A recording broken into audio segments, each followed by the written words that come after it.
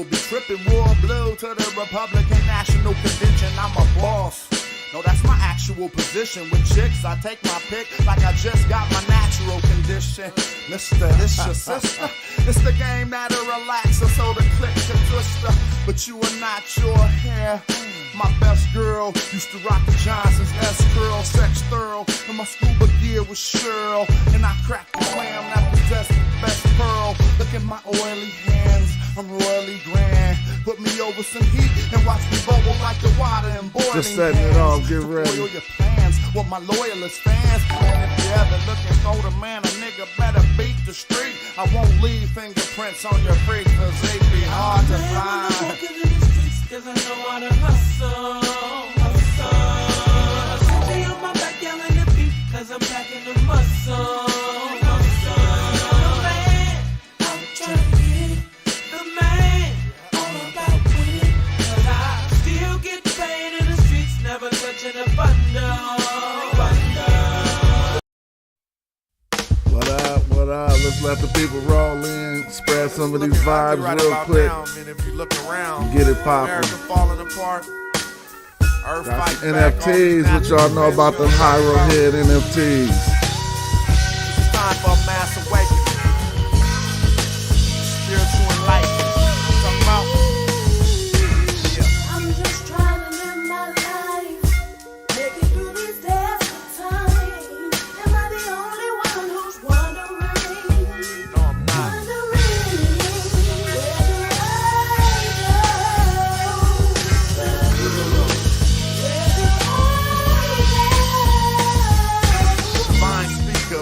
Teacher, 9 ether, timekeeper, bear witness for the blind creature, mind reader, not college, God knowledge. It pop up like E. coli and Oddwallers. Now who can see me?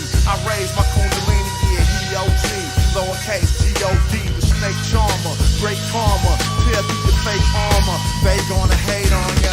Well, I'm just trying to live it out. If it's money, I get it, but when I get it, I give it out. The original, stern individual, burning residuals, learning life. If you listen a little, you will learn a lot. You see, I oil in my Glock in the boiling pot. Many men dream dreams that are spoiled and rotten and betray you, loyal or not, royal thought. I'm just trying to live my life, make it through these days of time. Am I the only one who's What up with it?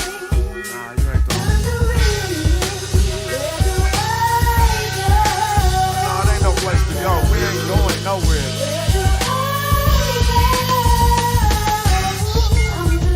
We gonna make it through this one, you know what I'm talking about? Yeah.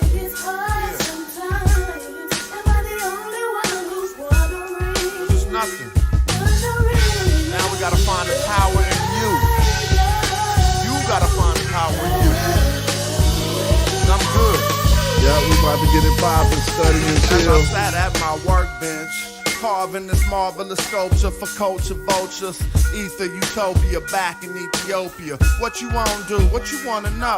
See the power of the fire and when they come and go. But the earth and the water on the H2O, they remain the same. As I traverse the verse, collect money and disperse the purse. The worst first and the best for last. Y'all can eat now, but the rest for cash. And we're gonna talk about them whitewashing ancient Kemet. Water in 8 feet. But every time I look down, I think it ain't deep. You're wondering, my third open, I ain't sleep. Town rockin' the brow chakra, headed to the crown chakra. I'm just trying to live my life, make it through these days of time. Am I the only one who's wondering? Shout out to Nate. Listen to Thomas Pridgeon on the drums. We gonna be right here.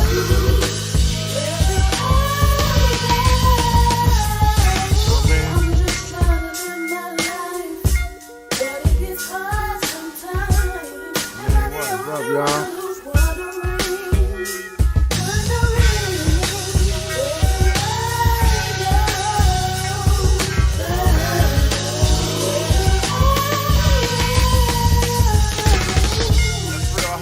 Ready, man. Yeah, that was cool. The original about to wake up. I don't know, I always like to play that Hierophant album before I get started for some reason. Maybe if I was on some, like, if I was doing a show, on a hip hop show, then I'd probably start off with my newer material. But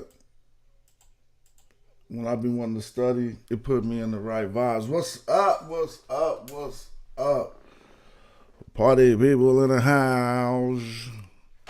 I be liking to hear more knock before the show start. This real hip hop show though.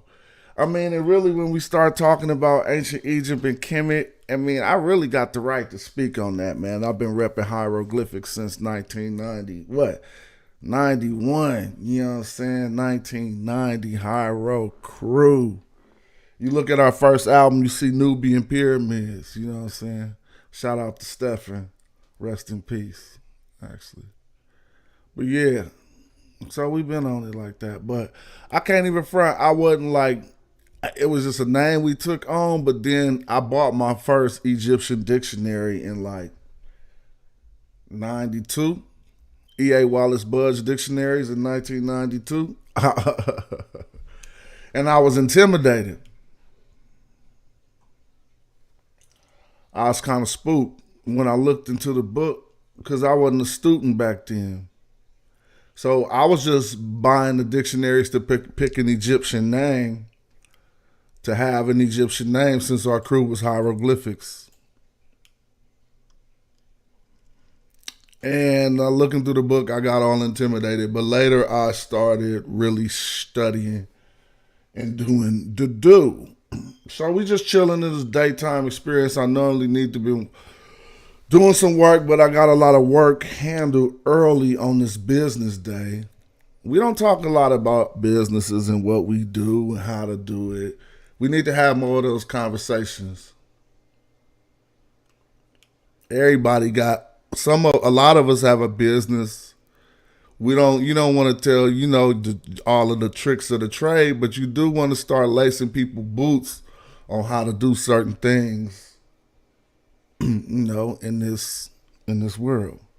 Because we're dealing with these gas prices, this economy. Oh, man, it's crazy. Start to think about it. Had to fill in my daughter's car today. Golly, I was like, seriously? Gas costs this much? I might play one more blapper, though. It's one on. Yeah, why not play one more blapper, man? This hip-hop, before we get started, I might be rocking good today, so let's see if we can play one more blapper before we get it in. Don't trip. Just enjoy your days. Like you listen to one of the best radio stations, because we do the knowledge like they do no place else. So today I want to go in on some of the whitewashing of Egypt. I might, just to give y'all some points, we will cover the whitewashing of Egypt. We will cover the origins of Egypt. We will cover how populations changed in Egypt over the, ancient Egypt, that is, over history. And a few other points that we'll note out, but now you know how we do it. I want to hear this song called Shrimp Fried Rice with me and Tajay as I set up things and let people roll in here. So let's get it popping. And this right here, I have some cool little loves about Kemet in here, but you be hiding, you gotta hide your loves. Listen. That's what we need, man. That's what we do too, you know what I mean? I was hiding knowledge in this and just making it sound like regular rap. So listen, we manifest that. That's what I mean. Casual beats by the left. Beats by the left. Beats by the left. 1, 2, 1, 2. Sun Tzu, Kung Fu, run through one fool. Come through, gun new with belligerent dumb crew. Never act a nigger is fact. Kill the gibberish. Comedic aesthetics for pathetic genetics. My shivery delivery kills the negativity. I'm cold as dry ice. See, God broke the mold, said he never would try twice. Still sign a deal if I get my price and make a quick meal. Shrimp fried rice. Get 5 mics. It's casual, baby. You can see me smile after you pay me. When they hate me, that's cause they ain't me. Yeah, they ain't me, that's who they can't be. I make money, the money don't make me. We stick and move in the streets to stay free. When they hate me, that's cause they ain't me. Yeah, they ain't me, that's who they can't be. I make money, the money don't make me. We stick and move in the streets preach to stay free. More jewels than Tutankhamun, but I'm rhyming laser sharp lyrics that cut out diamonds. You wanna be hard, you need something to solidify ya, but you keep blowing air like a humidifier. You been a liar. Last time you seen a gangster, you was at the station trying to identify him. Trying to be hard, I meant they soft. I bless you in a fresh new kente cloth and an African medallion, red, black, and green in it. The city I'm seen in it. 6'7" Chevelle, yeah, your boy leaning it. Nephew and the queen looking clean in it. She had Shetsu when they hate. We're going to start with some Metal Netta just because I pulled up this picture and I feel like doing it. You know, I ain't been reading in a while. And first thing we'll notice about, I haven't even touched this. I wasn't even looking at this to do no Metal Netta. I was doing some research on some governors or nomarchs or not really viceroys. Before the position viceroy was installed in Kemet, they had people who governed over like the land of Taseti. And this is one of them. This is Sarimput II. But when I was just listening to that song, I started looking at these glyphs. And I don't really want to give it a shot because I ain't been reading glyphs too much. I mean, and so, yeah, this is what I'm doing. I'm studying and freshening up. So I guess I will whip out my tools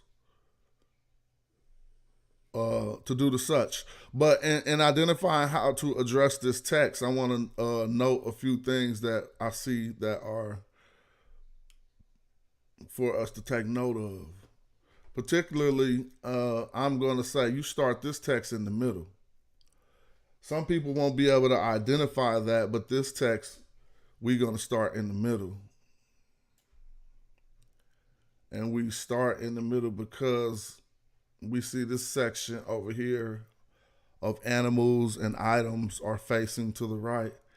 And this collection of animals and items are facing to the left, which will let us know to start in the middle and to read outward that way for that sentence and outward this way for this sentence. And then this will be the second sentence. And so this is where it gets strange because on the third register, they straight changing and all of the animals are facing in one direction.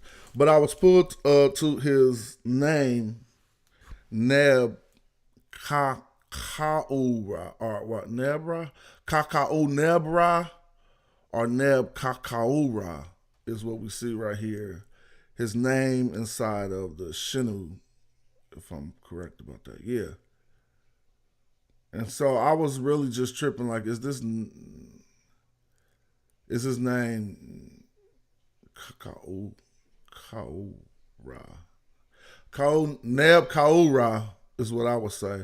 With the Neb is on top, Neb Kaura, blah, blah, blah. But this word right here was already tricking me, and it's like ox something, whatever. I ain't even tripping. Core, ox core, whatever. I don't even want to mess with it. I would have to whip out some tools in order to help me get along with this. But I wasn't coming here to do a glyph lesson. I wanted to talk about, and I'm not in position to do a glyph lesson as we speak. I will be doing freshening up. I wanted to talk about some of these nomarchs, governors of Taseti. And I'm going to start with talking about Taseti for us to understand things that we don't understand when we start talking about ancient Kemet. So this is one of the things I want us to understand when we attempt to identify what type of a culture ancient Egypt was. Now, if you look up the word nome, which I'm going to click on, you're going to see that a nome was a territorial division in ancient Egypt. Each nome was ruled by a nomarch. Like we call those governors right now with our states or whatever. And his name was a Horitep, the great chief, or the foremost Hortep. But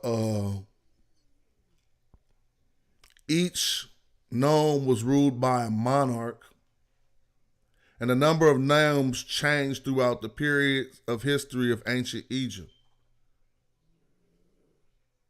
All right. And so, when we want to talk about the foundational establishing periods of ancient Egypt, we can look and see what was the first established area, the first known. Historically, chronologically, and geographically. What I mean by geographically, historically, in all of the tales, everything that you ever read, we learn that Taseti was first. Mythologically, we learn about, and I'll talk about that, we'll learn about Taseti being one of the first lands. Linguistically, we learn about Taseti being one of the first lands. As you see right here, well, this doesn't say anything about the first. It would call it the frontier or the borderland. Now, that could be looked at from two different perspectives. If you just think about some pioneers in the old West Coast talking about the frontier, they're going to be going out west to land that's undiscovered. Well, if you look at this Ta Kentet, the name, the frontier or the borderland, being Taseti, from the perspective of people in the South, let me see. If you look at that from the perspective of people in the South, then we would see the frontier being the areas of Egypt. If you look at that from the perspective of people from the North, then the frontier would be looking like you talking about going south more into Africa. Peace. Mill, you there? Let me see if I got my audio. Oh, his mic is muted. And so a point that I would like to make about Taseti, and I was just talking to my man about this, I think he's coming in now, is how significant it is that Taseti. Yeah. Yeah, I can hear you now. You can hear me? You can hear me? Yo. You can't hear me? Yep, I got you now. Word up. Me? What's up with it? Chilling, man. Trying to get the technology together. Feeling like a boomer. Oh yeah, you clear now. I hear you. Word. But go ahead, keep going. What you going? Oh yeah, I just was building on Taseti real quick, trying to expound on some of the things we was talking about earlier.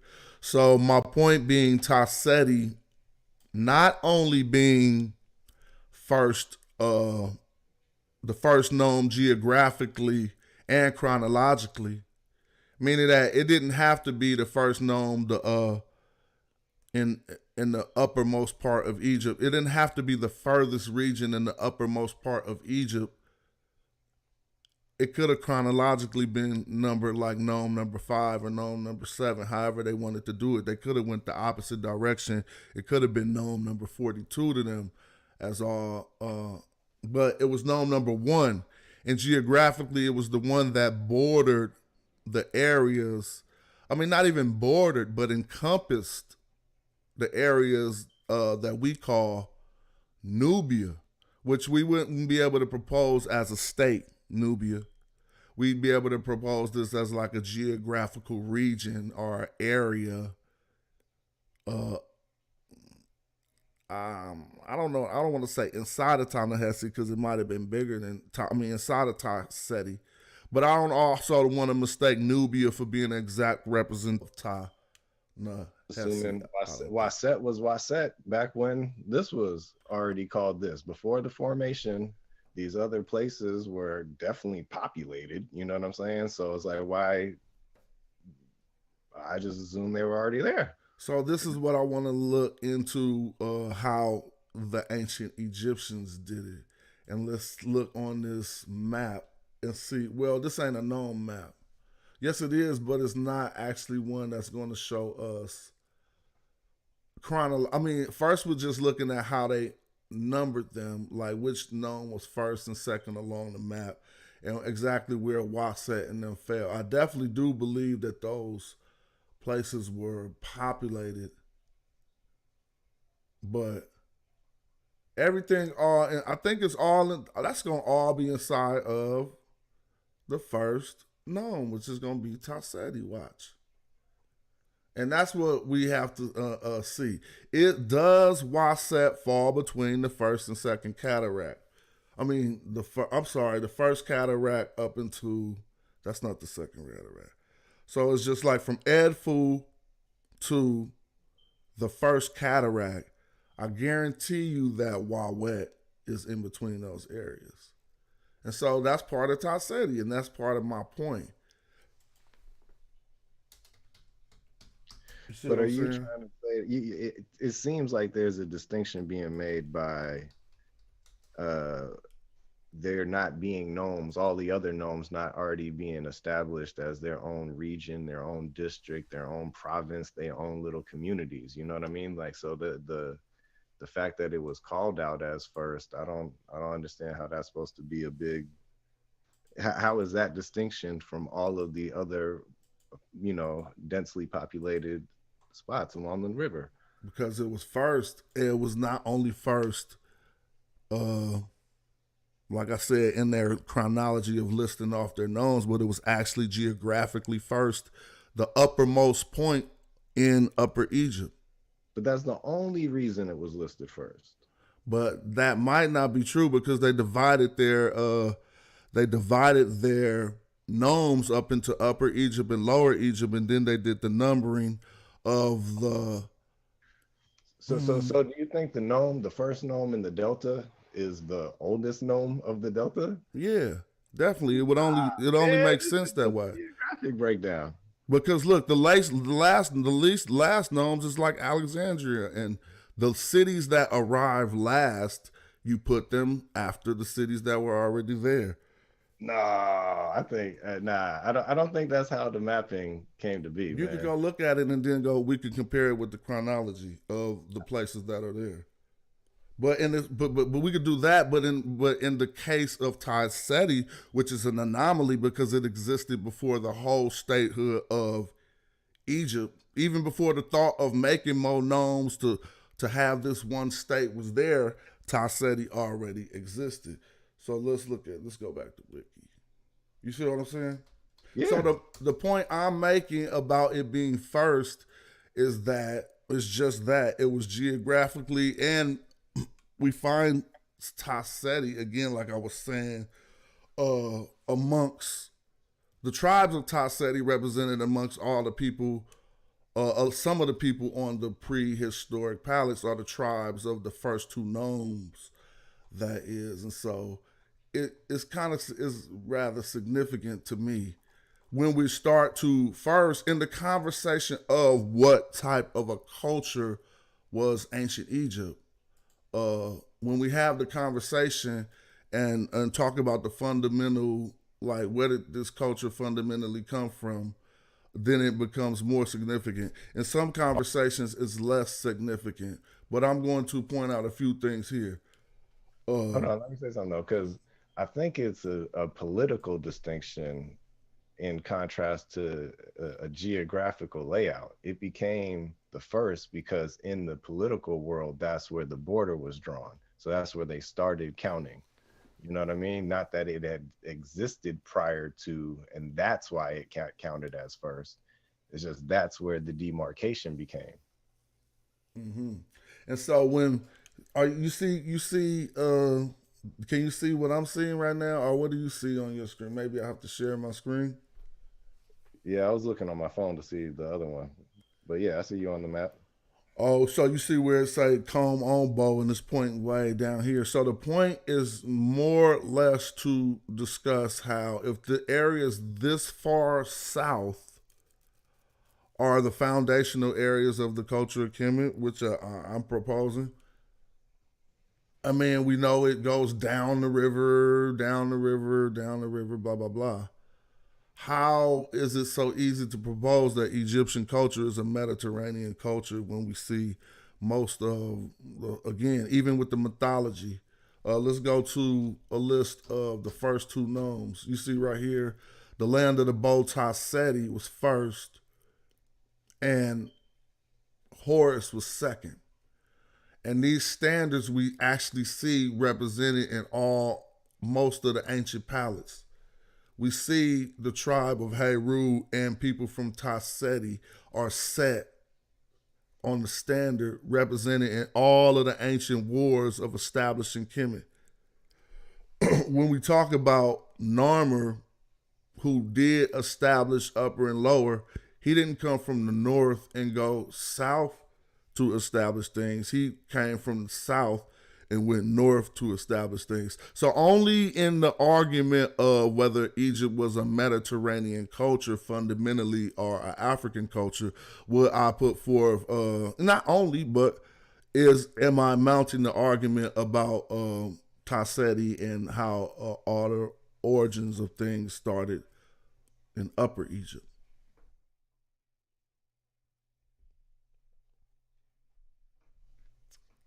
I'm not, to me, this doesn't have anything to do with Mediterranean or anything to do with that.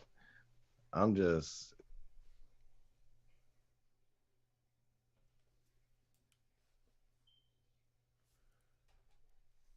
You there?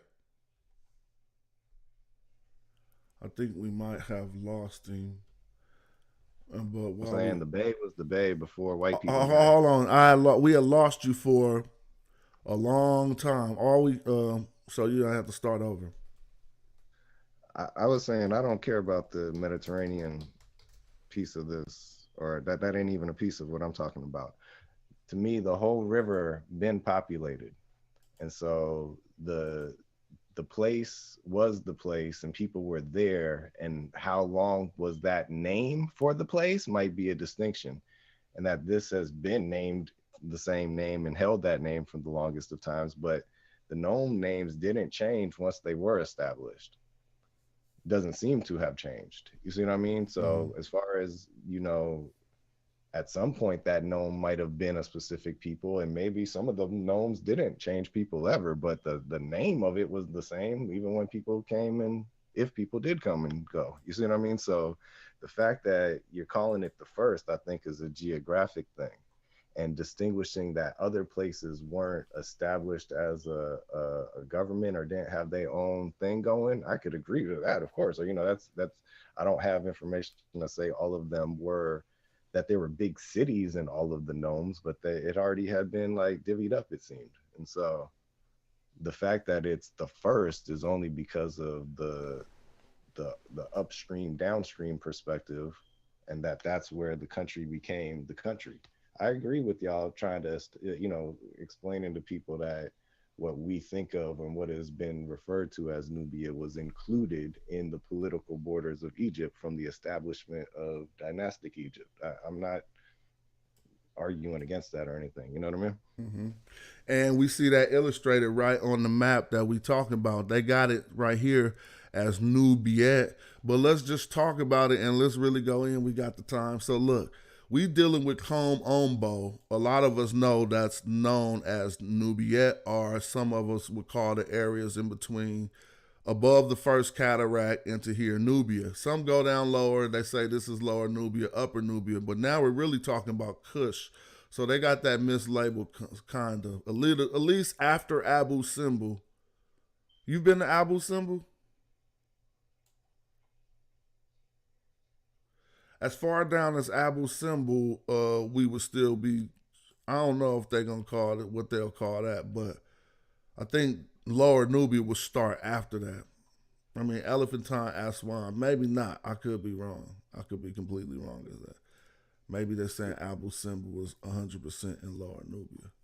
But what we're talking about is how this area that they know for gold was actually the areas Egyptians frequented and got known as called Nubet. But when we were just talking about Wawet and the other places being established, they all fall within this known. is what I'm trying to say. Some of them might just be east more, but Wild Wet and a few of those other places are all right here. I wish I could find a. How do you spell it? WAWET. Scroll down. It's not on here. Yeah, it is. Scroll down. Not way down here. We down by the Fourth Cataract in Amarna. So for It some is right reason, there. You scroll past it. WAWAT where at? in the middle. I can't see. It's right under the where it says Lower Nubia. Oh, okay. Let me see. Oh, okay. Okay. So now we talking. Talking about Wawet or Waset? See, this is crazy right here because I don't know if I'll take this to be true that this was all the way this far down here. It could is Wild Wet between? I guess it's between the first and second cataract, huh? I mean, I think they got it big because it's a region as opposed to like a city or a identified, Yeah. Well, it's still, as far as things coming downstream, I would agree with you more if Wild Wet was south more than Tassetti, as they have it here. Then it stands to say that I would have to agree with you more that, yeah, Wild Wet was obviously populated, because my theory or other theories is that people came down the river, which was easier to do, and culture came down the river. Not saying it wasn't nothing down there when they got there, whatever. But we see 1, 2, 3, 4, 5, 6, 7, 8. Like it's going, we set up here, here, here, here, here. And that's what I propose. Now, we can look and see, is that fake? Here go Thynis being one of the old, they say Narmer came from there, right? But look at it. This is what I'm saying. Thynis, Nakata, all of the ancient sites, and Kom Ombo, all of the ancient sites, Badari. Obviously, we know they're all in ancient Egypt. Upper Egypt. No place close to the Mediterranean.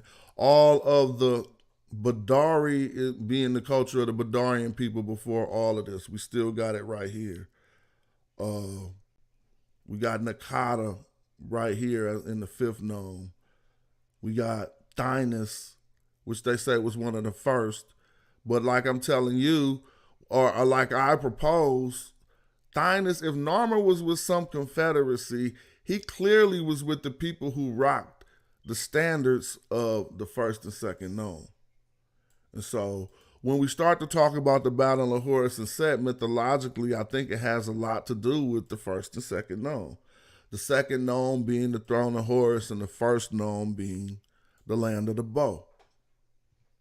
But then I would have to prove that, and I don't want to really, trip off it like that.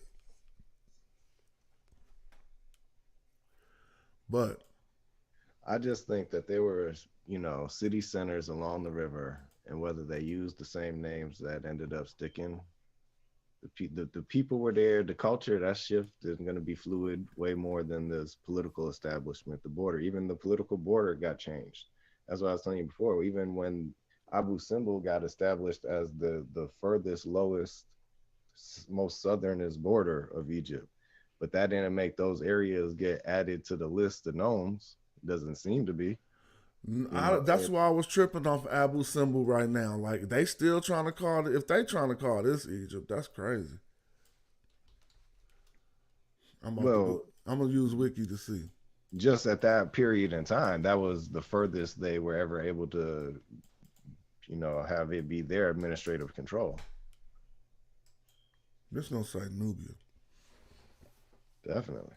Oh, well, let's say in the village of Abu Simbel, Aswan governing Upper Egypt near the border of the Sudans. They calling this Upper Egypt? Of course. Come on, man. That's way down there. Region Nubia, but I don't know. They saying it in all different type of ways. But it is what it is. But I think, The point I'm trying to make, being point one, is that the foundational elements, the first city, even if we go into the Battle of Horus and Set, like I said, first known being Horus, the second, and then we got to talk about these standards, which I think some propose they say, oh, it's the god of the city. But no, further investigation make me believe that these were representative of the tribes in that city But then how long would that be the case for? for a long ass time, like even up until maybe the 25th, even all throughout the pharaonic periods. I mean, the answer could be forever. Yeah, it when might be. But when other people come there, that didn't seem to change the name. No, I'm saying like say we live in this area, right? Like this is a Crip neighborhood. That's what I mean. And this is their gang sign. Feel me? And if you go in between 1 and 2, now you in the Throne of Horus neighborhood. Basically. And so if you came in there, because they say it differently. They say the people between in Known 1 worshipped Set. And the people in throne number 2 worshipped Horus. But I'm saying, nah, that was just a tribe. So in the future, they're going to be like, the people in LA worshipped the Crip. And you know what I mean? And we don't know, they was just Crips. They didn't worship nothing that had to do with gangbanging. They just was like, this is our sign and this is our area. But remember back in the 90s when you found out there was Bloods and Crips that wasn't in LA? Mm-hmm. It was like, what do you mean they out there? So we distinguish in a location, which is a physical thing that's not moving, from people that can stay there forever or can move. So that's why the sign becomes significant, because we got evidence of when they moved, they took their standard with them. Let me show you. So this is what I mean in this presentation. I'm gonna show you. So when they got to getting up out of here, they took their standard to show people. So at the beginning of most Magi inscriptions that you find, and I found this, like if they're in a procession, the first person is the standard bearer. And like these groups, this ain't an official representation because they all got the war weapons, but the guy in the front would be a standard bearer who's going to have a standard of where they come from as he rocking out. And so we find this on hella different motifs in ancient Egypt. I'm gonna try to get there real quick. So here we start. So right now, this standard I'm proposing, and then I could show it in so many places to prove it.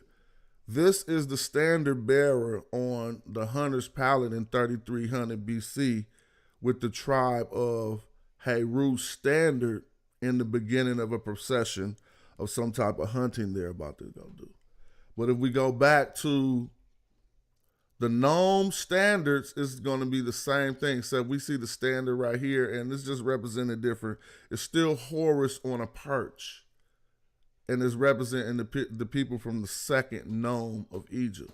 Now, when we start to investigate this and see, is this just an anomaly or me making some shit up, we start to look. Now, this is the Temple of Hatshepsut. So if what I'm saying is true, these Magi, and I'm calling them Magi because they got the feather, they archers, and they led by their standard bearer. And so these are from the areas of the second gnome. So then what's this standard right here? If what I'm saying is true, we go see this double plume with the 2 snakes out. Must be another area on the map. And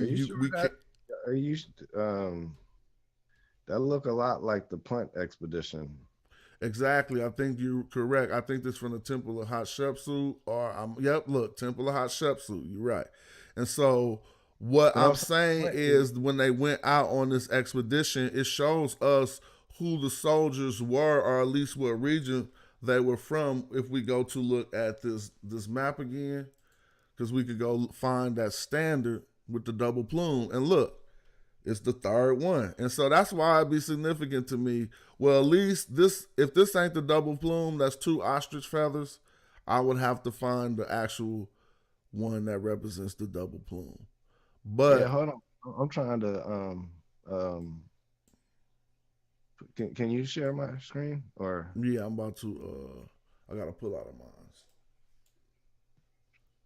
Let me see. Make it so you can share screen options. oh I gotta press that. Now try.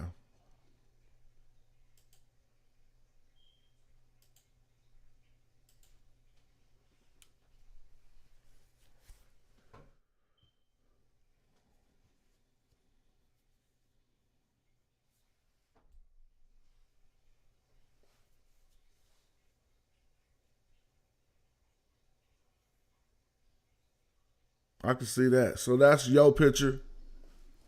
Yeah, there's a bunch of them. So feel exactly what I'm trying to say in this.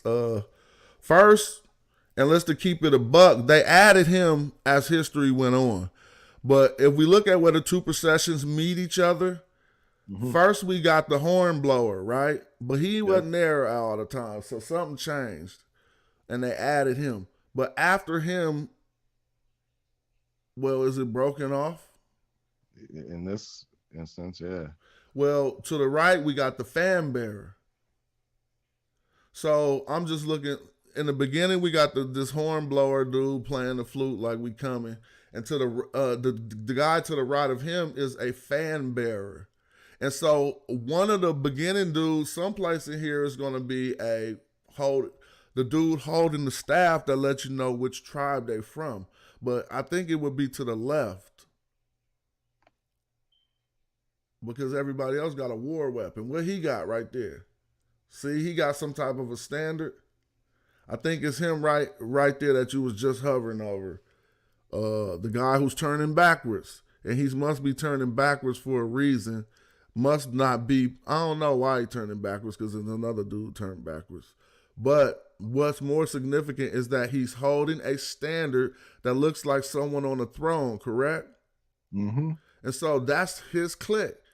To me, in my conjecture, if we identify which So it's on the top of the pole is a boat, and in the center of that is the seated person with the fan above them. Behind the seat is the oar or whatever. So in this up here is the standard, and on the standard looked like the dog with the headdress. like the set dog.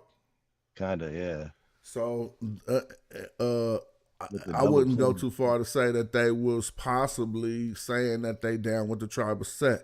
And if we go look at the other standards in that procession, it'll start to make sense, because they're going to be from the same area when we look at the known map. And so that look like, is that a war weapon? Or These are bow and arrows. yeah, so what about the guy right before, in the middle of the bow and arrow? He has some type of a thing, Mm-hmm. but it's kind of, Looks like the hands, oh yeah, got some tie and hands and the shoe or the plant. a sledge plant, Yeah. And it's real damaged above that. It Suka kind or of goes to something. the I mean, Kasu. horizontal line of text. Yeah, I mean, so I think that if I'm not stretching too far to say that this is what those standards represented, and then I'm saying, well, that means that they just saying this is our tribe. They're not saying they worship.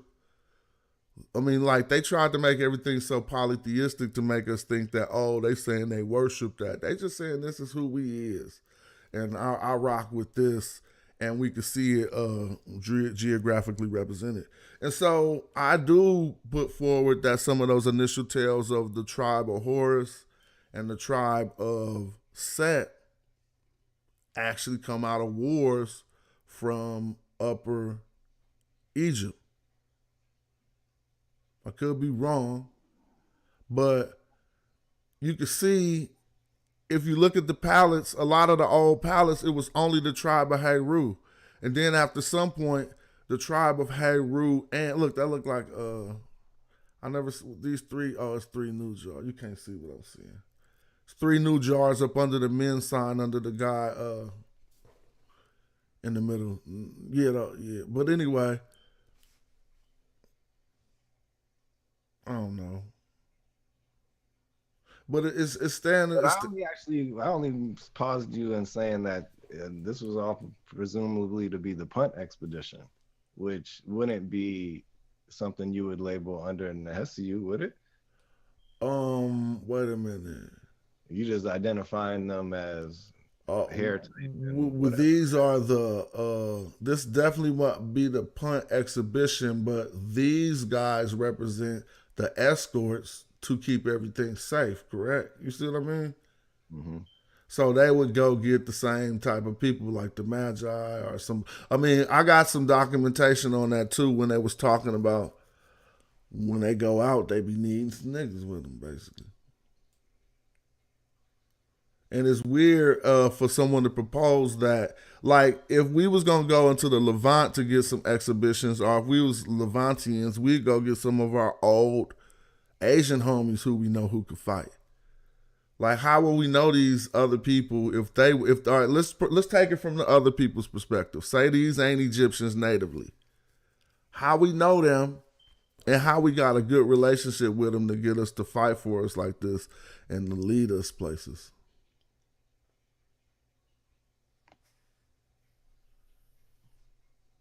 Yeah, it seemed like that same without the boat and everything. Pardon me? What'd you say? Oh, your phone might have went out.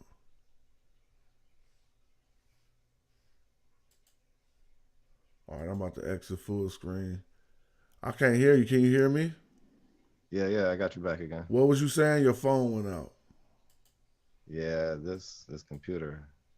Oh, it's all good. I hear you now. So I just want to show you some more stuff. Why when I try to move this off my screen, it ain't letting me though. So okay, so I think we there on that. But if I wanted to prove everything, I would have to find exactly each person like on which standard and be like, see, there go that one, there go that one. But what I have done is found all of these on ancient palettes, a lot of them on ancient palettes. And then you line them up with where they say those people was from and it start making a little bit of sense. But if you found most of them on ancient palettes, why do you still want to assert that one of them was first? Well, I found, because some are more frequent. Look, like, let's just go to, what's dude's name? Watch, we could just do it all. And of course, one of them came before the others. I'm not trying to say it like that, but by the time we're putting it's dubbed first because of the cutoff of the creation of the country, and so before that, plenty of places were places. Mm-hmm. Before the United States was the United States, these states existed, or you know what I'm saying? The land existed. But see, we got to go back into the time of, you got to remember how things progress, because it wasn't kingdoms and shit before then. It was chiefdoms and tribedoms or whatever. Like, you know what I mean? They were smaller. And so we talking about that establishment that Narmer did was the one that made it big enough to be considered a kingdom. But right before that, the only one that was notable was Tasseti, is what I propose.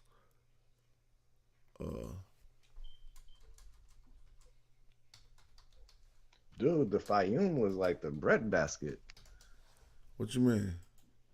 The Fayoum area. What area is that? North, like right below the Delta. Uh-huh. It was highly populated, man. Man, that breadbasket shit is some bullshit. That just go with the Fertile Crescent. You almost wanted to say Fertile Crescent. Huh? It's an oasis. Nah, that's bullshit, bro. We could go in. It's true to an extent. You're right. It's not a lie, but if it's going along the Fertile Crescent as if it wasn't food in other places and people populated those areas because it was easier to get food and stuff, that don't really fly. I'm just saying it's the biggest water source. It's the biggest. The Delta. no, but the delta is broken up by the land everywhere or whatever. There's a bunch of canals or shit like that. You know what I'm saying? The Fayoum, it's like pull it up on the map, nigga. It's I'm trying to find this one thing real quick though. Remember what was dude who used to have all the palettes? Raphael, F-A-E-L-E, something. Raphael Fies. Yeah, there you go. As soon as I typed that, it popped up. Because I gotta beat these pallets up. Then we can go on to that. Let me see. Dynasty 00.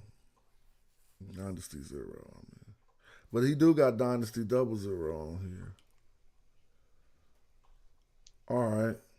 So, when speaking of particularly towards the motifs of identifying them tribes in ancient times represented in the same way they were represented in Hatshepsut, we start with the hunters. I think this is the hunters palette, right? I need to share it on my Zoom so you can see it on the Zoom too.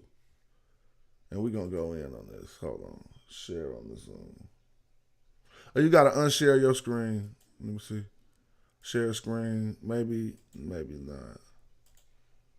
Share screen. So you can see it on the Zoom now. Here comes somebody else just coming into the room named James. Peace, James. So I went as far as to say that these are magi. They could be like some Tenahu magi. I'm not even tripping, and then we'll talk about that later. What is a Tenahu magi? But I'm starting to learn some different stuff. But let's just say right after the hunter who is possibly, look, this lion, they really not hunting a lion. This lion is a king or something because he has a primitive or some type of a Shrek over him. But I don't want to go that far. Let's just stay on topic. He right here, which is one of the primary dudes in their procession, leading that procession, is holding a standard with a falcon on it. This right here is a standard with a falcon on it. And this is 3300 BC. And the falcon is the second nome of Kemet. And the first one was Set. I think Set was here before Horus. Actually, Set is older than Horus, and we know that. So let's keep on going. But so that means that Set being first and him being second makes some sense. But again, we see him held on that standard. Now, in order to make some sense out of that, or not to show that it's not some weird anomaly, like we say about the Ramses tomb, I have to be able to show that in different places. So when we go to the Narmer palette, we see the same exact thing. But at this point in time, the first two gnomes had hooked up. Why do I say that? Because we see that the people representing the people who came along with Narmer are holding their tribal standards. We see two tribes of Heru and one tribe of what I would call a tribe of Set. Taseti. And I don't know what this is. They call it the placenta, whatever. But it's going along with the same theory that the standard bearers, then we can look up what a standard bearer is and how to say the word in Medu Neter. But it's following the theory that the standard bearers lead the procession like they do, and we found more than one falcon on top of standards in various processions. But now we see Set represented too, or some would say Anubis, and we could argue that, but I want to argue that this is representative of the tribe of Set, or the people of Taseti. And so if I can show that in more places, we start to realize that this is not just something I'm making up. It's something that maybe some Egyptologists have not noted, or maybe we have not really went over this in our work, but we could definitely find these things. And so I seen someone named James come in. What's up, James? What's up, brother? Brother Jonathan. Yeah, I just came in because I wanted to try to add something to this, maybe because it seems like we don't understand the purpose of why we are looking to Kemet as the origins of African civilization, and how we got on this trail. Like, no one is mentioning our plight from the beginning, and then trying to chronologically understand why would we be interested as African Americans in finding the origins of African history. You see what I'm saying? It's like they think, I'm like, some people want to start our history here. You know what I'm saying? But every civilization or every grouping of people, they start their history from the beginning. But it seems like when we start to look for ours, it becomes a problem. And so now they're trying to shift the goalpost and saying that the identity of the people are not us. When we know that it starts off in Nubia Group A, and Nakata Group 1 starts off as they start off together. Even the burial sites, if you were to look down at where the Nubian Group A starts to be buried at, that's the first cemetery. Then the Nakata Group and everybody else get buried in the same area. Why? You see what I'm saying? And that's in the South, like what you're showing. So I don't understand why are we not trying to accept our origins of history? Why are we fighting against that as a people? And then let you. That's a very good question. And I told you, I think a lot of the recent fights against it coming from our own people, it's nothing but YouTube views, bro. Like, I mean, I don't believe those people would wholeheartedly in person argue that, you know what I mean, on a stage or anywhere. I think some of these people really just trying to get because you don't even see this argument off YouTube. Ain't nobody had no conference or nothing about Egypt not being black. Ain't did no debates or nothing. And so really, I have a feeling that some of our people in the community want to get more viewership, and so they figured, let's just try to debate everybody black who say that Egypt was black as a way that they can get their views up, so to speak. Yeah, but okay, so what I would like to see, but you can't never pin these guys down on what is their stance on history. Like, where could we use to try to unify our people? Because when we look at history, the people that are dominating this planet, they have some type of a spiritual structure that's indoctrinating the people to invest off in that that particular system. So we know that they closed down the Kemet, the temples in Kemet. But to me, that was the closing down of the African economic system. And that's the reason why we need to reopen that up, get our people to totally invest off in our own spiritual system so that we can fill our war coffers, get ships, planes, weaponry, because most of the time of what it's like the Pope, doesn't that money some type of way funnel down to the war chest of that particular community? I'm pretty sure it do. So when they close down the temples in Kemet, that closes down your war chest, right? Basically.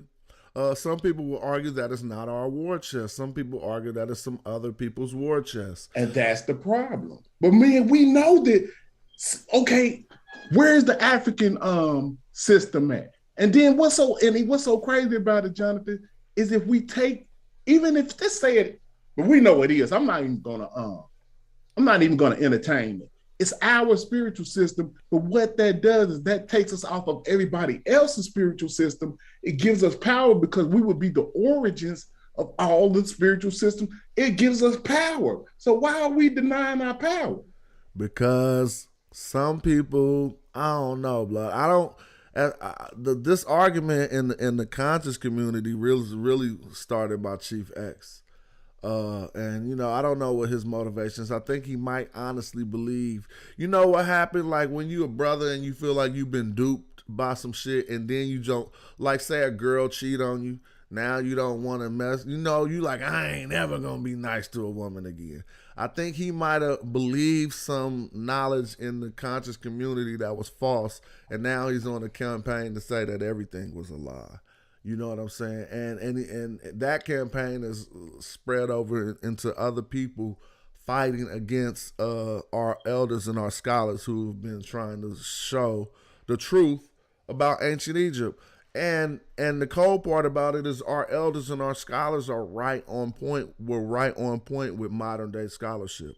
Like our Right. elders from the 70s and the 80s that were saying this stuff. Now in 2022, they saying this stuff right on YouTube. And so anybody who be acting like they deal with the experts or the scholars, they just lying, because the experts and the scholars right now is saying everything we saying.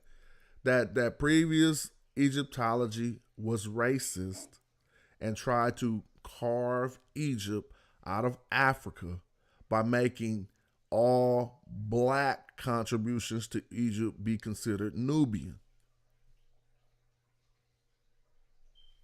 Right. That's just a fact. So people ignore like this what I got on the screen right now. Like, how is this ignorable? Ashayet, the wife of Amenhotep II. And they clearly, even in the glyphs, called these women in here serving her magi. Her other homegirl in here is from a place called Abet. When we go look at the map at where Abet is,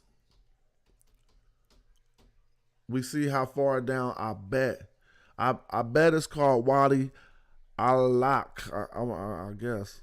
Laki, I don't know. Wadi Alak, whatever. It's called Abet. All right. And this is the name, one of her homegirls' names inside of her tomb, which lets scholars and people know she talked about the Magi. Her other girl was called Magi, and then her other homegirl was called Abet. So, Okay. and we already know where these places was, and we know who her husband was, Mentuhotep. These is Magi pharaohs. But don't nobody want to talk about that. Are they going to say, what part about this? Where's the lie in this? Okay, so let me ask you this, if you touched on this, John. So now I've been studying this for over 10 years as well, right? Now, from what I understand, the burial sites of Nubia Group A is in Edfu, right? A lot Also, of it, Efu, yeah, and more than just Efu, but yes. I mean, well, the ones that they are claiming to be the oldest ones were in Edfu, and they're saying that, and from what I've researched, the border of Nubia starts right there, what, at Aswan at one point? Mm-hmm. So the people that are in opposition to this, they don't never mention the fluctuation of the borders. Exactly. And how an area that was already there, already established as Taseti, became the first city of Egypt. My man who was just on the line wasn't trying to feel that, but how could you not feel that?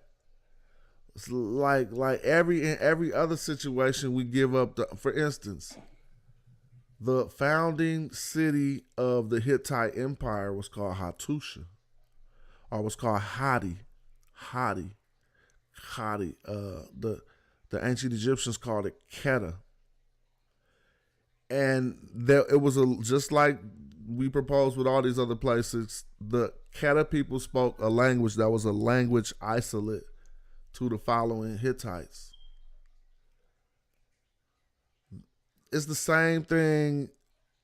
That's because their first city, their founding city, was there before they was there. You see what I mean? And the Right. people who was there spoke a language that wasn't even related to the Hittite language when the Hittites came into that area. Same to say about things about Egypt, so to speak. At least we could say that Taseti was already there before Egypt was ever thought to be a state or anything. You know what I'm saying? So I don't understand. Okay, so even just something as conspicuous as them building that Aswan Dam and flooding 400 miles south, like you can't put the pieces of the puzzle together. Like they don't want to. I don't think they want to understand the history purposely. Maybe because they have infinities for other spiritual systems, other religions, or something of that effect. It's something deep down that seems to make them want to hold on to false history. Racism, B. I mean, now I don't want to be the one on here saying nothing about that, but I could go show y'all straight whole YouTube presentations where that's all they breaking down. They breaking down how the racism in Egyptology allowed them to do everything it did with making us believe that it wasn't no black people in Kemet. I'm not Right. making that up. Like, why would I be Well, making that up? You know what I'm let me saying? share this, guys, before I move on. All right, hold on. Let me get this right.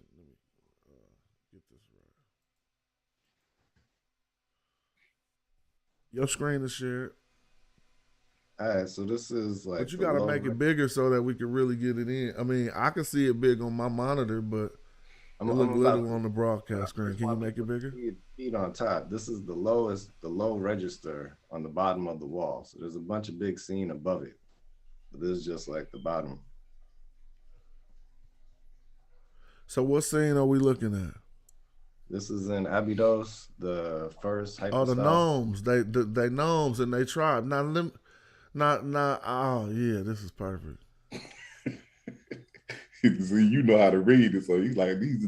How you know they know? Just because you know how No, to I read just it. looked at. So look at each person head. They got a Uh-huh. little standard on top of their head. Word. That's the city. That's So they. right. Yeah, Yeah, you that's what right. they represent. Okay. Uh. So that's the first one, correct? To the left. All the way to the left is going to be the first one. So I'm only bringing this up to show that regardless of the population, at some point, I can get with you that they were carrying the standard that represented them as a people, and they would bring it with them wherever they went. I could roll with that. But at some point, it became a locked location identified by these names or these symbols. You know what I mean? So who the population was, it didn't change it. At some point, this political thing got ingrained. And that's where this becoming the first became the first as part of the political concepts of it. You know what I mean? I hear that, but I still think historically and age. I think the story tells us that it was the first two uh, before any other tribedoms got formed. Those two right there was the first two. I mean, mythology tells us that Horus and Set, and so this to me, this is the part about Horus and Set that we don't really talk about because there's not no manuscripts on the relationship of the two gnomes of the tribe of Horus and the tribe of Set. Like, was they funking, or was they? You know what I'm saying?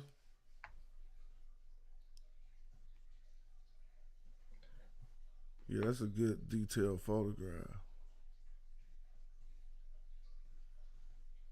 Yeah, but wouldn't the burial what is the name? Jamel, wouldn't the early burials being in this location be an indication that that was the source? I'm okay with that being the source. I'm just there's a distinguishing between geographics and the population that inhabit the geographics. And so some of this story people are making a Damn, I hate when your phone go out. Oh yeah, I thought he stopped talking. Yeah. Your phone. If you can hear us, your phone went out when you said some of these people are making a. whatever type of people No, live your in. phone that went out. You got to start over from when you said some of these people are making a. Um, some people are making a permanent attachment of location to population, and the population can come and go, and the permanent location ain't changed. And at some point, the name, even if the name was based on a people, at some point those people might not be there, You're and the right. name still. Okay, I get what you're saying. Yeah, you're right, and I feel that too. And so, and with that, safe to say, that's what we say about Egypt. The whole in a whole, we say that it's still Kemet, but the people who was there ain't there no more. But here's the question in regards to these first gnomes of Kemet being Heru and Set. Let's say those people weren't there no more. But we know that area is Nubia, right? I mean, we agree on all those things. That's the area people call Nubia. and we agree that. Well, I don't know if we agree that Tasseti was there before Egypt was established, but I could prove that. And it's but let's just see if we agree that if those people were there and they were Nubians, and then Tasseti became the first city of Nubia. I mean of Egypt. Are you proposing that the indigenous population of Nubians who were in Tasseti before it was considered Egypt were moved out? Nah, I don't think of it like that at all. So then when they did say that Egypt was the first nome of Kemet, you think it was full of Nubians? Or heavily populated with Nubians? It would have to have been, dude. Because it was already there before they said that. But just because the city's there doesn't mean that you just talking about them going through wars. We just talked about the border changing, right? Mm-hmm. So any of these situations can impact that, and they could be both. What most people would consider Black Africans fighting each other back and forth. I don't have no distinction between that, or I don't care. I don't think of it like that. You know Yeah, you could have tribal wars. I think they try to act like that's something that's bad, but tribes, this neighboring tribes are going to have conflict. That's just the way it goes. Look at Russia and Ukraine right now. So that's just the way things work in nature. Different male lions will fight each other for territory. Yeah. And so I think we all are in agreement, so to speak. My major point, the major point I was trying to make about that had been made a long time ago about the foundational elements coming from the South is not something we just making up.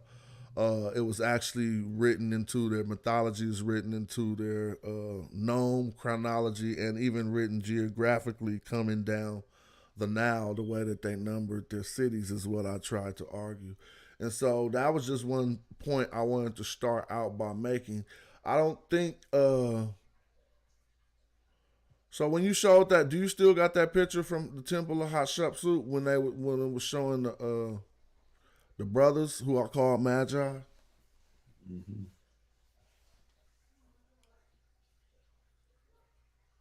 And everything we saying make perfect sense because wait, I don't want to make you jump around your pictures, but before you show that one, show the one you just showed of the gnomes again, and you're gonna see exactly what I'm saying. Because the third gnome had that double plume, just like the dudes on Hatshepsut's. And so it's kind of like making sense. The evidence is like lining up like we playing a matching game. So if you get to the third one, we're gonna see first we'll see Set, which I propose Set was here before Heru, and we know he was. Okay, that's the double Heru right there. I wonder what that one. We're gonna get to that. Now that should be the third one, right? Is that the third one? No. Oh, I'm wrong. We'll keep going.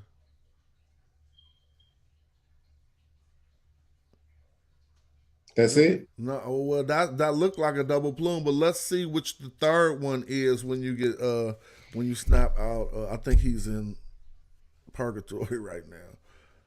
If you can hear us, you got to scroll over to show number 1, show number 2, then number 3, and it's going to back out of it a little bit. Yeah, that is number 3. They're going, told you that's number 3, so it make perfect sense with what I'm saying. Look, this is what I mean. The first one to the left is Tasseti, which is the first gnome, and we see them first represented on ancient pallets. Actually, we see the second gnome represented before the first one. We see the Horus Falcon before the Set one. But we know we know a lot of stuff in Kom Ombo was related to Set, and we know he was here. But if you look at the third man, the figure above his head is similar to the one that was held on the standard by the dudes who was in Hatshepsut's temple.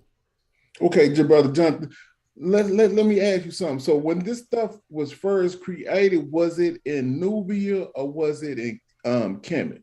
Well, what was okay? Because wherever these gnomes were at, because they say that Coambo was in Nubia at one point, right? Exactly. It was. It's called Nubia, even in ancient Egyptian words. It's called Nubiet or whatever. And so, So I'm like, yeah, that's what I'm trying to clarify here. You're saying that when this stuff was created, Nubia was up there off in these areas. well, I don't want to say when this stuff was created. I'm trying to put forth that the foundational elements, like, you know what I'm saying. Like people say, for Shizzy started in the Bay. You know what I'm saying? I'm Right. kind of just saying it like that. Like Egyptian culture started in Tasseti, which was a Nubian land. Or you know what I mean? It's just like we put best way I could say it is the same way we put regional claims to slang terms and stuff. It's Okay, the way then we later, understand it now. the borders, Egypt becomes strong and the borders fluctuate and they push them down to what would you It say? go down Abu far. Simbel?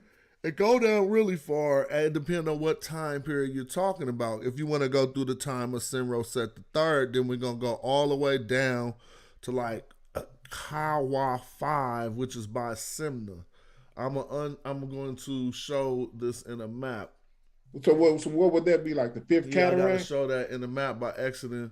Man, we gonna be way, believe it or not, it's gonna be damn near about a third cataract. And he Okay. actually what he did was put up some stellars way. Let me show you how far down. There go Kawa right here. I Okay, can't see it, bro. huh? Maybe I need to be Hold on. on, maybe I'm not Yeah, sure. I'm just looking at the brother screen. That's all Oh I can no, see. you know what? I'm not sharing it in. I gotta share it inside of here. Hold on. Share screen. Now you can see it because I wasn't sharing it in there. Okay, yeah. So you see where it's like Kawa? Right. What's his name? Damn near went off. I might be wrong because I know Taharka got some stellars that go that far. But I was saying Simro set damn near set up some stellars all the way down in Kawa. I might be wrong. It's called, maybe it's Simna. So let's look that up real quick. And so in order to do that, Simna or Kawa, but what I'm trying to say is they went really, some pharaohs went really far down and was like, come past this line, you in Egypt. You feel me? Even though Right. we like, what? Please, that's all Nubia. And so they basically was enveloping Nubia into their empire. Or Ta-Nehesi into their empire. And so we're going to go try to see what I was talking about. Right now, I'm going to look up SEMNA dispatches, DIS. Semna dispatches is a collection of letters found in Semna. Yep, see, look. The fortress was positioned at Semna because of the expansion of Egypt into Lower Nubia by Senroset III. So now I want to see where Semna is. Semna, Egypt. I'll say Egypt. And see if we could get a map on how far down Semna is. So we can then see how far the borders have stretched at one time. So they say Semna is by the Semna. What is Semna cataract? Third? Is that doesn't mean the third?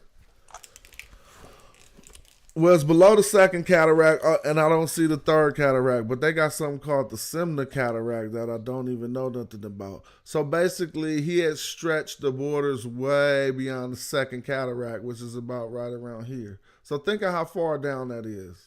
So you saying that's as far south as when the split happened. That's as far south as they had ever went.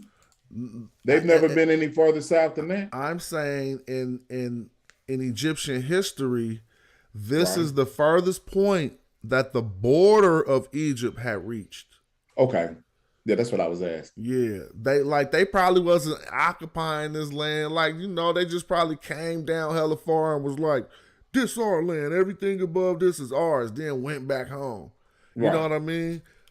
Because it would be hard for them to say that they, especially with the relationship Simwell the third supposedly had with the Nubians. Well, he was destined to stretch the border of Egypt further than his father had done. So Okay. his father had set up some stuff wherever, and he was like, "I'm going hella far past my dad," and went all the way down to almost the third cataract. You know what I'm saying? That's past Abu Simbel and all of that. Oh hell yeah! So if you see in my screen, Abu Simbel is in between the first and the second cataract, and we got the areas of Wawet and a few other things in between that cataract. But down here we got Amara, not Amarna, Amara, and these are basically Kerma, Kush, Kawa. This is Kush area, and so it's kind of crazy that they actually came all the way down to the second cataract.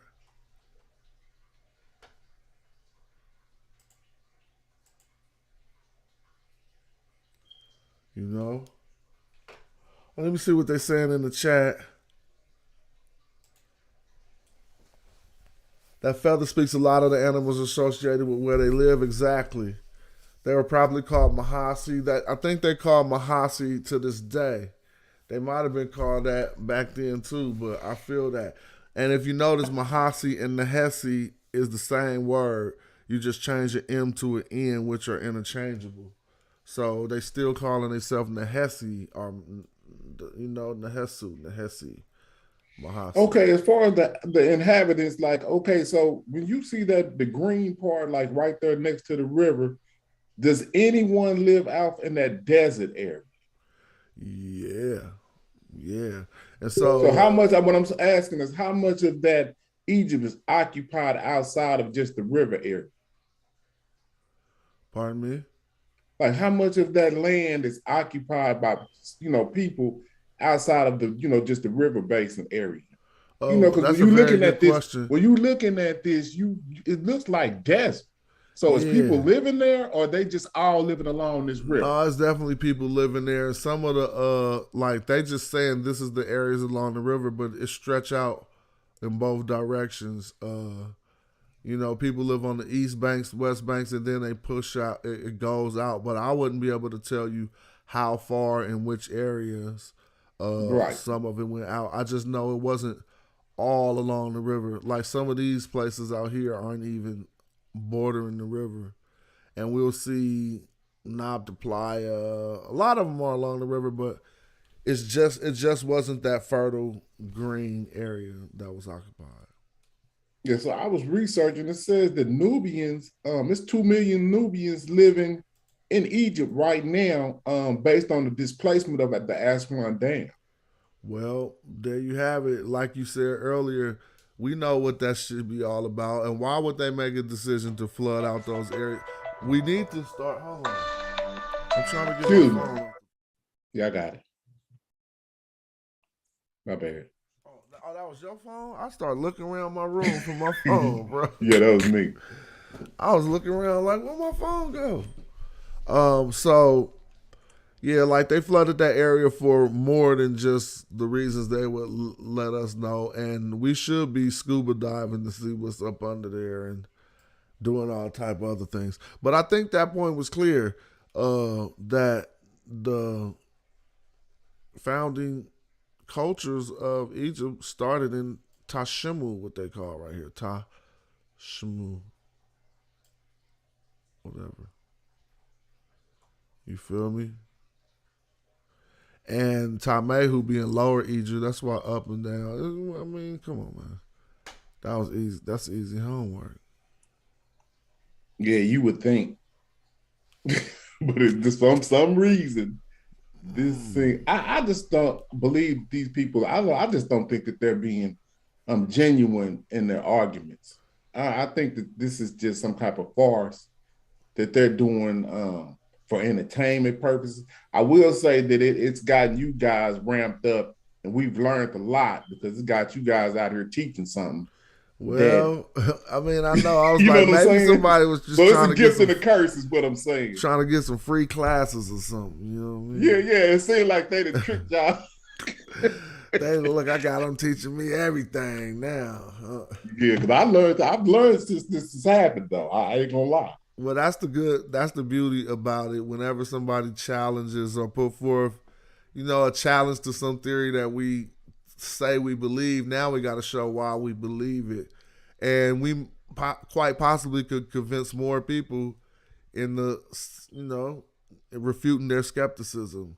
We'll get more people to be like, oh, he hella wrong. You know what I mean? Like, listen, they just put out all this information. So you saying that some people look, this is what people saying. Some people from some areas that ain't even on the map. Let's break this down, right? This is what I want to break this down. On this map that we looking at, you see the Mediterranean Sea.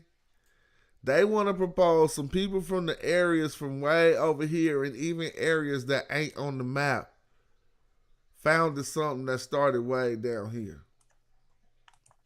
Number one. Here go number one. How much sense that make? And then to get here, what you got to do? You either got to walk through miles of Africa, or you got to go upstream. This is upstream. So what would make people think it wouldn't be natural? Like, even if you fell in the river, you was coming this way. But why are you gonna say that as if they didn't do it all the time? What you mean? You think everybody who went downriver never got back up?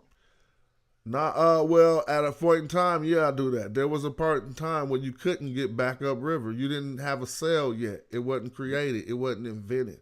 So it was no way you wasn't paddling up the Nile. So you would take a log, is what Dr. Ben said. Some of the first travel down was just on rafts and shit where you could only go one direction. And then they figured out wind sails and shit.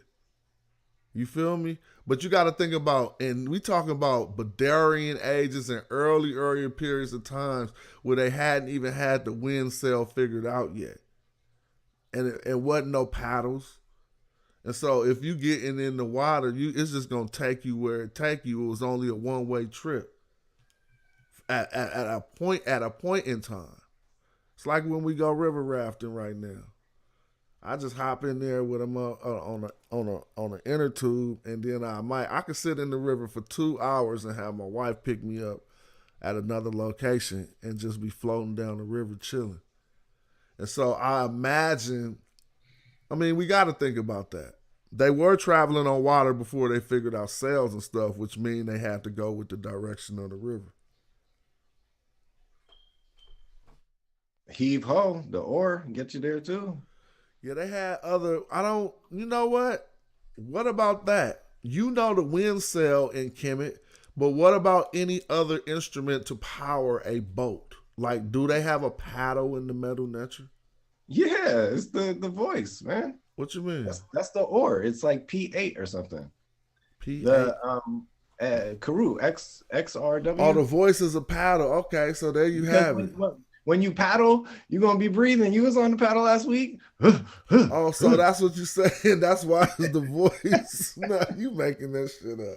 I'm definitely making that up. But that's what it is. It's an oar. Okay. So, well, I want to see what's older, the paddle or the wind sail. And I'm over here thinking. See, this is how people think. I'm like, I'm wondering what time frame would you give the sail and the paddle, like, so we would know, because we talking about 5,000 years of history here. Well, common sense would tell us the paddle came before the wind sail, because you start paddling with your hands first naturally. Like, if you put any animal on water, it just start paddling. It can't help it. Right. You know what I'm saying? So to say that we wouldn't have just grabbed a stick and did that, now you got to paddle. And so I think they would have figured out to grab a stick to push yourself in a direction before they figured out a wind sail. Wind sail take fabric or something of that nature to start figuring that shit out. You know what I'm saying? Right. So you're going to have to get some cloth or something. You have to figure that out. So yeah, they was. I feel what you're saying. Yeah, I know. They traveled up the river too, but we just talking about how man do things the easiest.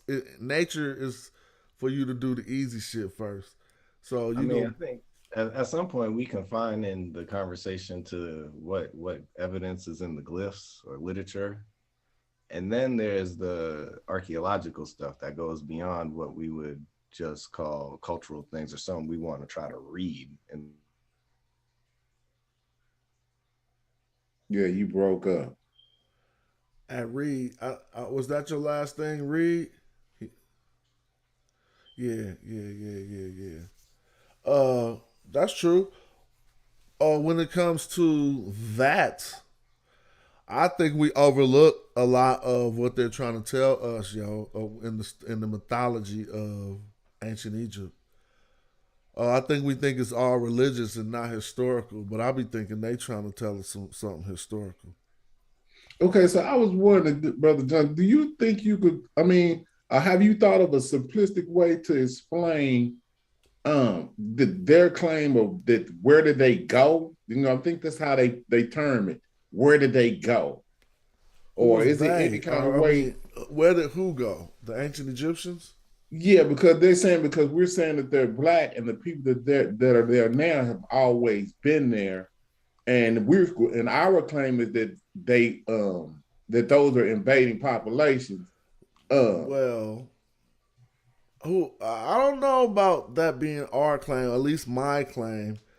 Uh, I don't claim that the people who are there were like an invading population, so that like they came in. I mean, we do have when the Arabs came in with the sword and took Egypt.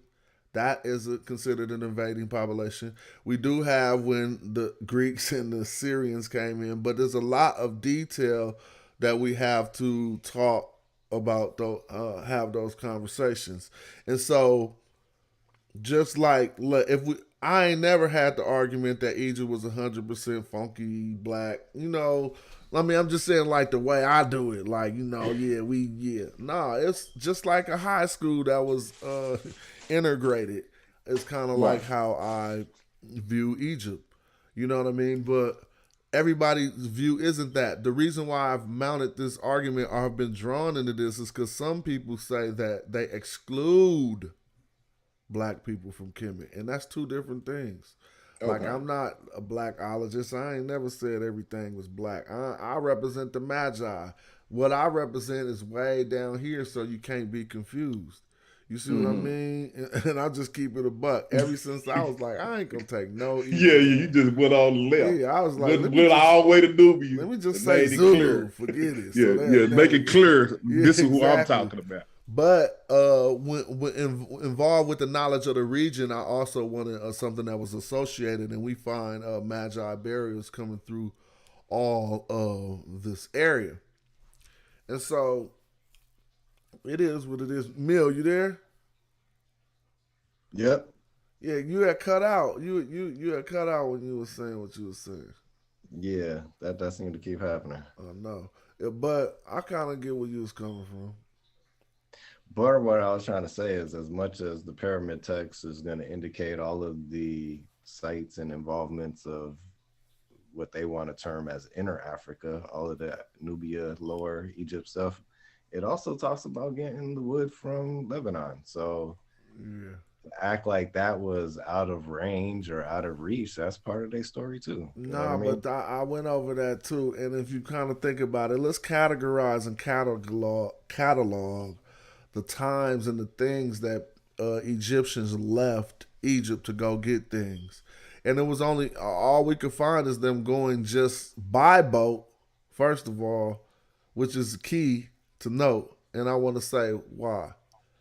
They went by boat to areas of Byblos and maybe even Lebanon to get wood to build their boats, right? But just think about this. If you leave Egypt by boat, you ain't really encountering nobody until you get to I mean by boat in the Mediterranean Sea, which is be different than by boat down a river, because people could see you from either side of the river. You could stop, interact, whatever. If you're taking a boat to Byblos or whatever, something on the other side of the Mediterranean Sea, your only interaction is going to be with the people when you left shore, and then the people when you get there, and then when you get back. And so your opportunity to spread culture or to extract culture is a lot less than if you send hella army men on a trip down to punt, you know what I'm saying, walking on foot or whatever they took, and they come back with all these luxurious items. And so I mean, you know, I'm just arguing for the stance that I take, and that's why the majority of the things I say is going to support my stance. But it don't mean I don't hear what you're saying. They had to go to Biblos to get certain type of wood that enabled them to build their boats. You know what I'm And way saying? that they went somewhere and came back, some other people could have went there too, by boat, by walking, by all of the same means, whatever those means were. So the people from Biblos exactly could have taken the same boat trip over the Mediterranean into The Delta. the Delta. My point is, on their boat trip, they have no chance to exchange culture as they traverse the land. But the people who on the trips, you see what I mean? So the cultural exchanges would only be between the items that are on the boat and the knowledge of the people that are on the boat once they finally reached Egypt. I got that. I'm only trying to source or to bring up the the quasi mythological pyramid text of them going to get the wood to Lebanon over into this other aspect of the conversation where you're trying to make it seem like people can't walk over there, that is just too far away, or they can't get upriver. It's like, what do you think they did with them logs? They didn't leave them at the coast, they brought them shits upriver. No, I wasn't making it seem like people can't walk over there. But you know, if you have people gonna take the easiest means of transportation, most likely, and going upstream. I can even tell you in my kayak, bro. Sometimes I just hop out the river and drag my kayak along the side of the river because I'm tired of rowing it upstream. You see what I mean? Yep. And it's just human nature to exert the least energy. And so I just was saying, yeah. In the ocean, it's different. If we're talking about the Mediterranean Sea, for instance, you got to power yourself in either direction. So it would be safe to say, if we're talking about the trip to Byblos, yeah, some people could have easily came back the same way they got there. But having that same conversation in the river is different because the river power flows one way. That's just. But let's part of what got me excited in this, dumb racist conversation was trying to use the glyphs to substantiate some parts of the conversation. So if we gonna say, look at the D2 glyph, and it's been there from the beginning.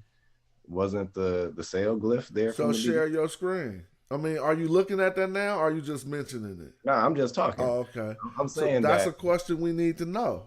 the sail glyph. How old is that glyph, and how old is the ore? Yeah, that's what I want to know. I want to know when did they get this technology to sell the seeds? What date are they giving it for that? I would say that I think in my memory I'm seeing the ore or the on the Norman palette right now, bro. Think about it. Ain't you seeing? Let's go back to the Norman palette. Ain't you seeing that on the Norman palette somewhere in your memory? I think the ore is in there. I never really messed with them palettes like that. Yeah. I'm about to go to it right now. I have a feeling that ore is on the Norman palette, bro. I don't know if y'all see my screen. I was really just trying to say there is a time when people didn't have the technology or the different inventions or the different means of travel got updated. Yeah, walking would be the first means of transportation. And like right there in the Levant, I would say that would be their first contact, right? Before they cut the Suez Canal off in there, they could walk right into the Levant, right? You definitely could walk into Egypt from those areas if allowed. I mean, I'm saying if allowed. I don't know. I never did it, but it's a landmass. So I don't see the ore on the Norman palette. I see a boat and a harpoon. Which is interesting. Right. To the right over here, can you see? I gotta make it bigger. And so, this bird, this Horus Falcon, is on top of a harpoon. So, or what they call a harpoon, it stands for Wa. It's a Wa. I keep My thinking, bad. Hold on. no, that's all good. I just be thinking that's my phone. Start looking around. So this is a boat under it, and as I don't see the oar here, it was this other thing right here that I mistake for the oar. But that would be a good study. Where would you start? I don't have any repository to that dates the glyphs. Do you? Do you got some information on a place that says, "Oh, this glyph is older than this one"? No, no, but I think in as the rule of thumb, any glyph that's on the pyramid text we call from the beginning, so to speak, or you know what I'm Old saying? Kingdom. Hello? Yeah, I hear you. I can hear you. Old So I'm Kingdom, you sure there's saying? better ways of doing it, but that's my rough initial start. I would wonder if it's there, then it at least goes back to whatever that fourth dynasty or whatever, you know? All right. Yeah, but I think we expounded good on that first point and went in well. And I mean, there's opposition to Tassetti being the first, but seeing that, well, honestly, when we start going back further, how shout out to brother Reggie and brother Ankh who start talking about the Green Sahara, and those theories are really being proposed and pondered by true Egyptologists now. It's not just like that's not no pseudo blackology. You know what I mean? And so we would have to consider some of that stuff too. If we went back to that same map, Nabta Playa is closer to some of the areas that Simroset went to. Nabta Playa is closer to Egypt than Simna is. And so saying that some of that culture came into, like, you could damn near see it on this map. We see Nabta Playa right here. It's north more than Abu Simbel, and it's west. But it's north more. If we look, the Abu Simbel dot is lower and the Nabta Playa dot is higher. I'm just only saying that to say this is some migration that not only black people but white European Egyptologists are saying that the culture that we could find some of the pre-cultures to Egyptian culture in Nabta Playa. And if we look at what Reisner called the Nubian A group, it's going from the second cataract well above Aswan. But the C group go all the way up to damn near the Delta. And they call that the Magi. So they find all these Magi burials. Who know anything about Mediterranean burials in Egypt? Do we have Mediterranean burials in Egypt? Or an extensive list of Mediterranean burials in Egypt?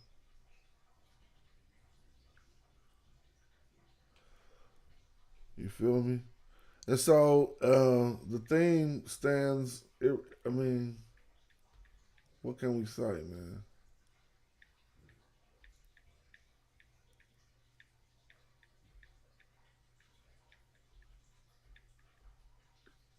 So here we got the Stela of a Nubian Magi. Why, if he was a Nubian Magi? I want y'all to see something because this is how people don't understand nothing, yo. And I want to keep this all the way a buck. What we see here is a Nubian with an Egyptian wife. All right. It looks weird, but what he's doing is giving his bow. That's how we even know he a Magi. Because he's giving his bow to his son. Or what have you. But he is a stylized Nubian with his wife stylized as an Egyptian. All of the writing is in Egyptian. Who's going to deny something like this? Oh, that wasn't nobody. Oh, we knew some of them was living there. What you mean? This looked like, I don't want to say what it looked like, but you know what this looked like. The standard interracial stuff that they be putting on TV. But hey, this is a stela of a Nubian named Ninuka. All right, you can look that up. He What wasn't are you insignificant looking at? because, pardon me. I'm looking at the pigmentation of the sister and the brother. I think that's interesting. Very interesting.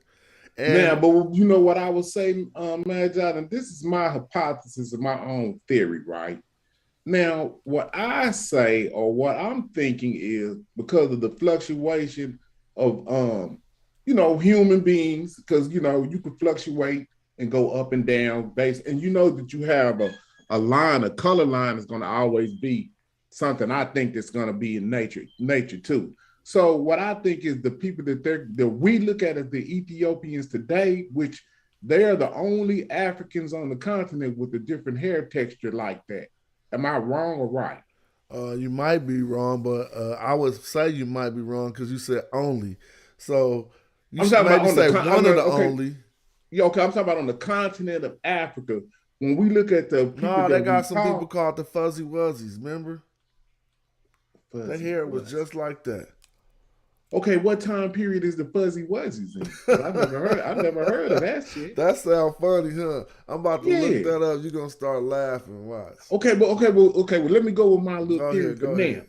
Go ahead. Okay, so what I see, right, is I see that if we call all the people that we encompass as Africans on the continent, we include the Ethiopians as being in our group, right?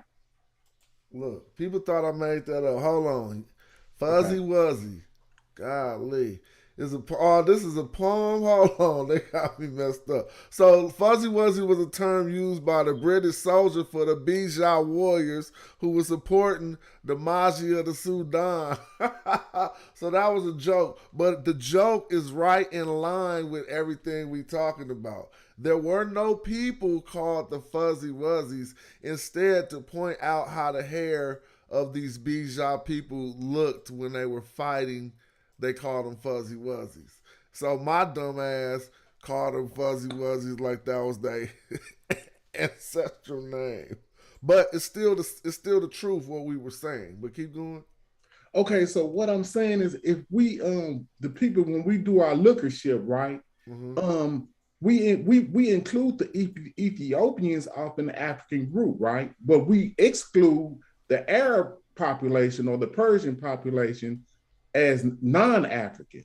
But what I'm saying is, or what I think is that the Ethiopians inhabited the northern part of it, and they have a different coloration to them, and they have a different hair texture. If I could get anybody to maybe look from what I've looked, the Ethiopians are the only one with the hair texture that they have on the continent. Nah, I'm not we talking just about pointed that out. Look, you see the screen? Okay, so what are those? These are Beja brothers. So this is the joke they called them Fuzzy Wuzzies because of their hair texture, which meaning their hair ain't kinky. They wasn't calling them kinky binkies. They Okay. called them Fuzzy Wuzzies. I'm just saying. It's a joke. It was some stupid white man racist joke, but we're just, we flip they shit around and laugh back at the shit, and then it ain't funny to them no more.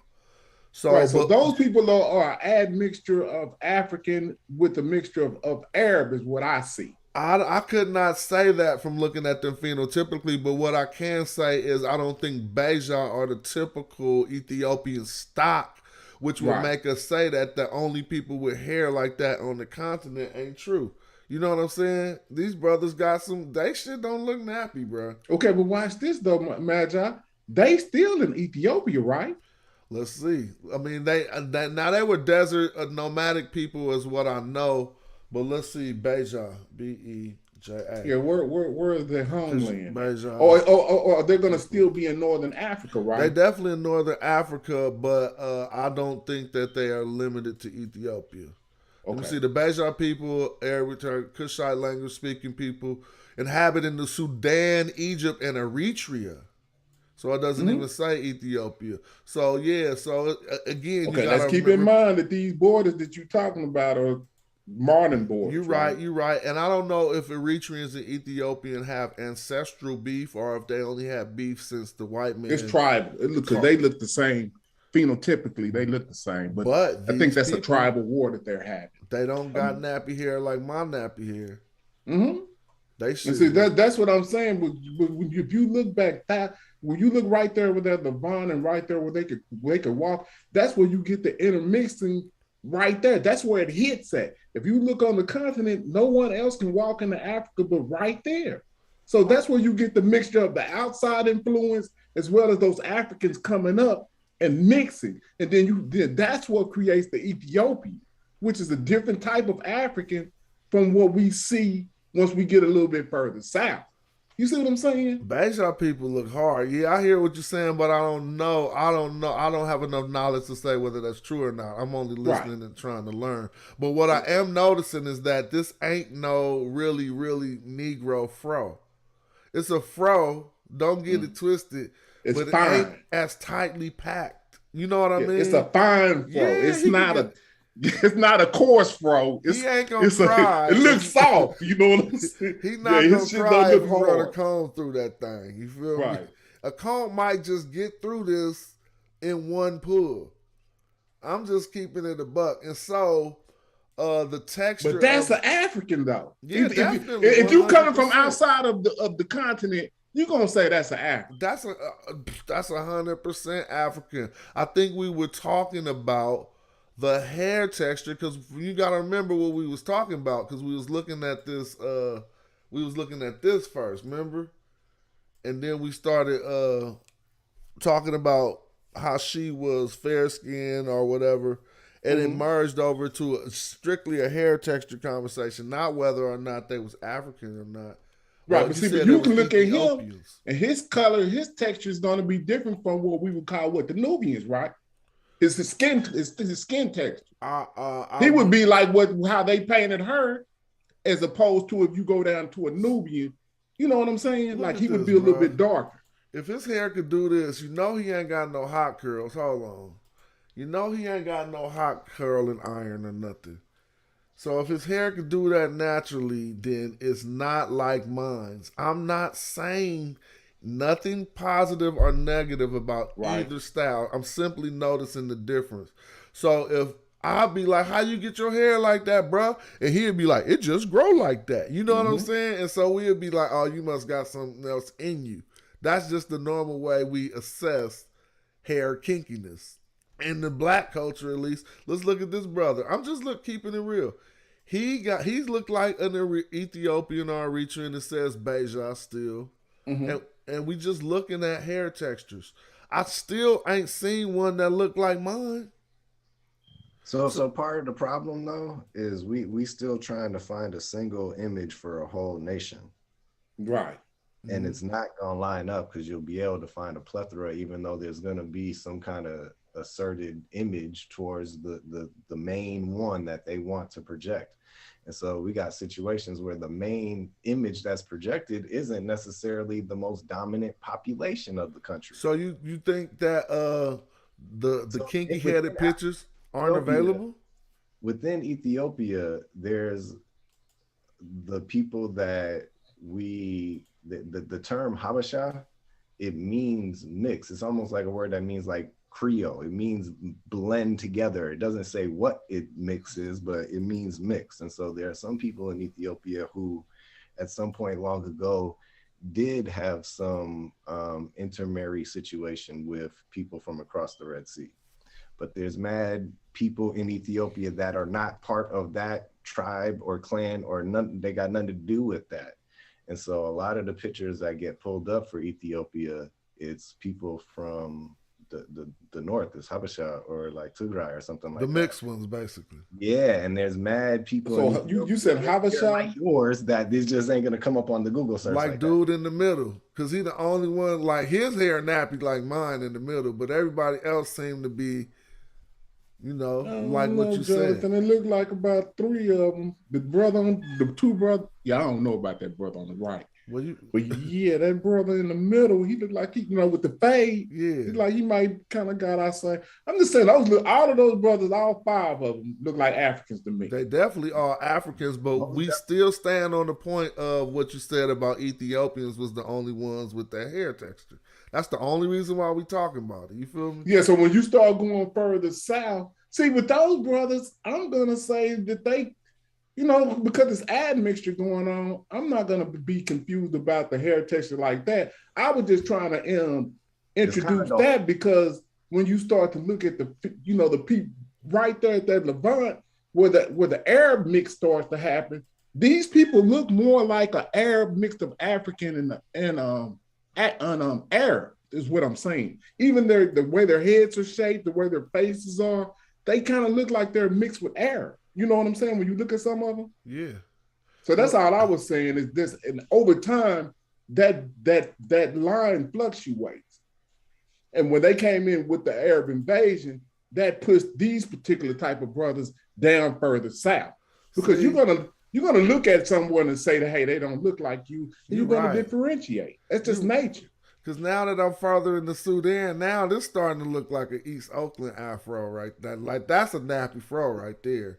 Like the comb ain't gonna go through it so easy. I'm just keeping it a buck. We just having fun doing empirical observation. But look, lookership is what they call it. Yeah, that's what they want to call it. But we ain't doing nothing scholarly right now. We just looking at the hair textures, different hair textures of Africa. Yeah, that's a brother. And if I came from Europe and seen some shit like that, that's what I'm gonna lump it all together too. But at the same time, we looking at, they described this as a Bayesian man from Kassala in the Sudan, which I assume is further south. Yeah, exactly. And so it's fun. I mean, again, Jamil is right. Like, yo, you ain't gonna find no one picture that describe a population. But I just was looking at what's online and what's promoted the most. That's crazy. But let's back to this. Back to let me see, the homegirl though. Even if we go to look at this and then we go look at the picture I'll use for the thumbnail, dude, that could be the same representation. Yo, there's a tribe of people there's a group of people that came from like Yemen, from across the Red Sea, and they not really like part of they nomadic. They don't live in the city like that. They not really Eritrean citizens or Ethiopian citizens like that. They just do their own thing. You know what I'm saying? But they only came like 150 years ago or 200 years ago or something like it's very known who they are and that they're not quote unquote indigenous or whatever. You know what I'm saying? So there'd be small migrations or people be moving and it's not like other people don't know that they're new to town or whatever. You know what I'm saying? That doesn't mean they can't live or, that it's automatically beef. Right. Like, okay, like I took my DNA test through 23andMe. And I on a pseudo killers channel because they were saying that we had no type of connection to them. When I pulled up my DNA and it says I'm not saying I'm a direct descendant, but me and Ramesses III share the EV38 marker. They denoted that and said because it was thousands of years old that it didn't count. Who denoted it? They did. I was like, 23andMe? Yeah, I could pull it up right now and show you that me and Ramesses III share the EV38 marker. But for what reason it don't count? Because they said it was thousands of years old. But your other ones that's thousands of years old do count? That's what I was saying. Right. But that's they denoted that based on it being thousands of years old. So anything that we bring up to try to, I'm not saying that, and I'm not even saying that I'm Egyptian. I'm not saying that. I'm just saying that I share a marker with Ramesses III that's EV38. Yeah. So I mean, and I'm in America. I'm from Texas. So for me to share that marker with him, and then they're saying that we have nothing to do with them people. How do I have a marker that's shared with that particular person? I don't know. The DNA people could tell you because I don't be knowing the DNA. But I also know that culture, what a person is, ain't defined by DNA. You ain't gonna tell a cop. I'm just talking about subcultures. You're not gonna tell who's a cop or who is a robber by DNA. Nor will you be able to tell who is black and who is white by DNA. You won't be able to ultimately tell. You could say, oh, this person got a lot more African ancestry in them, but some of the people who got hella European in their blood is black to us because they got one drop of black, right? So imagine your partner with hella white in his family, but he's still black. If he do his DNA, you gonna be able to tell he black? Shit gonna be saying 89% European, 10% African. But I don't do the DNA. I be thinking that's just some other science I ain't all the way privy to. Now, so we got that established that anybody talking about, oh yeah, the pyramid of Giza is in the Mediterranean, but yeah, but the culture was founded, and specifically Combe Ombo being right here. Now, when y'all, if anybody want to do something to add to the body of work that we bringing forward, your next body of research could be into, because this would probably, I ain't got time to write no more Kemet books or nothing, but I might do one more in my lifetime. And I want to research how Gnome 1 is Horus, Gnome 1 is Set, Gnome number 2 is Horus, and how the battles, the mythological battles of Horus and Set were really tribal fights between the first and second gnomes that only got together when we see them on the Narmer palette here because Narmer unified them. So now they're together right here. Where was the battle that he unified it? Right. Oh, it would have to have been before this, huh? You feel me? I was just wondering where. Yeah, I mean, yeah, you're right. It wouldn't be able to say that this is it because they're unified right here. But I mean, how about he might not have even verbally, I mean, he might not have unified them in battle. I don't know. We only got a collection of palettes to look at. But I'm just throwing out theories while we chilling. Supposedly, I mean, the only reason why I have to think that they were rivals is for two reasons. The mythology writes Horus and Set as rivals. So if I want to say that this has something to do with the people who lived in those areas, then I would think that the mythological rivalry stems from a real life rivalry between the first two gnomes of Egypt. Now, since we see them, I mean, if we would at least agree that we see these four characters representing different standards, we see two of Heru and one of them. Were they together now? We know that. But on none of the other palettes are they together. It's either one or two. And then let's add more onto that, bro. Let's add more onto it and go into the Old Kingdom Kings list. And you start to see that some pharaohs would rock Horus and some would rock who? Set. I don't think it was all religious. It was like, oh, we took over, but I'm still Crip. Oh, I'm still a blood. I mean, so, and this is what we want to see, American Pharaoh. I want to see What a if it list. was a little bit more along the lines of they got different religious factions? So You know, what? one's Catholics and one's a Protestant, but they could both be the president, you know? That's what they try. That's what they say it as, and I can't really say that that ain't the truth. I have not done enough research to say that nah, it's lying because of this. But Well, there's a temple in those locations to those deities, right? there's a temple to Set in Taseti, and there's I don't know about the temple to Heru being in the tribe of Heru's area.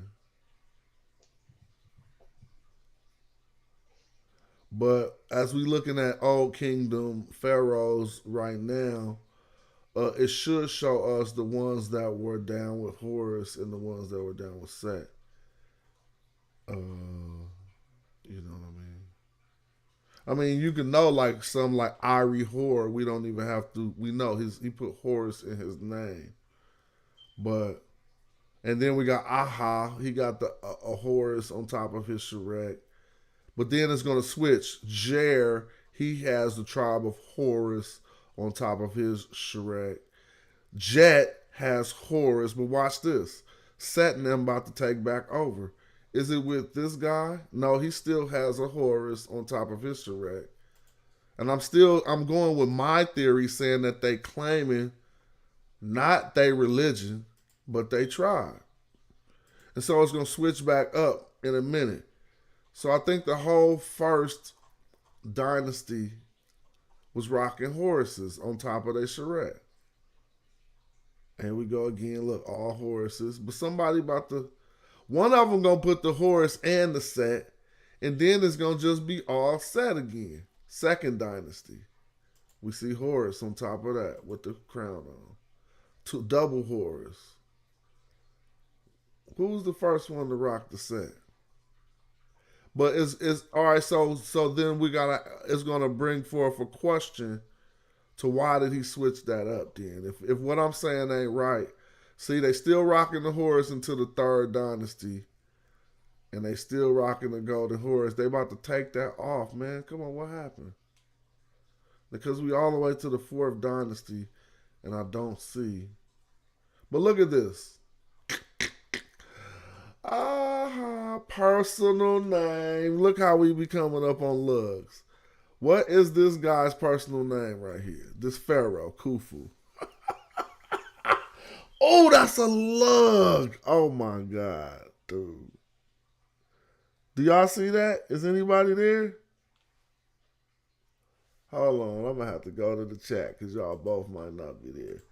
Nah, it took a minute for the thing to catch up. I see it. Yeah, what's his name? Magi. No, tell the truth. I gotta verify that. That's gonna beat some dudes up, dog. Come on, bruh. Why didn't I whip that out 30 years ago? Because I just stumbled upon it. You trying to tell me they saying they got a source that say that Khufu's real name was Majau? I mean, Jedu, that's the only difference. Come on, I got to find that. I'm about to be like, look, it's show right here. Khufu was the Magi. Where they get that from, bruh? I got some homework to do.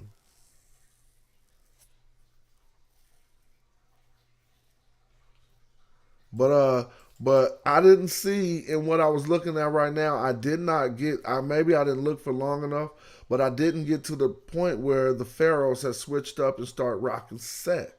But everybody knows that this has happened. If you understand, I was at the fourth dynasty. I don't know when they started doing, and so we got to realize that Set wasn't always evil in ancient Egyptian mythology. At first, Set was venerated, and then when he got associated with the Hyksos, is when he became negative. Dang, that's making me mad because I can't find no more. I seen it before though, so I know you ain't. If you need some verification, I've seen that. Yeah, I too. know. Yeah, some of us. I'm sure Jamil's familiar with it too. But I just was showing for people watching purposes that at some point they had switched up and stopped putting the golden Horus on their Shrek and started back putting Set. But whatever. And this is before the time of the Hyksos. They about to do it in a minute with the Hyksos, but that's different. That ain't what I really was building on.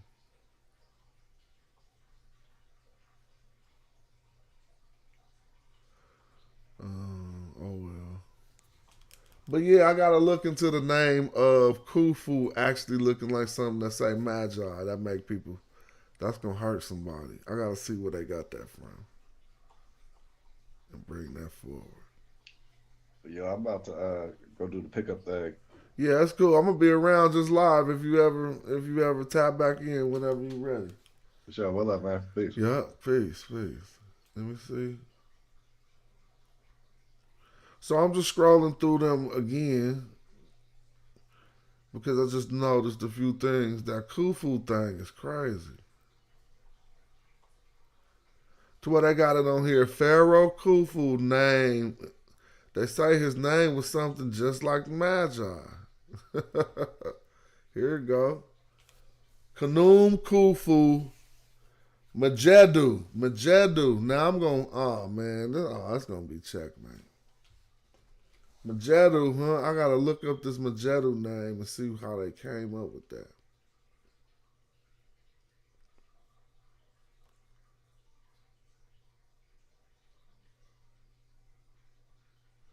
Yeah. But I'm just chilling. I'm probably about to take me an intermission and play some bump real quick. Khufu's name is dedicated to the god. Oh, let me look at the chat. I'm tripping. I ain't tapped in with the chat for a minute. But I did see Garfield was out there. Oh, there go Ujahu. Yeah. Hey, he who crushes is Khufu's personal name. I know it don't come from the Magi, but you know, I'm got to do some more research into that. Because that is really cool. Yeah, I know it's a different word. But it was cool to look at. I would want to see the glyphs on it just to see how well associated it is, because we do have crushing and being an army person. Like a Magi is an army person, but to crush, it means like to do what the army need to do, to smite. But I ain't trying to do no folk etymology or nothing. I'm just saying. You still there, James? Oh, I see you put it on mute. Now, see, this is the crazy part about your brother Chief X, because he be trying to move the goalposts all the time. Yeah, I'm still here. I had somebody come through, so I just put it on mute. I'll be right back. The best move the goalposts he ever tried to do was add like 50 words on the end of his claim that no black Africans with woolly hair had been inside of North Africa. You know what I'm saying? He made that claim and then tried to back out of the claim, right? And I was like, oh, okay, so now you trying to act like I wasn't beating your claim up by showing you white people who said they had flat noses and woolly hair. And then you tried to turn it all around, but you the one who made the claim using the term flat nose. You actually said nappy, woolly hair, and flat noses. And I show you a point of people saying that it was black people living along the Nile like that, and then you say, he talking about Ethiopians. Because you tried to move the goalposts and act like my statement pertains to just black people being in Egypt. You the one made a claim about no black people setting up camp in Northern Africa for the last 30 years. He tell you that Egyptians were colonists sent out by the Ethiopians, and the majority of them who live along the river is black with flat noses and woolly hair. And you really can't say nothing about that. But he talking about Ethiopia. Well, you the one who said that nobody set up camp in North Africa had flat noses and woolly hair. They had all kind of... Matter of fact, Herodotus had what he called West Ethiopia. So if I'm not mistaken, all of the lands to the whole West was like West Ethiopia to him. So that means, and then you say if Ethiopian mean burnt face, which I can show you some homework, because people be talking, but they can't even show you no homework that get down to nothing. But I ain't ending my stream. I'm just going to take a little break and keep it back popping. Want my man Mill to get back, but he had to bust out for a minute. But we made a few good points. So here's something else to see. No, I don't want to say nothing about this.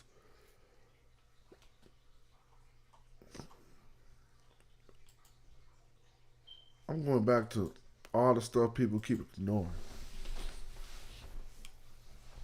So we got a Stella of a Magi giving his bow with his Egyptian woman, well constituted Egyptian woman with him, giving his bow to his son, his youth, with his dogs, his Magi hunting dogs. See, it's certain stuff that you don't see in a normal inscription Archstella on the Stella. Unless, of course, you're going to go show me hella Stellas with Nubians in giving they bow to their kid. You're not going with an Egyptian wife. This shit like this just beat motherfuckers up, right? Let's say this was matrilineal at the time when Egypt was matrilineal and he wasn't the head of the household. Well, then this is a woman with a Nubian husband. A magi husband. Let's say this is at the point of time when Egypt was patriarchal. Then what do we have? We have a Nubian head of household in Egypt. Nubian, and I'm saying Nubian ain't a people, bruh. You feel me? Nubian ain't a people. I'm saying Nubian like somebody from this area of Nubia, so y'all can get this clear. The black man, the brother, you see, married to the sister who's stylized as an Egyptian. If she's the head of the household, then she took on a brother from Ta-Nehisi, a Magi brother, into her household. If he's the head of the household, then he took on an Egyptian wife into his household. Regardless, they're a family that have offspring that you may descend from or may not. But the point is, what is their children? Are their children Egyptians or are their children Nubians?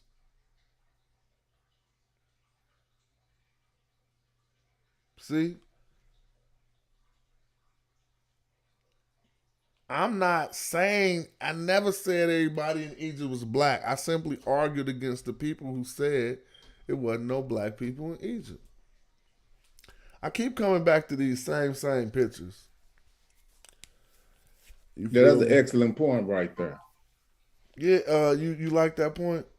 Yeah, that was a good point because you showing that they through procreation that they were kind of like it really didn't matter. That you're talking about an admixed population. Exactly.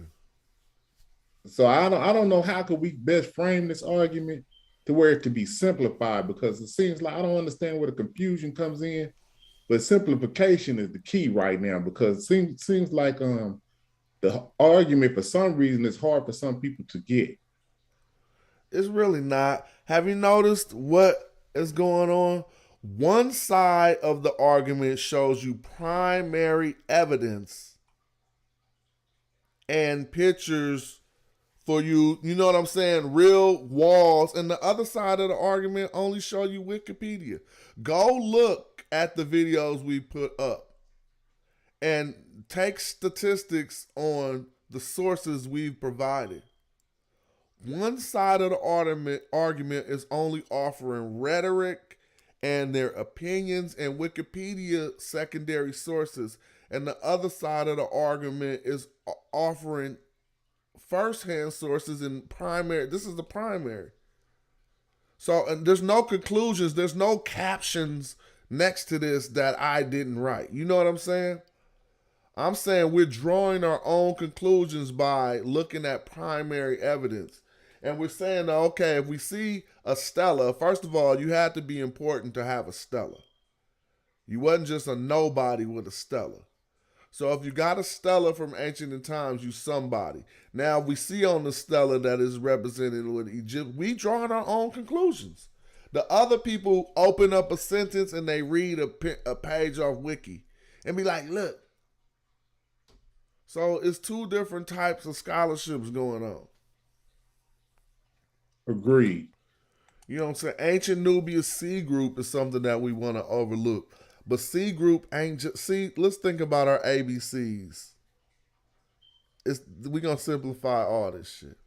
And these aren't terms that we made up. They the scholars made up these A, B, and C groups. Exactly.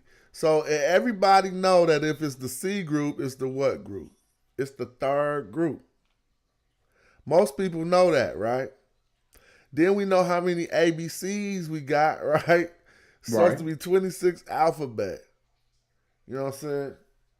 So they Reisner, when showing how many different burials that he came up with, bruh, that was Nubian in Egypt, not in Nubia. This is in Egypt.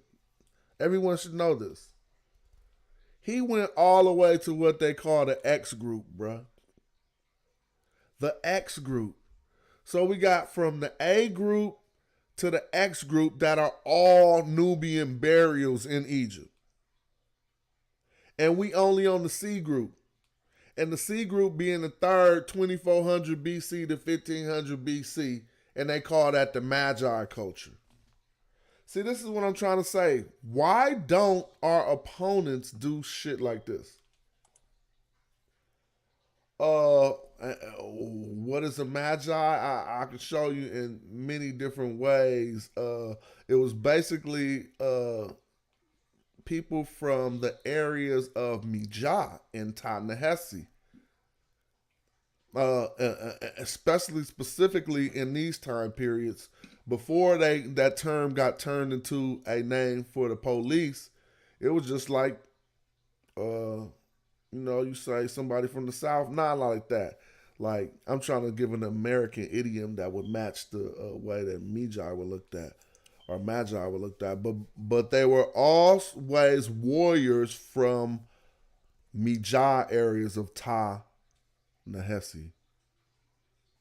And so now what this C group explains is what they call a pan-grave culture that spread from Kerma all the way to Middle Egypt. And so I can prove it if I could just go show you a map of the C group. I'm just going to put C group and Nubians and see what this map shows, a C group culture. Now let's see if we can find a map of the C group. So you can see how far these burials spread. Images. So I don't think your screen is sharing or something. oh, are you looking at the yeah? I switched back over to the what you call it so I can see, but it's on delay. But I don't see it ain't switched. It's sharing on YouTube. It gotta be, but now I just shared it in the Zoom. If it ain't sharing on YouTube, then I ain't. Hold on. Yeah. What I'm seeing, okay, now you switching. Yeah, I just changed it. Let me see. And so I wish I could make this map hella bigger. And I ain't even gonna act like any source I go to is the most accurate. I just want us to get an overview of what the sources say. We see the C group right here is in yellow. Dang, what that? Okay. And they got the majority of the C group going from the second cataract to Hyrcanopolis. All right, whatever. And they got the Magi areas all over to the east. I don't want to know if I don't want to say that the Magi areas were this big. I don't know how they came. I don't want to limit the Magi areas either. I'm just saying they have the Magi areas, or Mijah, going all the way past the sixth cataract. All the way well past Kerma and everything. And now I don't know if he came to these conclusions strictly by his excavations or not. But the point we're making is the C group culture. Where would Aswan be off in that little diagram you got right there? If you Probably could put someplace a little around the first cataract, I guess, right? So you saying above that first cataract, you're seeing Nubian graves right there, that C group. Oh yeah, we see them, but this is just the C group. It go all the way to the X group. Okay. And so, but all throughout Upper Egypt, we find C group burials, which is specifically representative of the Magi culture. Now it says the modest settlement and cemeteries of the C group cultures have roots in sub-Saharan Africa traditions where cattle have both economic and symbolic importance. C group cultures found in the North Sudan and South Egypt as early as 40 BC. So you see what I'm saying? They saying early. I mean, it go back way earlier than this, but we could just have to find another source. I'm just gonna use what this source is saying. They basically saying that it was a similar culture all the way up to Heracronopolis down to Semna, which represents the C group culture. And but we could go further and further and look at all different groups and see what areas they occupied. But we don't have like no onslaught of burials from like no Mediterranean people.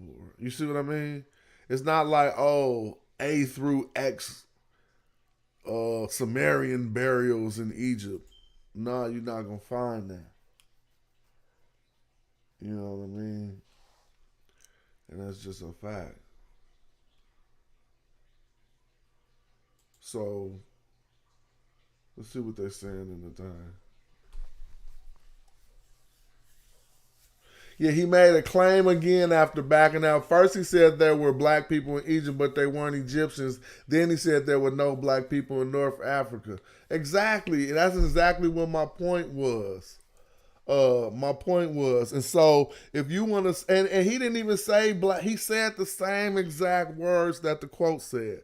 Flat hair, he was like nappy headed, kinky headed. So to come with a quote that said that those people were in North Africa, yeah, Egypt in North Africa.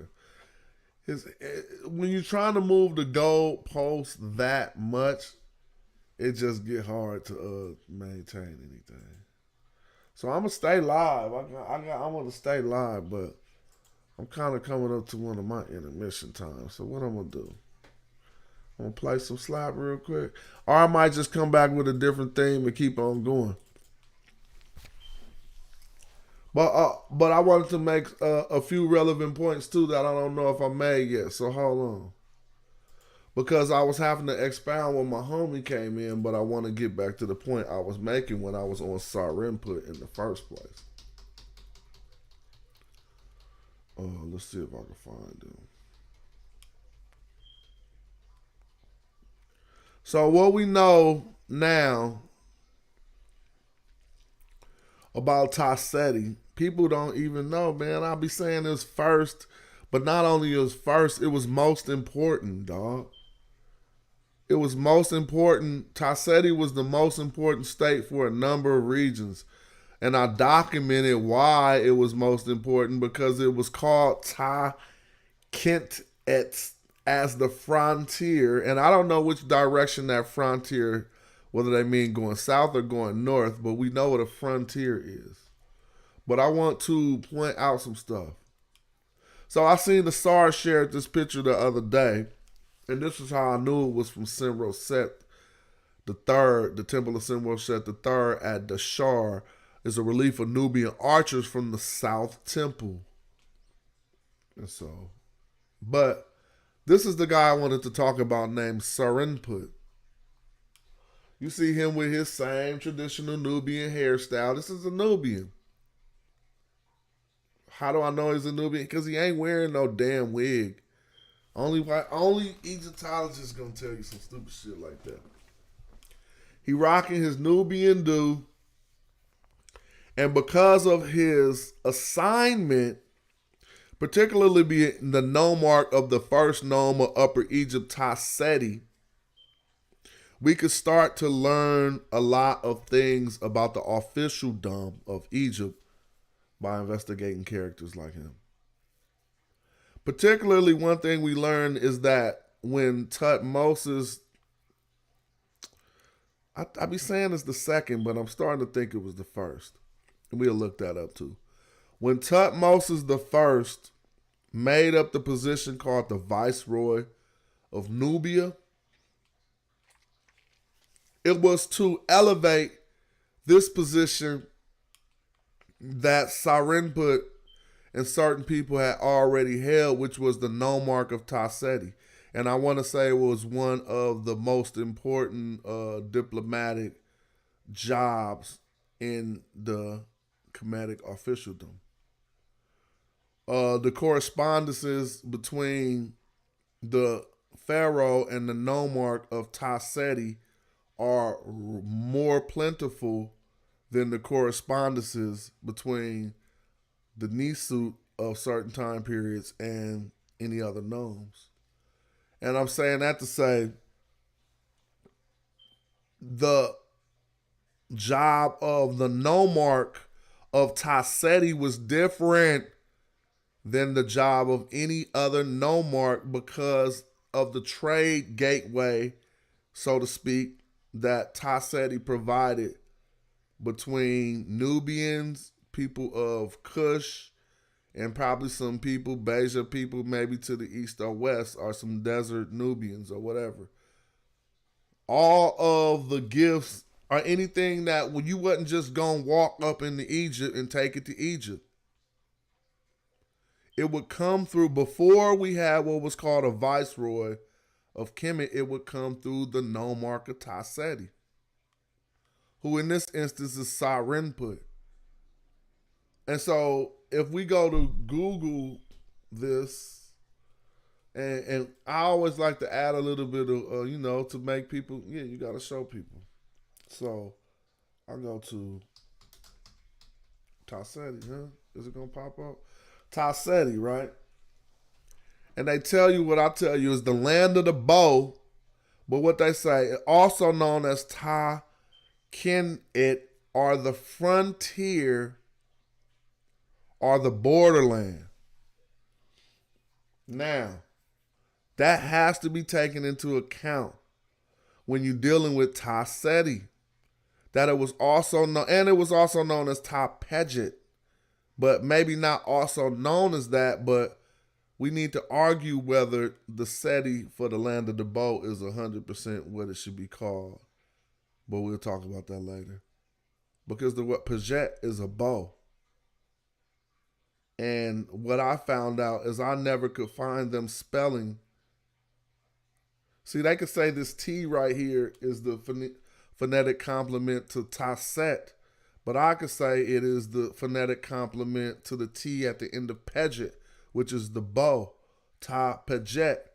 And I found instances when in the Medu Neter they spelled out Pejet for the area. And so I was like, what's going on here? But we say it's called Ta-Seti. But what I want to point out is that Ta-Kemet, being the frontier or the border, should be looked at from either perspective. Let's center ourselves in Egypt right now. Okay? We're going to center ourselves in Egypt, our centrism, as far as our geographic centrism is concerned. Take yourself and plant yourself in Lower Egypt, you up by the Delta, up by the Nile, or whatever. Up by the Delta. Now, if the first nome was hella far away from you to the south, and it had a name called Ta-Kemet, the frontier or the borderland, it's saying what's beyond this city is not necessarily unknown. You feel me? But let's just go look into what a frontier is. Come on, we want to be accurate on that. Because a new frontier, I know, that's what I'm looking at it from, but definition of frontier. A line or a border that separates two countries. Frontier. Yeah. So, from the Egyptian perspective, we see if we got our Egypt centrism on, we see that is the line of the border. But let's take that centrism away, because that's being Egypt centric. Remember, we have to act like Egypt wasn't there, yet these names still remain. I would have to look to see if Ta-Kemet was as old as Ta-Seti, and I would assume it is not. But looking from the perspective of a person in Ta-Seti, which was there before Kemet, then to the north would be the frontier, or to the north would be the new frontier, and the border would be bordering on the north and not the south. I'm saying this because if you're Taseti centric and we know things to come down the river, then that frontier will be going in the opposite direction. But I don't want to expound on too much stuff that I wasn't. I was coming here to talk about the nomarchs. So every nome was ruled by a nomarch or a provincial governor who answered directly to the pharaoh. But I said the job of being the nomarch of Taseti was most important because what? Because if we're Egyptocentric, then we know that this everything beyond this frontier, it encompasses some other people. So you was like on the front lines if you was the nomarch of Taseti. So let's go down to what they're going to say about nomarchs. Nomarchs of Taseti. The following is a partial genealogy of the nomarchs of Taseti during the 12th dynasty. The nomarch is underlined. So this is what I want to argue first. This is where the tradition of getting a real Nubian to do an Egyptian job, it either started with this 12th dynasty process or it was a result of the failures of this 12th dynasty process. Again, getting a real Nubian to do an Egyptian job in this regard either started with this process, this diplomatic process of taking a person from Taseti, which was already Nubia, we know that's Nubia, and making him important in the area so that he could deal with the other Nubians when they brought in trade and shit. It started with the nomarchs of Taseti. But there was some collapse in this system, and I already pinpointed the collapse. Because guess what these nomarchs would do? They were so powerful, they would make themselves their own pharaoh. You think I'm making this up? You know I ain't. You know I got that homework, just like you got that homework. Some of these nomarchs of Taseti, see, they was getting the bag. Let's be clear. The bag did not come from no place from the Mediterranean areas. The bag, the riches of Egypt came from the south. And they had to traverse through various areas before getting to the central Kemet. So they would come through the nomarch of Taseti. So the first one, the one we was looking at when I started this video was Sarimput II. If you notice, when we started this whole video, I was in the tomb of Sarimput II. But he wasn't the biggest boss. I think it was Sarimput I, who actually, it was a couple of them, and we'll go in on it. But let's learn about these brothers. Because the way that they held down Taseti, even when it was a part of Kemet, will let you know that it had some Nubian independence going on with it. I found a letter from the pharaoh of Egypt to Sarimput asking him, why is he raising a pharaoh? Like, bro, what is you down there doing? And eventually, Sarimput, one of the Sarimputs called it, look, during the reign, all right, and it says Sarimput I was an ancient Egyptian official during the reign of Pharaoh Simroset I in the 12th dynasty. I want you to know he's stylized as a Nubian. He's the nomarch of Taseti, and he's stylized as a Nubian. All right?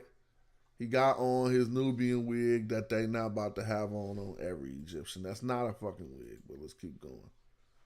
So, Sarimput.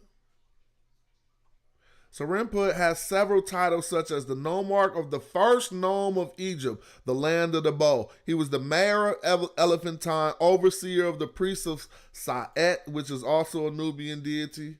Okay, as you can see here. Known for Anubius legend, upper goddess of Khnum and Akhet, part of the Elephantine triad, bordered with Nubia, blah, blah, blah, are overseer of the foreign lands and many others.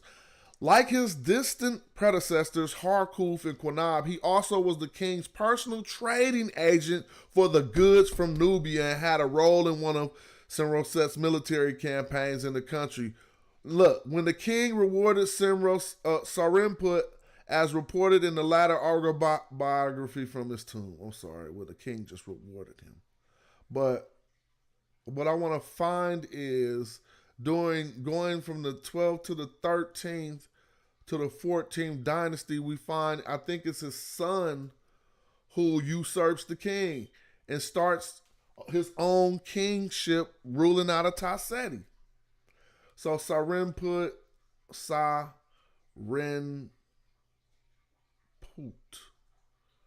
Sarimput was buried in large blah blah blah blah blah blah blah. I want to see if it will address any of the things I'm talking about.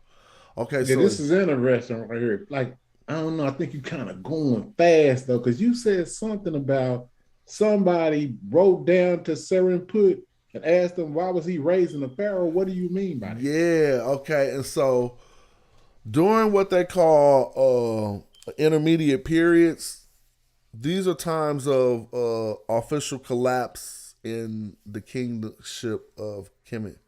Meaning one person to be saying he the king over here while another person saying he the king over there. And until they come to some type of beef or some type of fight, or one prevail over the other, it's just people saying they're the king. And so at a breakdown, I think it was maybe the first intermediate period. In the first intermediate period, there was a breakdown in the structure of Kemet, and I think it was Sarimput II. We're about to see that started raising a pharaoh up out of Taseti. And when they got at him about it, he just was like, check this out. This our pharaoh, and this what it is.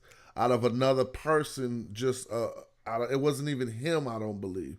But let's see if it was Sarimput II. And yeah, I will try to slow down a bit with my breakdown of these things. So let's look at his family and his career.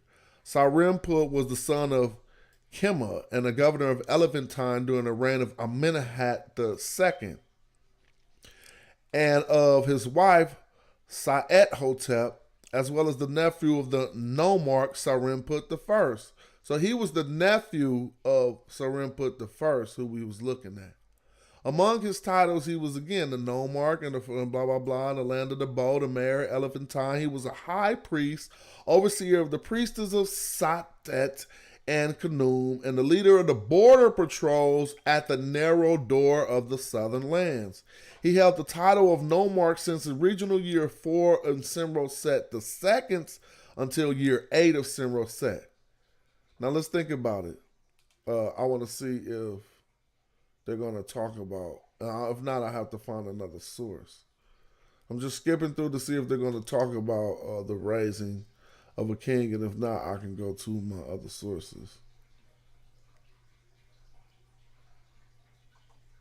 And so, yeah, Wiki ain't going to go that deep on that subject. So let me see if I noted it in my presentation. So we can see.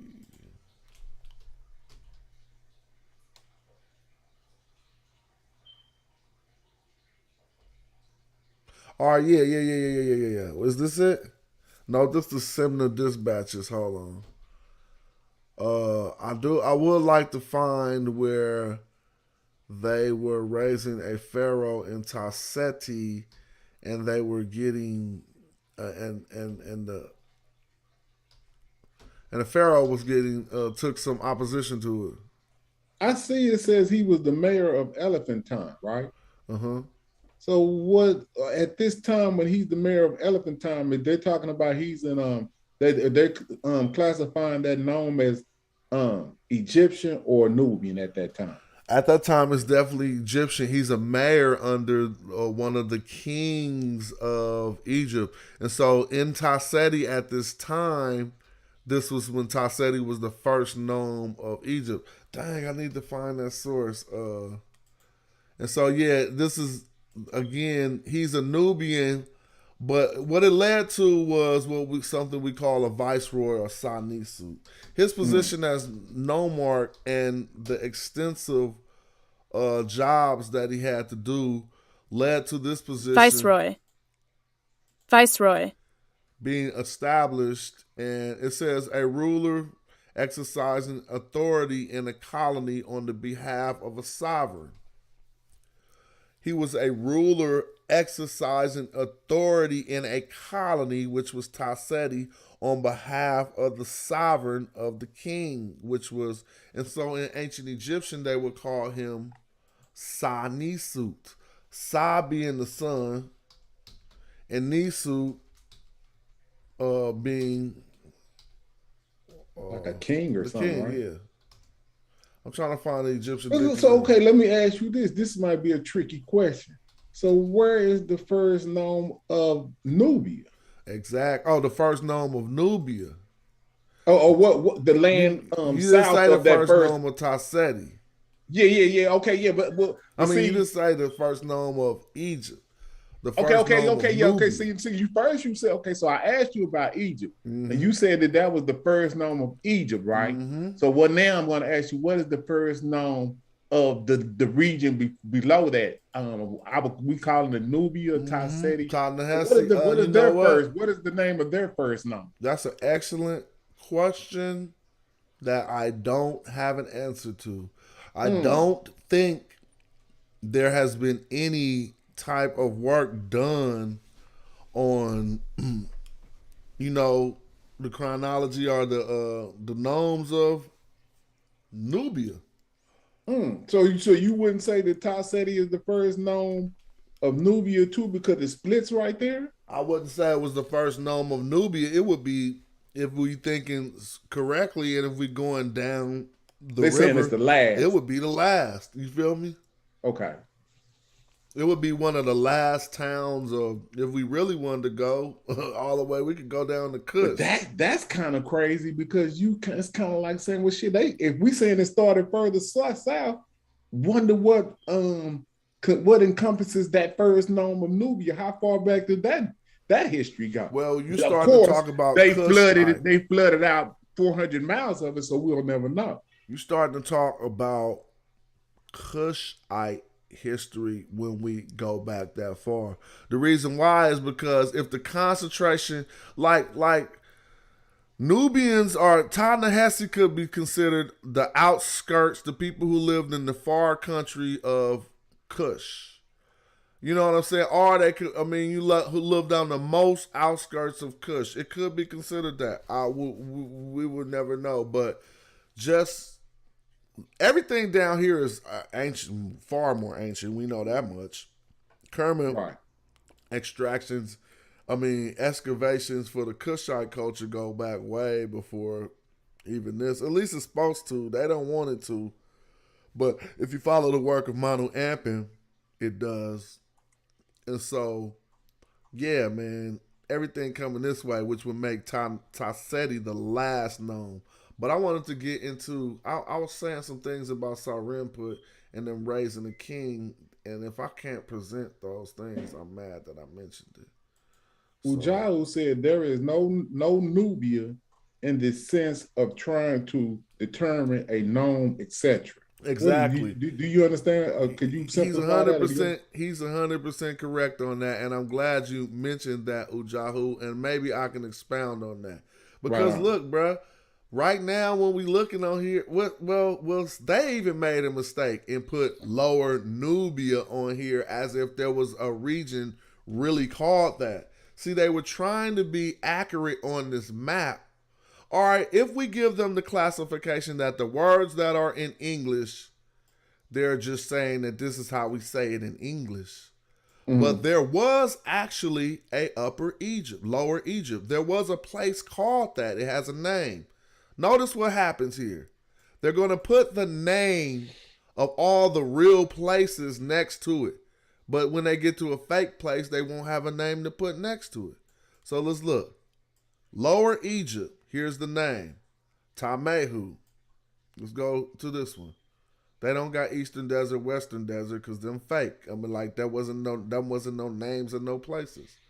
But Upper Egypt was a place, actually. If you ask for the location to Upper Egypt to an ancient Egyptian, you would say, how do I get to Tashemehu? And they'll show you. But when we get to see what happens here? When we get to Lower Nubia, they don't got nothing there for that. Guess what they got there for that? This says Wawet. You see what I mean? So they basically saying Lower Nubia now is everything that was Wawet. I mean, it just ain't making no sense. It just don't make no sense.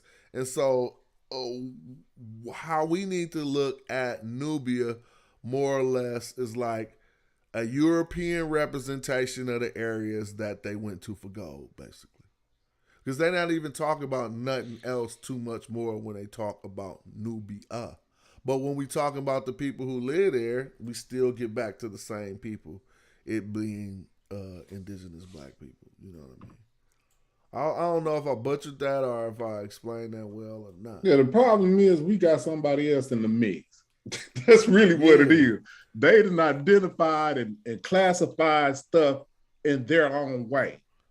You know what I'm saying? Because you know what I'm saying? How they classify these gnomes, if that is that done indigenously by the people, or is this something that Europeans or what they call Egyptologists later on termed? Yeah, Egyptologists, let me break it down more. Because look, Lower Egypt, Top Mehu, that means Lower Egypt. If we start to get into it, it means the land of Mehu or whatever. Lower Egypt, the lowland. Tashimu means Upper Egypt. Wawet do not mean Lower Nubia. That's what I'm trying to say. You feel what I'm saying? And so they just took Wawet and basically they stopped paying scholastic attention to detail when it comes to anything deeper down in Africa. They just, oh yeah, that over there, oh there, that's Lower Nubia. You know okay, now hold up, Brother John. Let me ask you one question. How do you know that Wawet does not mean what you're saying? Because Wawet don't even have any etymological roots to Nubia, and I'm about to prove it. Let me show you why. The word for gold in ancient Egyptian is Noop. You spell that with a gold chain, you don't spell it with two lassos. Okay. So you feel me? So they wasn't talking about gold when they put Wawet. And let me prove it even more. Look up here where it say comb ombo. You're going to see the gold neck. I call it a gold chain, but some people want to call it the golden collar or whatever.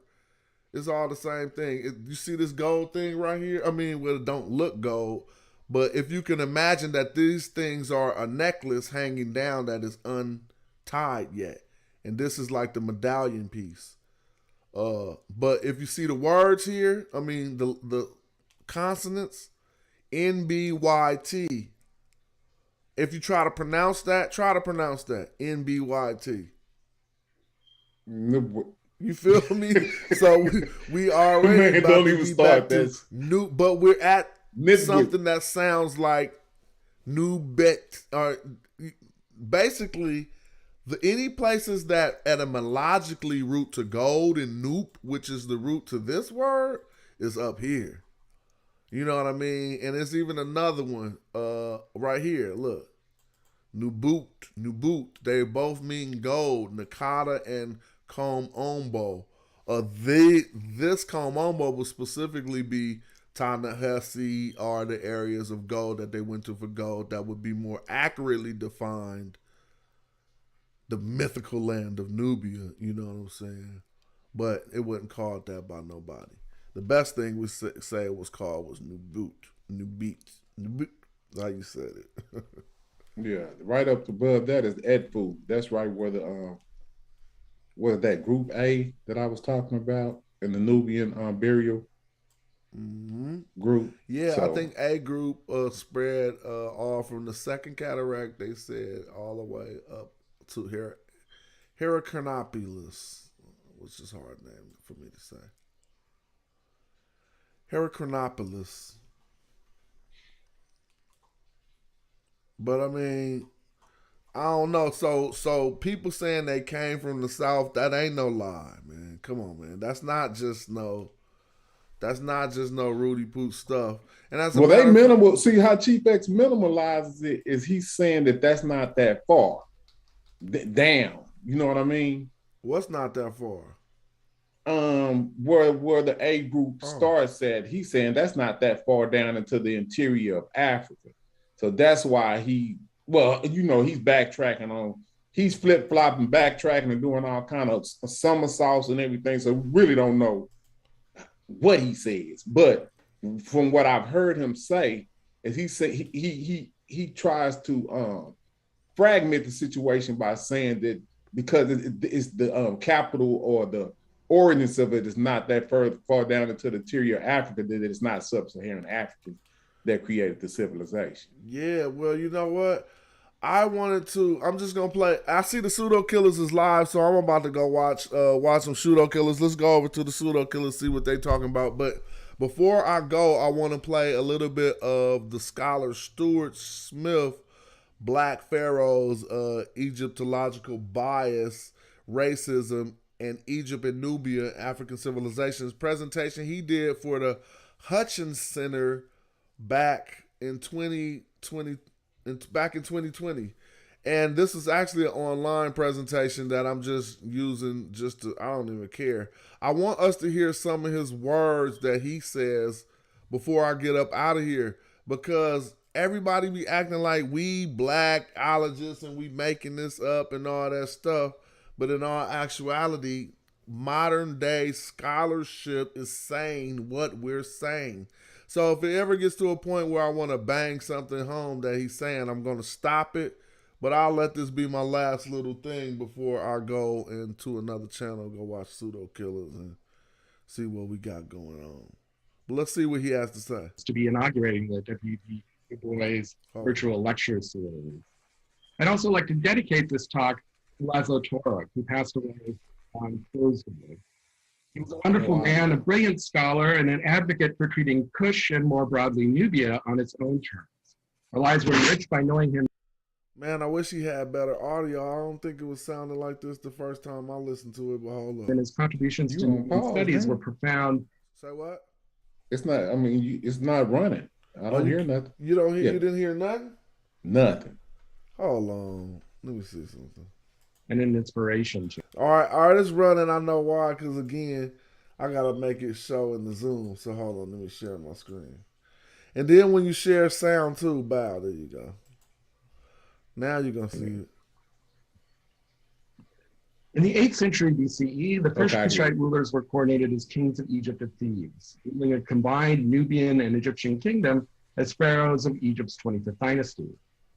Ancient Kush, or Nubia, extended from the area around modern Khartoum in Sudan, at the bottom of the map here, through the first cataract of Aswan in southern Egypt.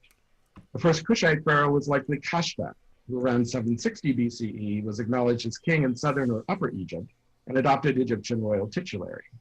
He was followed in 747 BC by Tianki.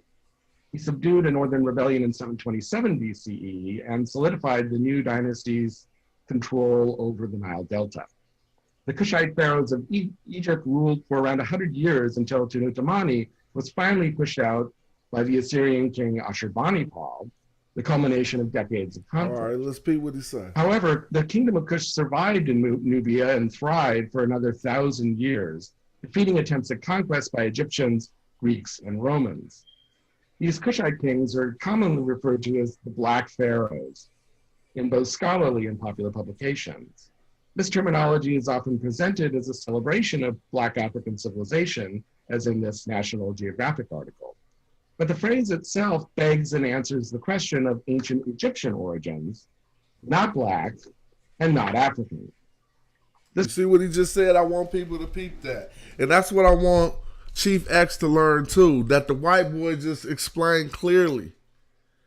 He say they present this as a celebration of Black pharaohs, but it's actually presented to beg the question of, well, if the 25th dynasty were the Black pharaohs, then the other dynasties were not Black.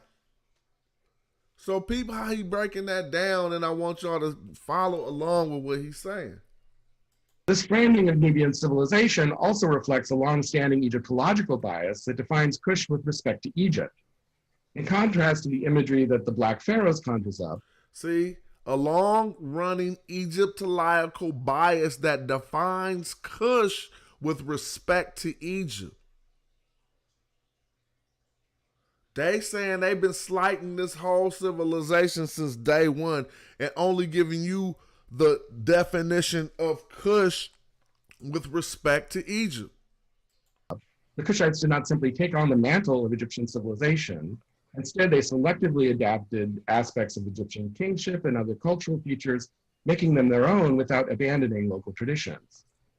Egyptologists have been strangely reluctant to admit that the ancient Egyptians were rather dark-skinned Africans. Hold on. This is why I be telling cats they do not listen to no new scholars. They all got them old ass books. He's sitting here telling you Egyptologists have been rather reluctant to tell you that Egyptians were dark-skinned Africans. Golly. I have They to gonna take that back. he don't know what he's talking about is what's gonna be. It's ridiculous.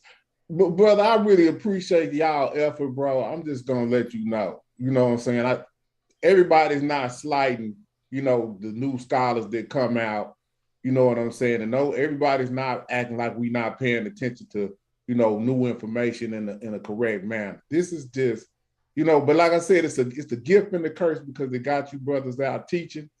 But it can be dangerous because it can get somebody on the wrong track. We're trying to straighten this out. Like he could be recruiting some youngsters to be just like him. You feel me? Mm-hmm. Like, dang, you're going to start a new generation of pseudos who don't know what they're talking about that's just screaming that Egypt ain't black.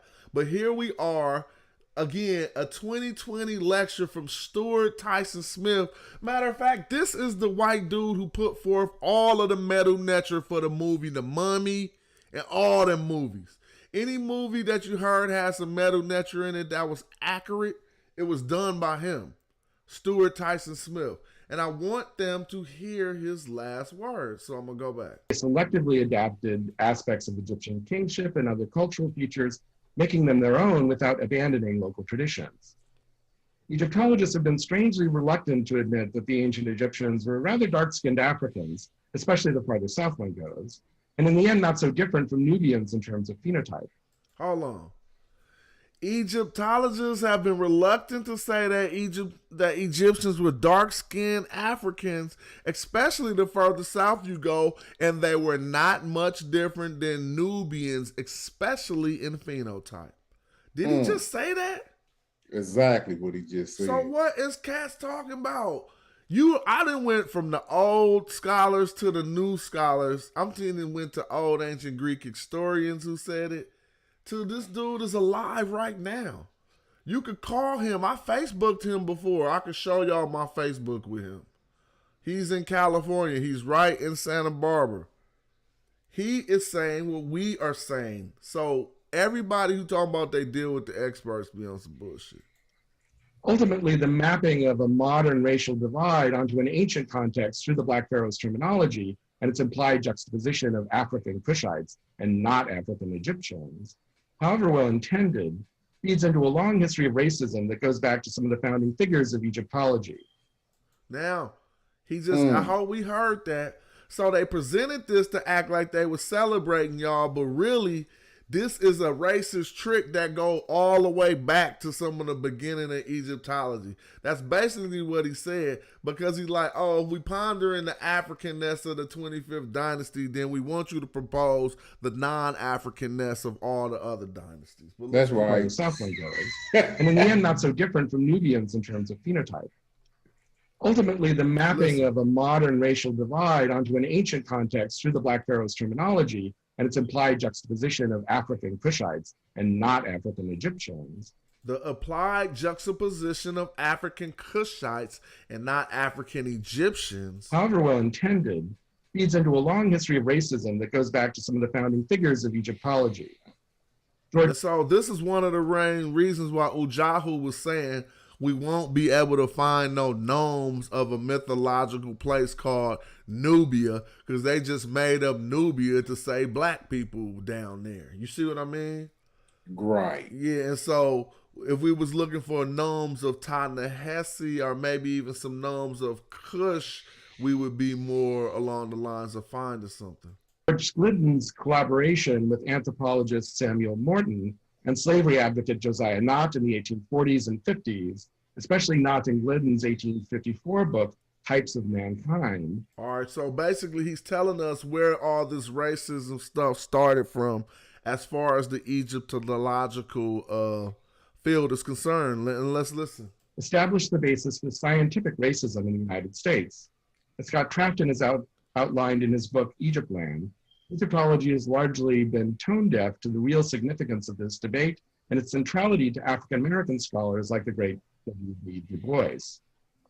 Drawing on some of my own research in Northern Sudan, I will first turn to the question of ancient Egypt as an African civilization. Hold up, did he say the great W.E.B. Du Bois? Yeah, he did. Because what happened was Du Bois had to, Du Bois was, half of his scholarship was fighting about Egypt. Yo, I'm just tripping because he said the great, but these guys are trying to denote African scholarship with the word Afrocentric. I know. That's what I'm trying. Blood, these dudes is the worst. They got the worst character you ever seen on earth. Like really. They trying to talk about I'm an honorable man this, but look how much degenerate, indignant shit they do live on TV. You disrespecting your own culture, and you got to be told by a scholar from another culture how great your shit is. Why you? And they demonizing us by saying that the only reason that we believe this is because we black and we want to make this situation black. Exactly. But I don't mean to interject, bro. Nah, that's what we're here for. It's crazy, you know what I'm saying? Because they trying to make us out to be crazy. Exactly. Well, let's look at this. Let's hear what he says. With a long history of intercultural interaction and mutual influence. Within these discussions, I will take Egyptological bias and racism into consideration. In Sudan, I will first turn to the question of ancient Egypt as an African civilization. Okay. Then with examples from our ongoing excavations at Tombos, I will discuss Kushite civilization as not just a reflection of Egypt, but as a sophisticated African neighbor with a long history of intercultural interaction and mutual influence. Within these discussions, I will take Egyptological bias and racism into consideration, and will conclude with some remarks on why it is important in the context of anti-racism today to acknowledge the African foundation and origins of both Egypt and Nubia. So I be hating suckers. So you trying to tell me I could sit at a bar and have a beer with this man and we could get drunk and be talking about this shit and get along, and me and Chief X go to the bar and we have a brew and talk about this, we gonna be fighting? Not fist fighting, but you know what I mean?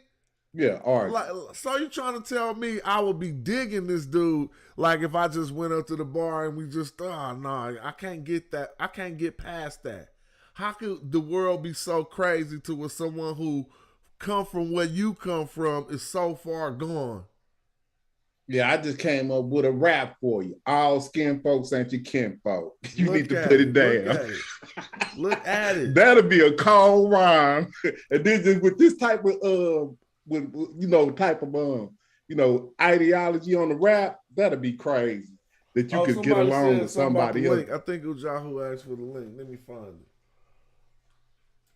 But yeah, that would be a cold rhyme right there, bro. All skin folks ain't your kin folks. Well, I gotta stop sharing to find the link real quick. Share screen. Oh no, not share screen. Yeah, man. But I'm still going to let him say some of the stuff he got to be said, because I don't even care about monetization and views. They always give me a copyright strike when I do this, but I more or less care that the knowledge is revealed. You know what I'm saying? Right. So let me pick up the link. Yeah, we all do this because we care about our history. You know what I'm saying? That's what this is about. And when you got opposition, especially within your own ranks, you know, in opposition of it, it's very disappointing and disturbing to the spirit. Like It this is is. It is, dog. I mean, sometimes I'll listen to Chief X video and I'll start getting gut wrenched for no other reason that it's somebody in the world that think he telling the truth. Right. You feel me? So my stomach could be turning like, oh, I feel sorry for the young dude in the hood who think Chief X know what he talking about, man. You know, I think a lot of their audience come from the Hebrew sect, you know, because these people, brother, we want to acknowledge it or not, they're our historical enemies even today because they're pushing that history against the history that we have. You understand what I'm saying? So this battle has been going on since they closed those temples. Well, I mean, yeah, I mean, that's what even Stuart Tyson Smith is going to say. He's just going to be talking about a lot of the pro-slavery sentiment went into Egyptology. Exactly. Basically, when we say that they couldn't allow us to do nothing great because they wanted to demonize us, that is a big truth. And a lot of scholars, not just us, allude to that. What's up, Ujahu? Hey, peace. Can you hear me? Yes, sir. What's going on? Hey, it's a really good build, man. I tuned in late, but when I tuned in, y'all were on it, man. And so I'm not sure what was said before, but it's a good build. But I wanted to come just make a comment and then suggest something to you, because what I was gonna do, I was gonna do a presentation or a quick live or something to just show what I mean, because I always tell people don't fall for the banana in the tailpipe when it comes to this whole Kush, Nubia, Egypt stuff, and people ask me what I mean, and so I try to explain it, but it's like all sporadic, spread out. So I was just going to dedicate like 30 minutes or so to go in on what I mean with the scholars changing the word Negro and swapping it for Nubian as justification to keep that area black, as to separate from Egypt. You know, basically what you just said. And then Dr. Smith, I have his clips of the things that he's saying, and I was going to show that along with breasted, and how Budge and breasted in their scholarly works, where they actually switched it Nehisu with Negro, and then that's black. And it goes all the way back to what the Greeks did and call it Ethiops, everything there. And so they capitalize off of what the Greeks did as an observation. See, the Greeks weren't doing the racial thing. They were just making their own observations and calling it like it is. But then the early Egyptologists used that and then put the modern notions of race on it to discriminate and to separate Egypt from Africa, because they had to justify slavery. Because remember, Egyptology was born while slavery was on and popping.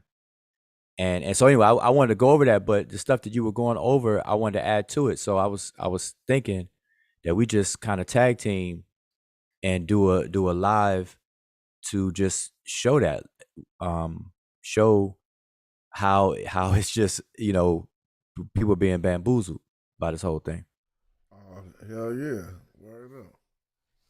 So what you were saying about like, because when I first tuned in, y'all were going in on Nubia or things south. You know, when you were talking about Ta Seti, and that's when I came in, when you were focused on Ta Seti, and I think Serenput and stuff like that. See, all of that is part of the puzzle. You know, in the explanation, just to kind of dispel this whole thing about. Would you have dates with that, Wujao, like to be able to put the dates to these time periods so people could so you could, you know, people would know what time periods we're talking about? 12th dynasty right there. I don't know the date, but the last man. I'm talking about the Reisners and all of that he was talking about, because we need to know at what time did these people start interjecting this information. Right, but that's a good point. But yeah, we got the date. I have the dates, but we need to you know, right? We need to show it though, right? Yeah. Like you know, one because thing, you know, Budge, because really it's all around the same. You know, Egyptology didn't start till 1832, and then after that, late 1800s is when Budge steps on the scene, breasted and all that. Late 1800s, early 1900s, and Budge did a whole bunch of works, and then then there's a split because Budge wised up. Budge started being more observational, and that's why he's pretty much dismissed today, by a lot of scholars. But Breasted and all his contemporaries and stuff, even all the way up to Gardner. After Gardner, we get some more objective scholarship, leading on up to Dr. Stuart Smith. Where they can't say anything other than anymore. After Gardner, after 1960s. Basically.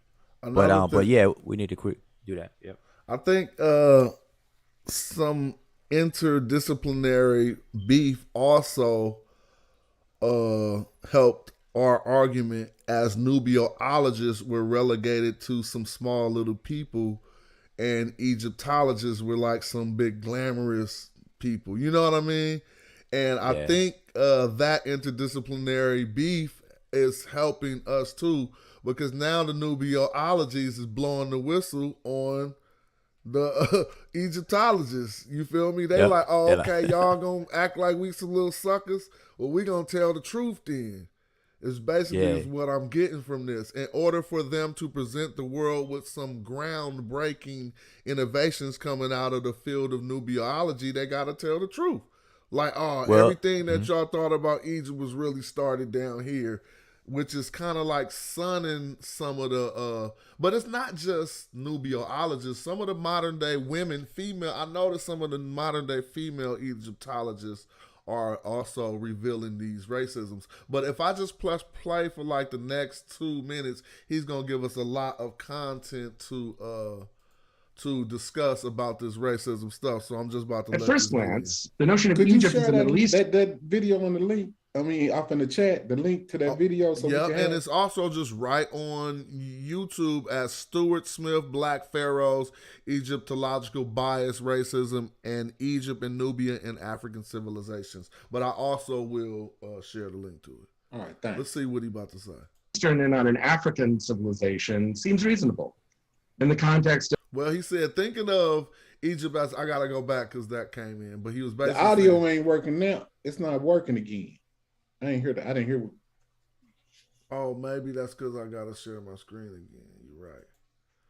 And I think you got it thanks on for keeping mute. me on point. Microphone on mute or something too. Okay, yeah. Let me see. Hold on, I'll get it because I got to share my screen again.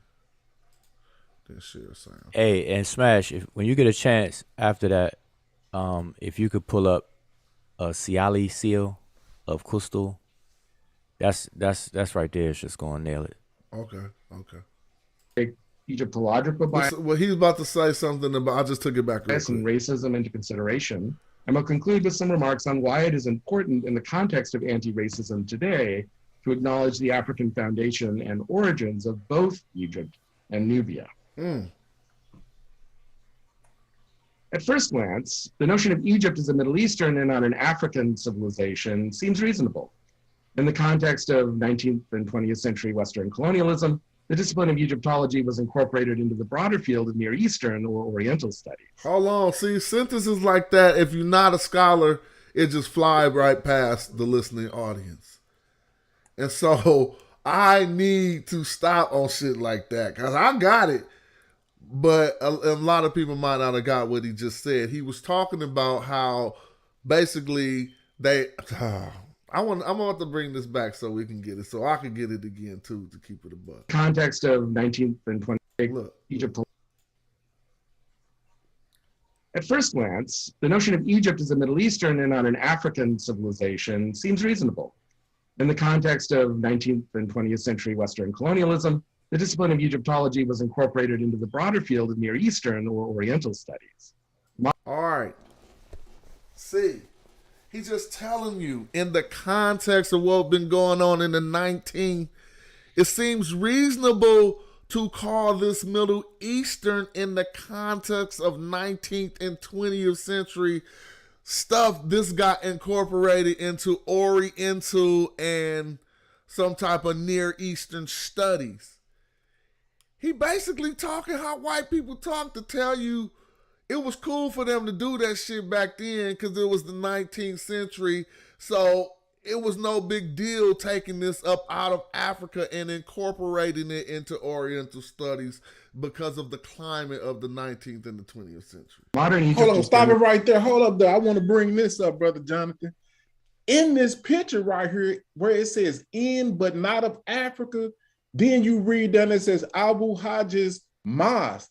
They're letting you know that this is a Muslim mosque right here next to, I guess that's Thebes or something, because you can see in the background the obelisk and the old structure right here where the new structure of the mosque is built. You breaking down So he's other telling things you- you wanted us to see. He's telling you that this is not of Africa. But he's basically saying he's challenging the theory in but not of Africa. So they're saying it's in Africa, but it's not of Africa. And Exactly. what he's speaking to is to challenge the theory. But I wonder Hold if up. what you were saying about this photo is correct, that he showed this for that reason. What were you about to say, Joe?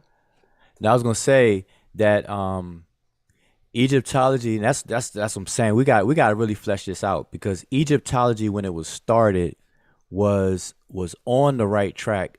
It got hijacked by the Orientalists, biblical archaeologists and Orientalists, and that's why they moved it over into the Middle Eastern conversation, which is what he just said. That whole biblical and validation of the Bible and those Abrahamic religions is why they hijacked Egypt, because of Champollion's decipherment in 1822, and then 10 years later, they solidified the scientific field study of Egypt, and then at that time they hijacked it. You're right. And Not so to it was not to cut you off, but not to mention the 19th century sentiment towards Black Africa and slavery and all of the pro-slavery conversations that required you vilify anything Black.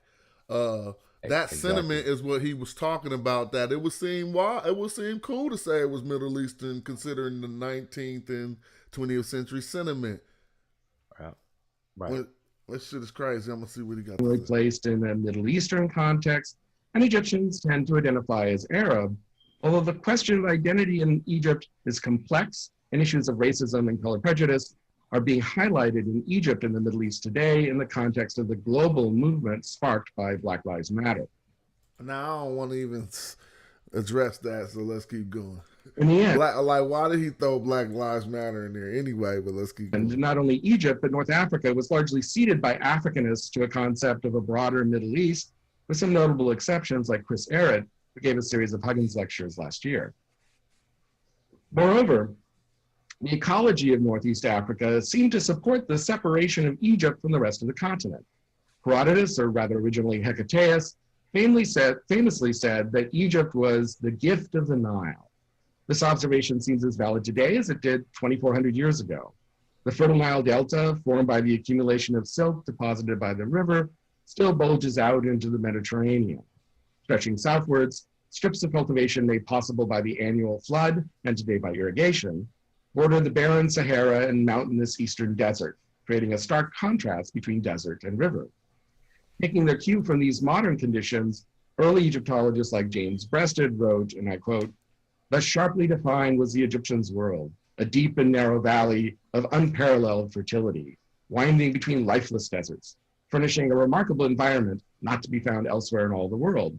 Hold on, let me just start and note to anyone listening, what is he talking about is what the sentiment that set the climate to make them easy for them to carve Egypt up out of Africa, just to be clear.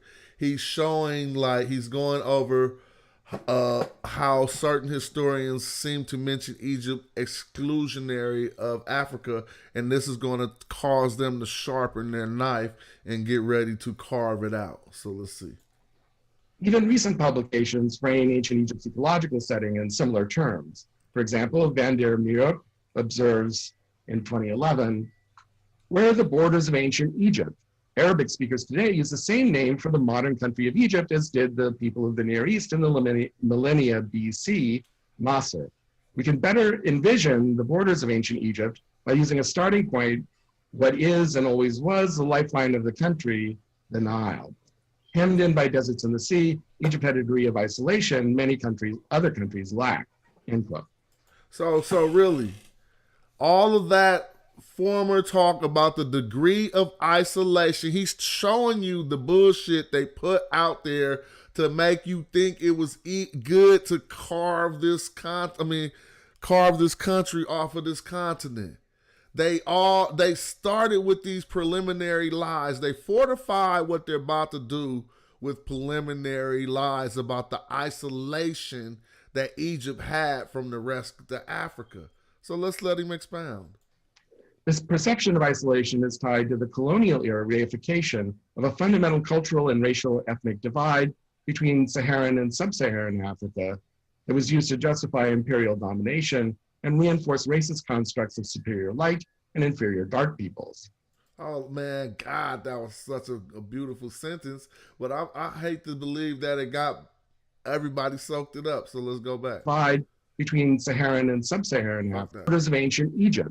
Arabic speakers today use the same name for the modern country of Egypt as did the people of the Near East in the millennia BC, Nasser. We can better envision the borders of ancient Egypt by using a starting point, what is and always was the lifeline of the country, the Nile. All right, here we go. Hemmed in by deserts and the sea, Egypt had a degree of isolation many other countries lack, end quote. This perception of isolation is tied to the colonial era reification of a fundamental cultural and racial ethnic divide between Saharan and sub-Saharan Africa that was used to justify imperial domination and reinforce racist constructs of superior light and inferior dark peoples. He just said everything right there. That's why we say the word Nubia. Everything he just said was basically breaking down how they reinforce their superior light and inferior dark, coming up with this pseudo sub-Saharan theme. He's breaking it all down. This is all what we be saying. But when you put it into his words, now people can eat it up, basically. The way he invokes they're gonna say.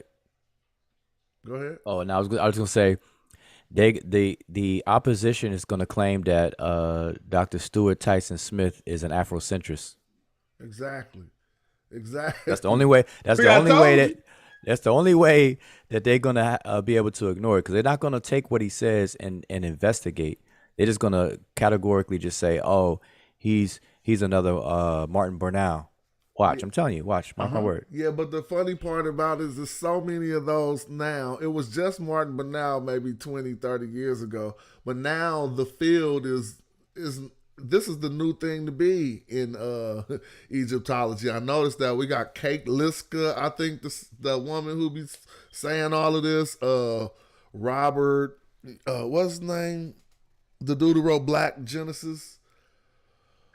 Thomas Brophy. Duval, exactly. A lot of, they're not so much French scholars, but he was never considered a French scholar like them. He's a straight at UC Santa Barbara, and he's very accredited. So now, for some reason, they want to tell the truth, and I'm reaping the benefits of it. But guys like Chief, who don't really sit and listen to lectures like this, won't understand that the tide has been changing in Egyptology. He's using old books, and dude about to tell you. So let's listen. Hold on a second. Go ahead. Didn't they just accept someone's work in the Met in New York? One of our scholars, was it Dr. Jeffries' work, or whose work is that they just accepted into the Met, or the changing of the the changing of the Met? Aren't they featuring Dr. Jeffries' work or his wife's work in the Met right now? I'm not sure. You know about that, Ujo? No, yeah, I'm not. They changed. They have a exhibit on there called one of Sheikh Anta Diop's titles of his book. Y'all haven't seen that? I haven't seen it, but I'm not familiar with what's in the Met so much. I'm in California. Okay, you're right. But Brother Reggie had just did a presentation showing that they had finally acknowledged our scholars. So this is coming to light slowly but surely. But I thought you guys knew about that. Well, I know about what you said, but I didn't know that Dr. Jeffries was connected to it though. So that's part I'm not. Yeah, they had a whole celebration or a presentation with him there, And they got pictures and Okay. everything. I thought y'all knew. But anyway, Okay. let me go No, ahead. I want to see what he about to say. Egypt, which the ancient Egyptians never used themselves, resonates with the biblically derived and now discredited Hamitic hypothesis. Okay, so basically, he said this theory that the ancient Egyptians never used themselves derives with the biblical or whatever Hamitic hypothesis. And he about to break down what that is for the people. Which considered North Africans, including ancient Egyptians, as Caucasians with Middle Eastern connections. Now, let's just stop right there. The Hamitic hypothesis, 1932, considers North Africans as Caucasoids, and I know it be niggas who call themselves geneticists hopping on our stream saying this same shit. That they could be tells you right considered there, Caucasoid. It tells you right there, Roman numeral 1, Caucasoid race. Roman numeral 2, Mongoloid race. Roman numeral 3, Negroid race. And Yo, they got there you go. Europeans going all the way down in the Kenya. So look at this. And this is what our opponents is really, not even the dumber of our opponents, but the so-called bright ones who be talking about genetics and shit is using this. But The you know, Hamitic- Go ahead. Oh, I'm sorry, go ahead. No, I was just talking. I'm just running my mouth. No, I was just gonna say that the justification of this, or what this comes out of, is cranial observations. And so that whole thing, Caucasoid, Mongoloid, Negroid, was based on the skull types, and that's been long pushed, shoved to the side. Yeah, you know, but people still using it. Like, So what is that they got up there at the top? Hamites? What is that? So Is that what basically, that is? this is the pseudoscience that Hamitic is supposed to be Caucasoid to them. So they're saying all of this up here, and this was obviously proposed in 1932 for the reasons we know why, so that they could take everything that was in North Africa. But in this theory, these people got noted to be Caucasian. But we hear people repeat those theories to this day. This is an old ass scientific outdated theory, but cats be coming in like those people Caucasian. I done heard that on one of our live streams in at least the last week, dude.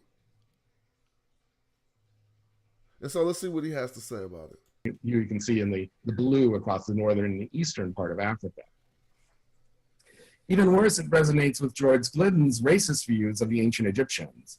Gliddon supplied Egyptian skulls to Samuel Morton for measurement and hierarchical racial typing, there you go, skulls. Told you. urging him in 1841 to support his notion of Egyptian origins in Western Asia. He urged him to support his notions of Egyptian origins in Western Asia. Let's catch everything. I he quote, said. They told you. I am hostile to the opinion of the African origin of the Egyptians. Wow.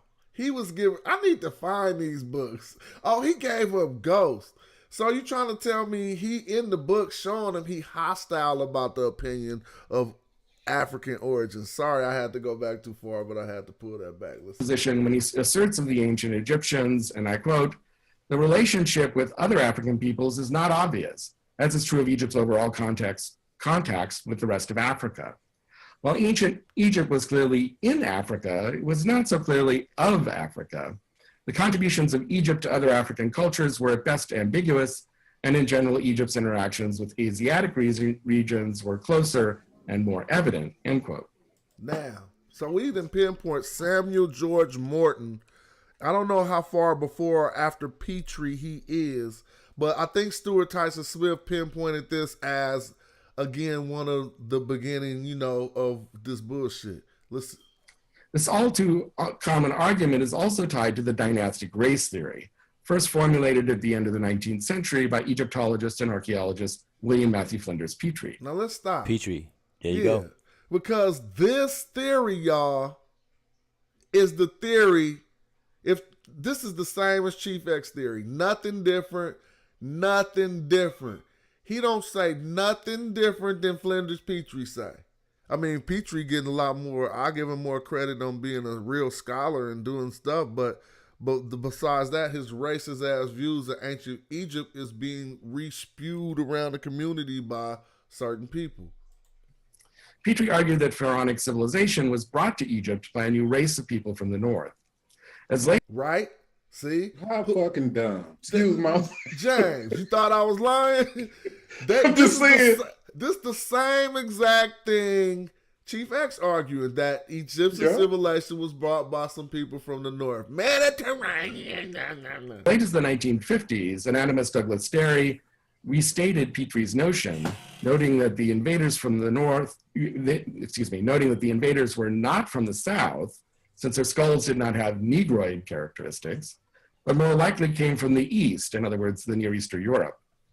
Implicitly aligning himself with Morton, Knott, and Glidden, Derry argued that the skulls were, and I quote, very suggestive of the presence of a dominant race, perhaps relatively few in numbers, but greatly exceeding the original inhabitants in intelligence, a race which brought into Egypt the knowledge of building in stone, of sculpture, painting, reliefs, and above all writing, hence the enormous jump from the primitive pre-dynastic Egyptian to the advanced civilization of the old empire. So let's get this straight.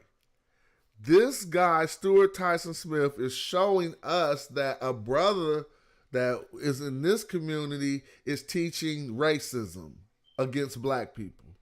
That's what Chief X is doing. He's actually teaching racism against black people by espousing his views. Because he's this saying the same thing that Petrie's saying. That these niggas was not smart enough to build this civilization. That's basically what Petrie said. Exactly. Hold up, but keep that pause. See, Chief X is not the only one. It's the sentiment of everybody with these terms, these pejorative terms like Hotep, Egyptomaniacs, and all this other stuff. It's all the same sentiment. They're Hegelites. If you look up George Hegel, you're gonna find the same thing. Because remember, the intellectuals at that day and time had this widespread view. It wasn't just Petrie.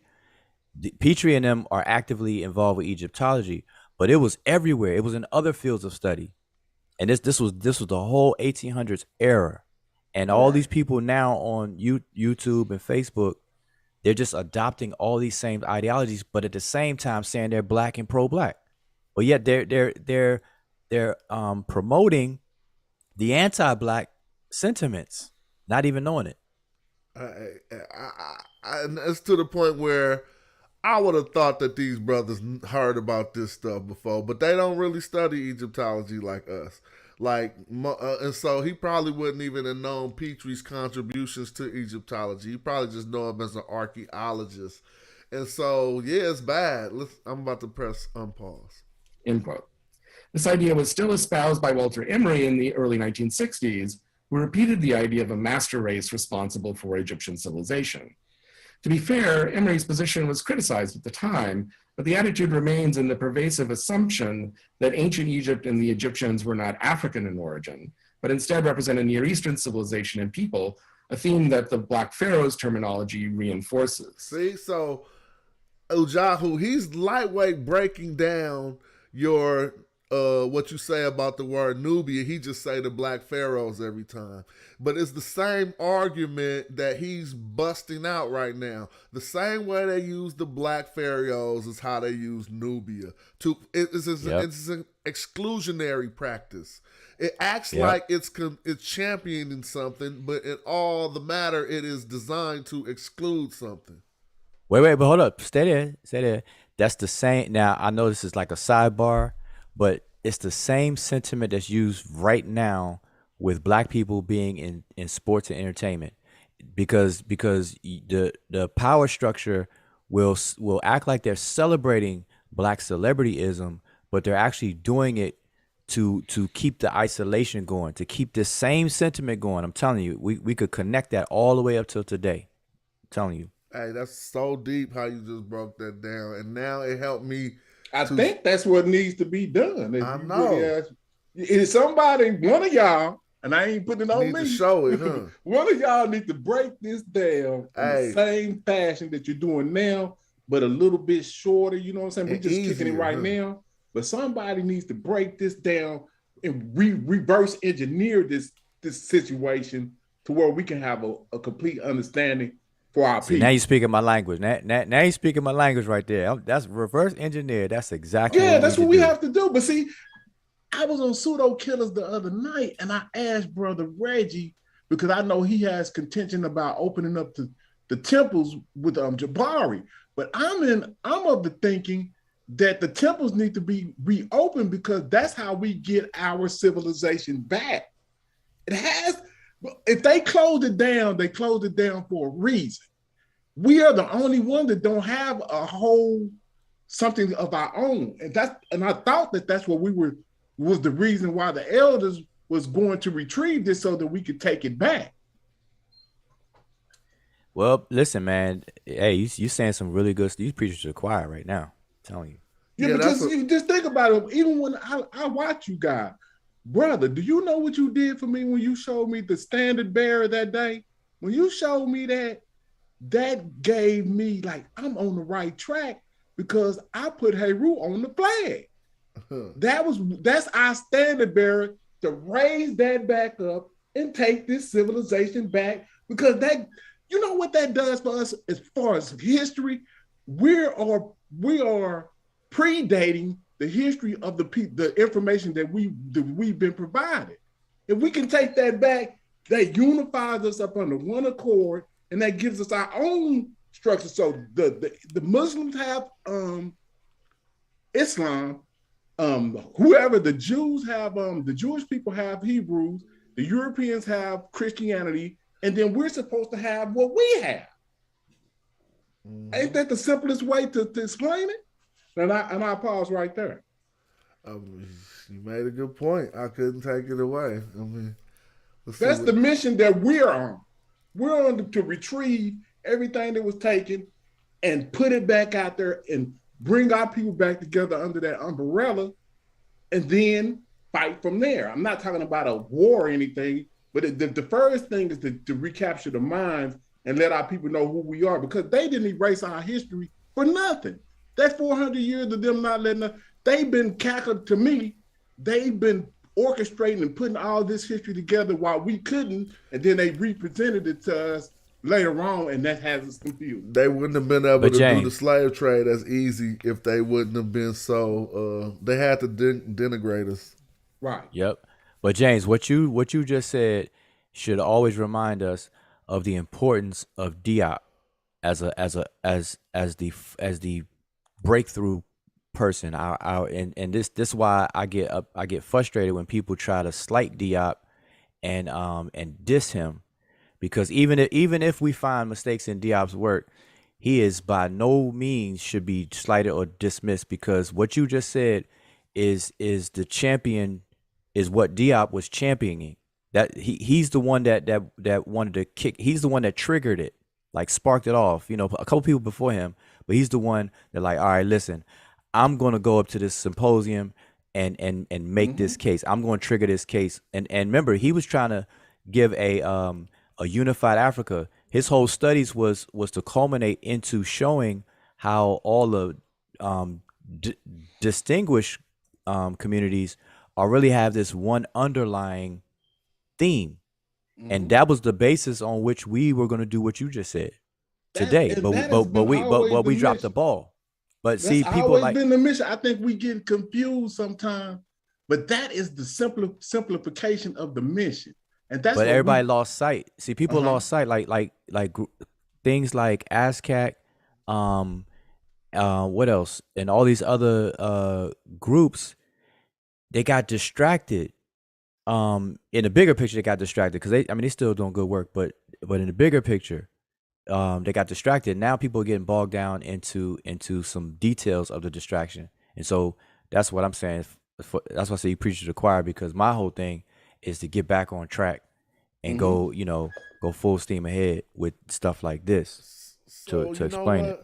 We're so, in this conversation we're so far along. We understand what we're hearing, but I don't understand how there can be any opponent to this view after looking at stuff like this. Like, if people who are in this argument get to even see this video, how could they even entertain anything Chief X or any of the opponents of Black Africa have to say after looking at stuff like this?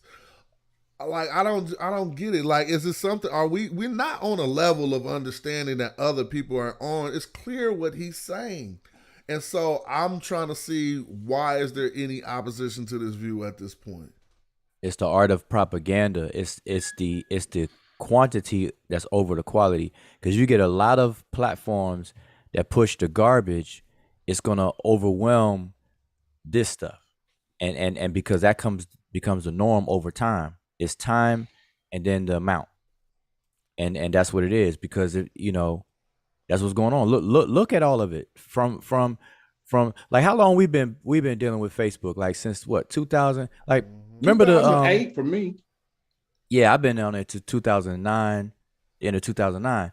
But I'm saying, Smash. Like, remember when we were bringing these things up, like in the Metal Nature, with Divine Ruler Equality, me, you, Asar, and all that stuff. So from back then until now, look at all that time that went by, where the YouTube streets and the platforms were saturated with the garbage stuff. Though I mean, from the young pharaohs to all this other stuff. So that's the problem we're having.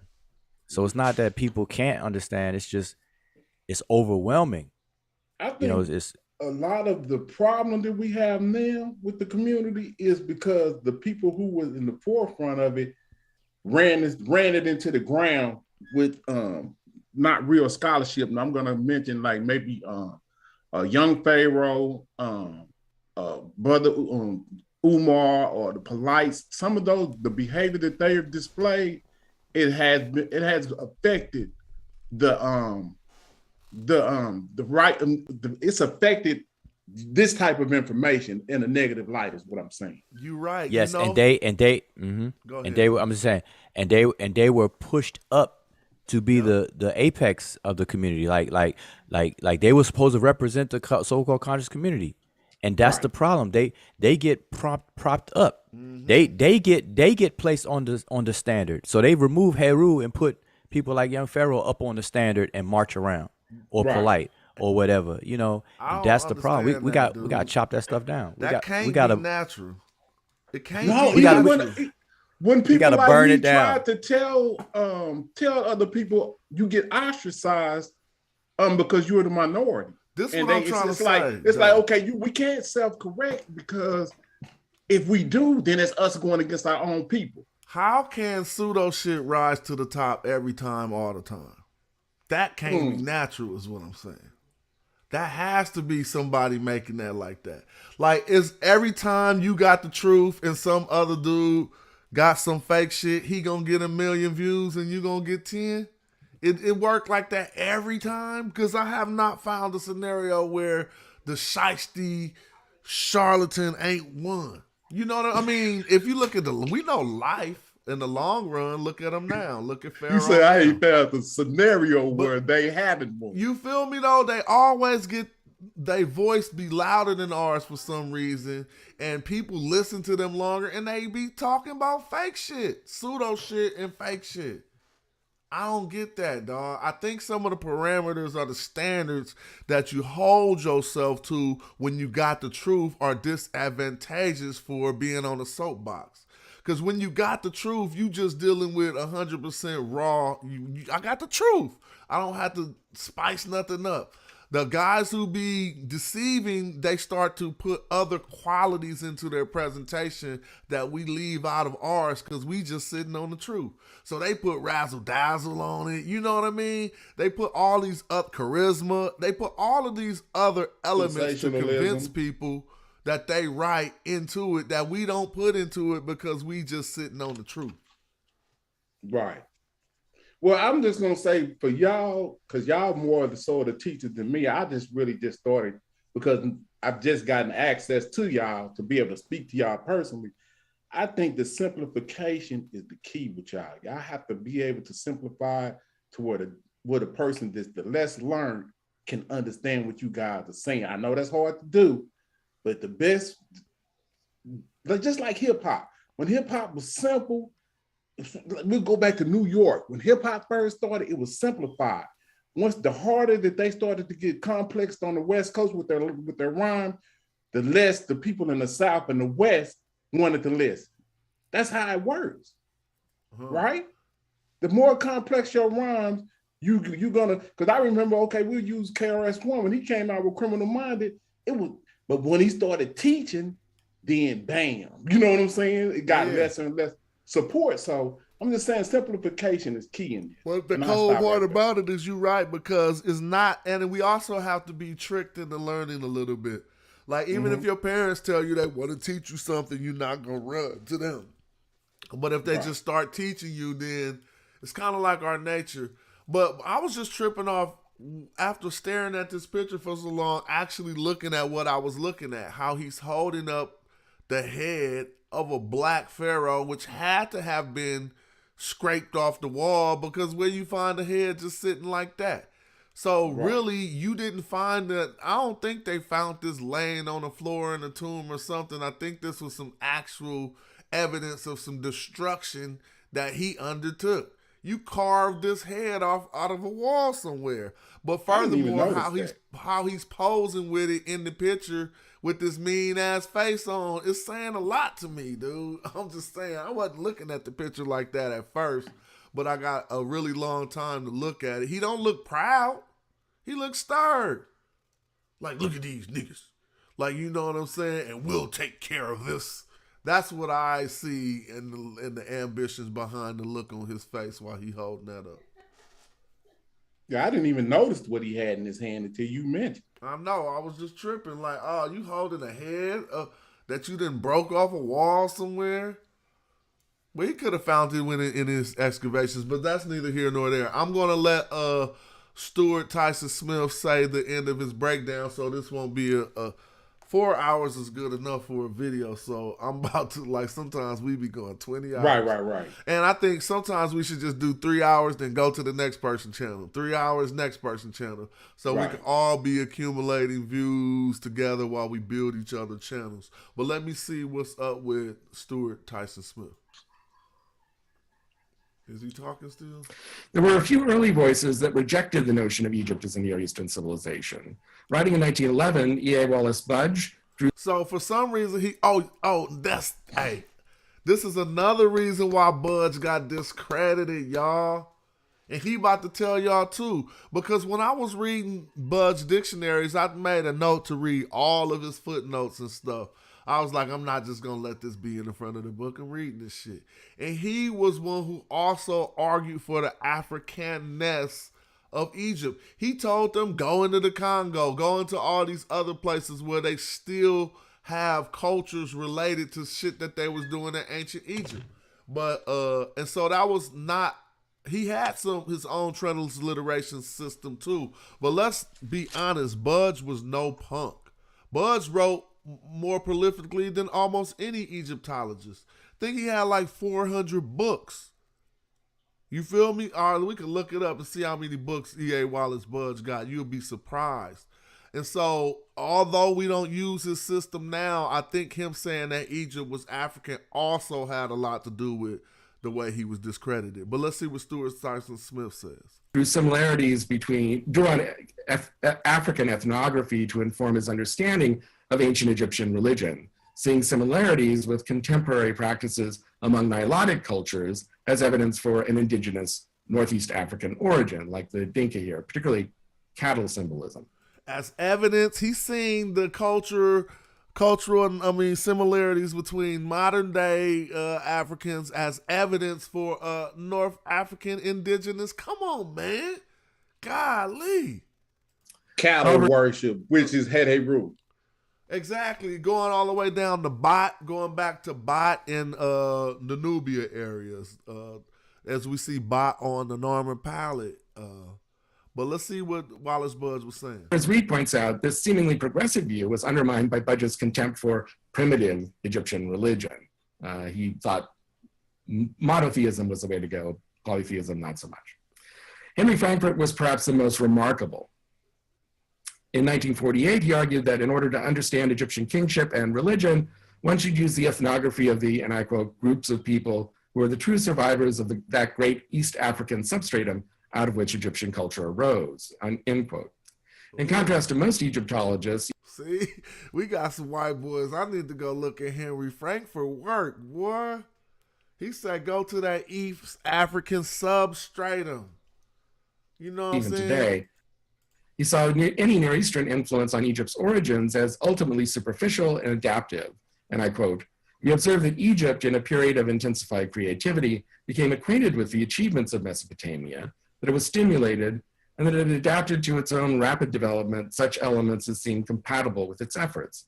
It mostly transformed what it had borrowed, and after a time rejected even these modified derivations." The famous Narmer palette illustrates this principle.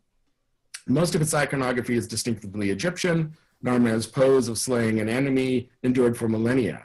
And the cattle imagery of the goddess Bat Hathor and King Esbul were also enduring Egyptian symbols, and again, affiliated with that African cattle pastoralism.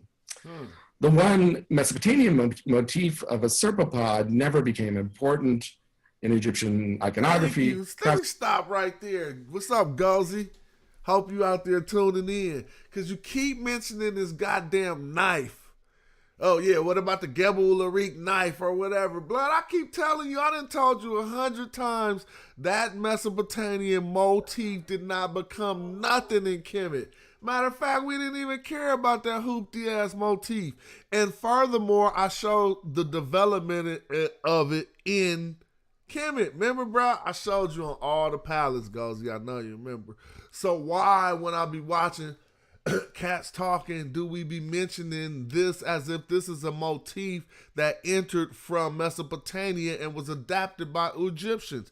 He just got through saying this shit wasn't even nothing to Egyptians. That's just what he just said. He was like, this shit didn't even become popular. But let's go. That's borrowed from an object like the cylinder seal, another Near Eastern feature that was quickly adapted to an Egyptian context and eventually abandoned in favor of scarab and stamp seals.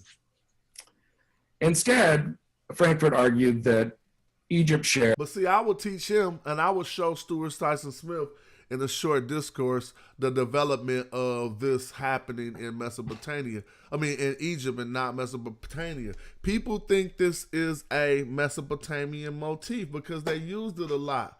But I got enough stuff right on the screen to show that it ain't. Yeah, I could have sworn you did a presentation where you were showing that, but I don't know. I wonder if y'all could chime in to the validity of what your claim is, but it looked at pretty much, you pretty much nailed that on, to the damn to the wall. From what I see. Yeah, I think I did too, and I appreciate that. But I'm gonna say Egypt. Let me see. I appreciate that. I think I did too, because all we got to do is look through a collection of these palettes, right? And we can show in pre-dynastic time the separate pot. See, here's the first one. I'm about to show y'all it. This is some of the dopest shit you about to see, and you can't even see this in Egyptology because they don't fuck with it how we fuck with it. They got their strong suits, but we got our own strong suits. Is that Heru at the top on the left? Pardon me? Is that a representation of Heru on the top, that bird right there? No, I wouldn't say so, because this looks more like a stork. Yeah, dude, it we like got that long beak. Pelican or something. But what I want us to notice on this ancient palette, we have two giraffes, these are two things that we need in order to make a cephalopod. We need two intertwined cephalopod. We need two giraffes and a circle. So let me break it down. What I'm showing you now is the two giraffes on a palette with the circle, the makeup circle that they would put in there before the motif was joined as one. And then I'm going to show you it become the beach. Now they're starting to think about joining it as one. Look, the same two giraffes. See, I beat their ass up with the bullshit. But hold on. Let me interject. Okay. Does this predate anything in Mesopotamia? Definitely do. All of these palettes go back to where we ain't even got nothing. Like these go back to the 33. What is that, a hyena right there? So I'm not sure of what this was supposed to be on top of that palette. Maybe that was some type of a dog head, or could almost look like a mouse, but I wouldn't know. The point is, first I showed the two giraffes and the circle represented on separate sides of a palette. Now I'm showing the two giraffes, and you can see they're starting to think about intertwining these necks, but they just ain't figured it out yet. Right. At this phase of the stylization of these palettes. But then watch how they start to do it for the first time. Bow. They do it different. See? So what I'm showing is the development of this motif. You can't show me the development of this motif in Mesopotamia. All you're going to show me is the final product, two giraffes now that called cephalopods with intertwined necks. So now this is still a prototype. This is when they first joined the necks together. You feel me? But they wasn't doing it twisted. They did it from the left. Yeah, I see how you. Yeah, the left giraffe neck is the left side, and the right giraffe neck is the right side. Now they're gonna start twisting them, and so it's gonna get to at the end. We're gonna have something similar to the motif of what they call a Mesopotamian cephalopod. And I'm like, what? Now we get to this on the Norman palette. So where they finally twist them the same way they did in Mesopotamia. You see? So we don't play no bullshit. This is real ass homework over here we doing. Well, just think about it. I mean, you see at this point. Go ahead. No, just real quick. You know that the conceptualization behind that lasted all the way up until what we now know as Sematawi, the tying together of the two plants, because remember that's on the Namers palette, it's showing unification of something. Mm-hmm. And so, he unified. He's given credit for unifying Egypt, and those necks being unified are two separate things coming together as one, and that goes into the converting to the plants. Because notice they didn't use the giraffes later on. What is that they're using right there? Those lions. You're right. So they look like, whatever type of animals, but I just call them giraffes because of the long necks. But two things to remember, too, is that this palette was a makeup palette. So the circle in the middle of it is mandatory whether you have a motif or iconography or not. The circle in the middle is supposedly for us to mix paint in. You feel me? And so even if we look at the palettes that don't got it, they're going to have a circle in the middle so that the person using the palette could have his place to mix his paints or whatever, or mix his whatever he was mixing in there. But what we're detailing is that we also see the motif that they call Mesopotamian developing in Egypt. You can't tell me we would get from these separated entities with a circle in the middle, and then by the time we got to the normal palette, well, we could even show the developmental stages. So then by the time we get to normal palette, when it's just simply, and we can even show them using a snake for it once when they had not figured out what they wanted to do, like right here. They still got the circle in the middle, but they used the snake and entwined it. So we know the circle was not symbolic, but it was for the palette to be functional. At least that's what some archaeologists presume. Like they will wipe their paint on there or what have you. But so do these have chronological dates for these? Some dated. Some of them are dated, and I would probably just have to go down and look to a little. And bit what region are these found in? Yeah, and then I'm pretty sure that's probably on there too, but it would be different for each one of them. The majority of the palettes are found in Upper Egypt. What were you about to say, Ujahu? I was gonna say, notice that there's always a mirroring effect where you have two things mirroring each other on two sides. Like when you go up, like if you scroll back up. There's always the usual thing is two things. There's two things that are usually mirroring each other. So you got two giraffes, two of those gazelles or whatever. And you go scroll up, you see two hyena looking animals. It's usually two up until see the two giraffes. But even when they weren't intertwining the necks yet, like look at that one right there. See. See, it has two things. Look at the outer edge is two. Yeah, I see that. Everything has a plurality. And then two of the giraffe things over here too. Right. So it's always showing two.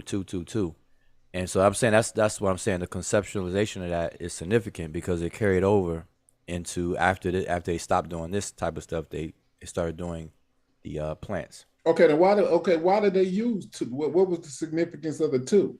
Like, why would they always show with Was, the like above below situation was or it what? symmetry for design, or what do you think? Well, that's what I'm saying. In Egypt, the running theme underlying all this stuff is Egypt always saw itself as the unification of two things. That's why they call it Tawi, which is dual for two Oh yeah, regions. that's right. Okay, Yeah, I'm You tripping. got Taseti Tameri, that's one set. You got Kemet versus Deshret, that's another set. You got Talmehu versus Tashimau. So everything comes in twos. You got okay. Idebwe, which is the left riverbank of the Nile, and the right riverbank of the Nile. Now, I remember once Ankh was getting mad that Asar had said that the Ankh was a man. But I remember in in some of my old research finding this palette right here that represented the Ankh with two legs. And it was this one. And I don't want to expound too far and call these legs, but I will just say they're legs of an Ankh. I don't mean human legs. But this is also a very much older depiction of what we call as Ankh was Seneb, I think. You know what I mean? But this Ankh is represented different to me, and it always caught me off guard to come back to this and deal with this at one point in time. But we see Hold that up, Jonathan. What is that? Okay, now the thing on the right represents Set, right? What is that on the left right Wait, there? to the right is Seneb, am I correct? Or Was. We always see That's him with Was. this To the staff. right is Was. Wait, are we looking at Yep. the same thing? It's a Was scepter. Yeah. We're looking at the same thing. I was just trying to make sure because I noticed we always see Set represented with that same symbol too, right? But it's usually the set top head part. Okay, yeah, that's what I'm saying. You can't see that as clear detail. So hold But on, I got Watch two experts on the line. Let me ask for the layman person, what do y'all say the Unk represents?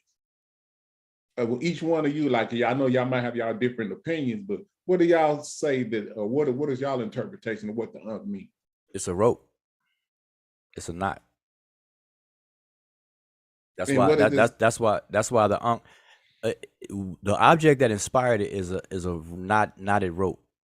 Okay. And how we know that is because all the words that deal with Ankh outside of the traditional translation of life deals with something that's tied up. So there's a word Ankh that means document, and we know that all Egyptian documents were tied up because they were rolled up scrolls and they were Right. tied up to keep them from unrolling. Even the word for prisoner, it uses the word Ankh. Ankh is also for a living captive, a person who is a prisoner because their hands were tied behind their back. Mm. Ankh is also used as a word for sandal strap, which is to strap the sandals, the sole of the shoe to your ankles and in between your toes. So that's called an Ankh as well. So everything that has to do with Ankh, and even an oath, even a verbal oath is a knot because it binds you or ties you to your obligation. So everything deals with tying and knotting. And so the Ankh itself is a rope, tied rope. When you look at it, you look at a really good detail one, it looked like a rope. So here goes some crazy stuff because before I had dove in on this study, I was just wondering why these standards had arms and were holding people. That's because back then, a standard to me was a religious item. But now when I look at it as a tribal insignia, it makes more sense. It's saying, it wouldn't be saying the God Heru has this man bound. But it's saying the tribe of Heru got your ass. You feel what I'm saying? That's what this says to me, that the tribe of Heru has these men captive. And this doesn't look like another the same bird. It looks like a different bird back here, and it's Yep. two. Yep. But now that I may can be Ibis. understand. That may be Ibis because Ibis was known back then. So would that as be the standard tribe of too. Tahuti or something? Yep. And maybe it very well may be Ibis, but it's real bulky. But it looks like a Ibis. Cause I know there's an Ibis standard. Well, that makes more sense to me now. When I take it out of the religious context, if you look at the standards in the religious context, it'll be hard to understand what I'm looking at here. But looking at it from the tribal totem point of view, like we Heru, now I can see, okay, that's saying some tribe of Heru caught your ass and bound you over here. But there you go, that tied up prisoner.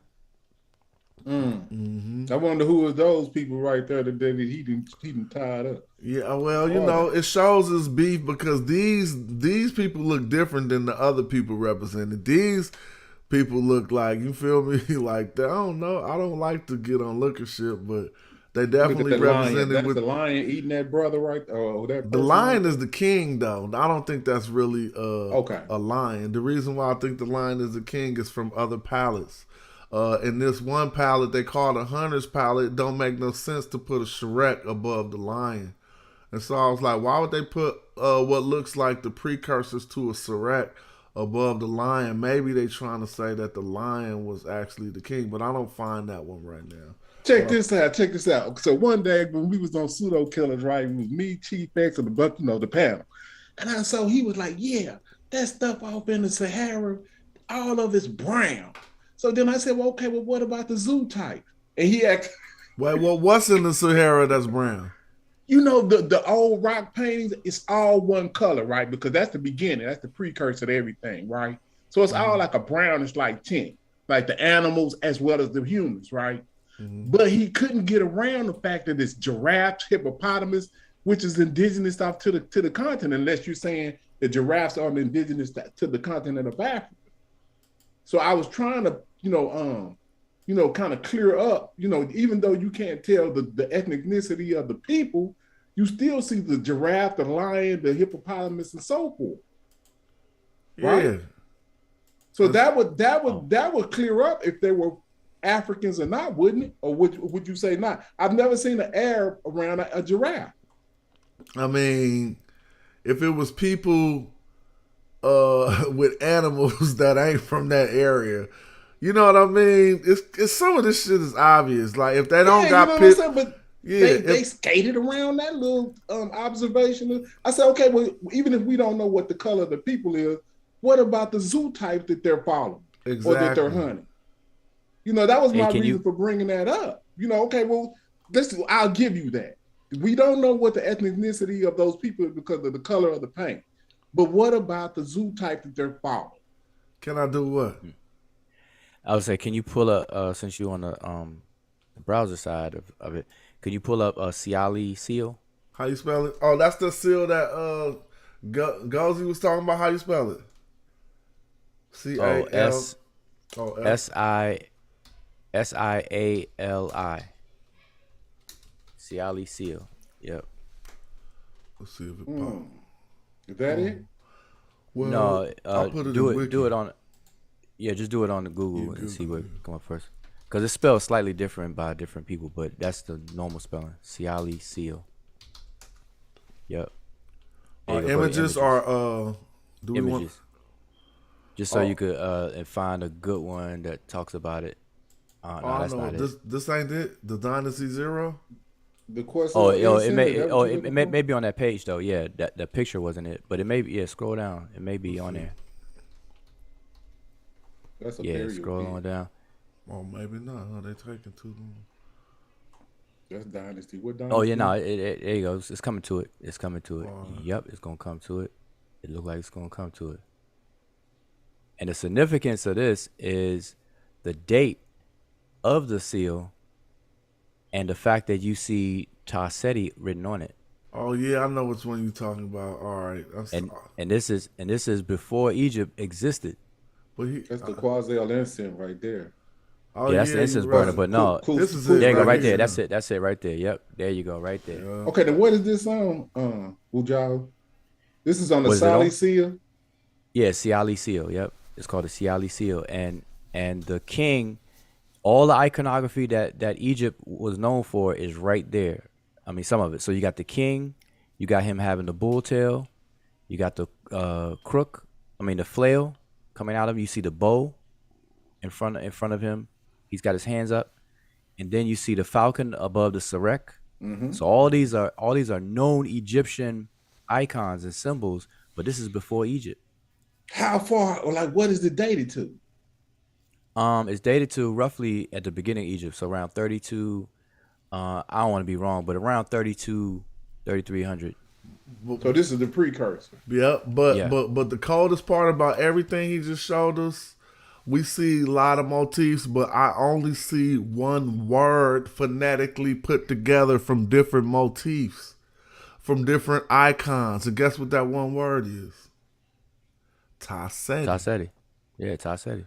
You see that So bow in front of the yep. man? Yeah, I see it. And then that thing that looked like a D aiming to the right? It Yeah, looks I like see a that. D to going It's to the another right, one on right? the other next- side. Yeah, Hey, Rue, I exactly. don't know what that is. But those two, take that bow and that D, and if you was to turn it the way that they use it now, we have sets. And if you take that dot that's under it, it could be represented as the top. I mean that square under it.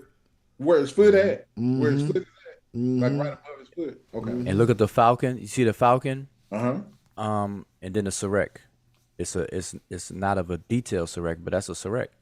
Okay, That's the so where first- is that's this the Heru found? name. That That's the cemetery Heru L is name. where? It's in Kustal. Yeah, show the map. Show the Yeah, map see, where that's that what I'm is. saying. I want that would be interesting. I mean, important to show where this was found at. Like how far north, It's south. It's in Kustal. So Qustul. let me read what he says, because this dude is rather honest too. The first evidence to suggest the possibility of a Nubian A group proto-state Tassetti. See? Hold on, man. I love them sentences. Because we know what a proto means. It means the prototype before it was. So if we got a Nubian A group proto-state of Tassetti during the early Nakata 3, and the evidence of that is a seal impression from Saali, found in 1960 by K. Seal. Or say it represents a sitting bearded bear ruler, apparently saluting with his hands the Tassetti glyphs. Oh, he's saluting. They say he's saluting Tassetti. Apparently saluting with his hands the Tassetti glyphs, land of the Voles.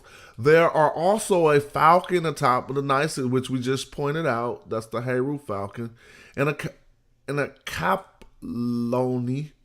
It says this seems a seat tree, whatever. This seems an in-seat tree, whatever. Note the differences in the interpretation of the impression by Williams and that was a person's name.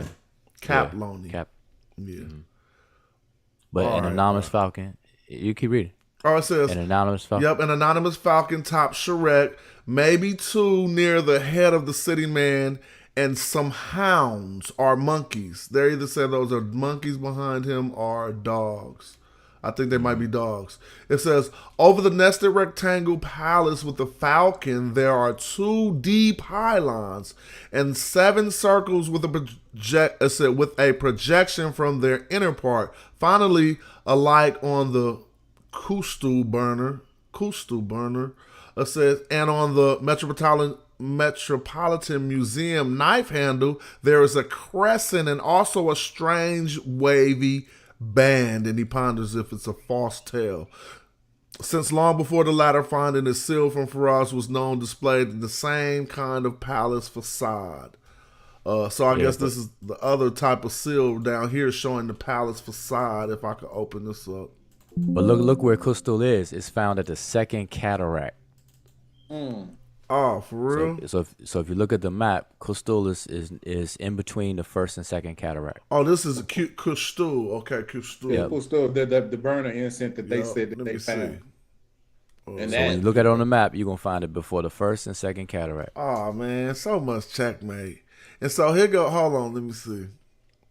But they're gonna say that shit is some bullshit because it's broke up and they can't, even the white crown on it, they saying that that's just a projection.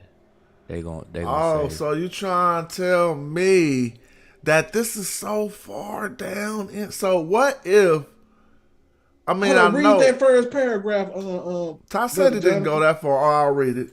Kusol is an archaeological cemetery located on the eastern banks of the Nile in Lower Nubia, just opposite of Balina, and we need to talk about Balina too, or Balana, whatever, near the Sudan frontier.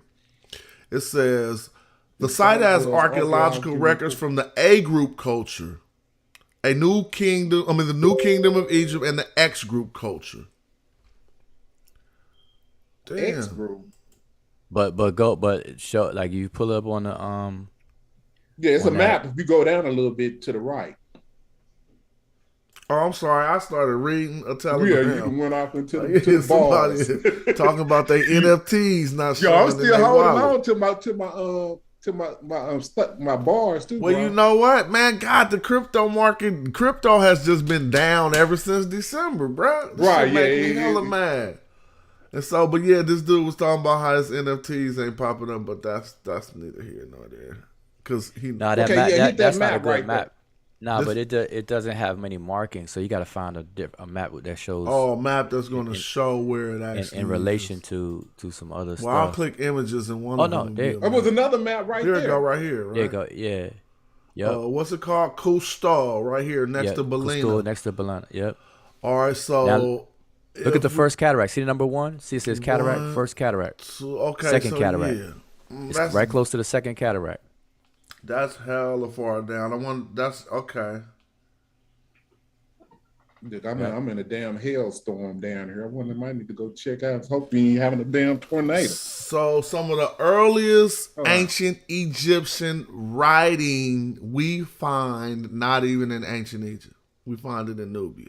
This is why we say Tasseti was here before.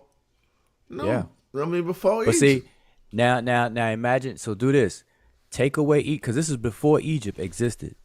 This is we already know that that this is not called Nubia or the region, and so if we strip those banana and tailpipe things away, this is the genesis of what became Egypt, and so this matches with Diodorus Siculus, where you have what they call Ethiopian. Remember, they call everybody Black Ethiopian, or being the mother of Egypt because it's the people in this area that gave birth to everything that we came to know about Egypt as they traveled downstream.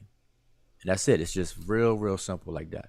And you broke it down. It starts there. You broke that down, and then this map makes it a whole lot clearer for us to see. If I could get this one, since we can see the Yeah, that's a good Mediterranean one. Sea is up here for the people who talk that Mediterranean bullshit. Yet the first ancient Egyptian words we find down here about Abu Simbel, and so come on now, let's just to keep that in perspective.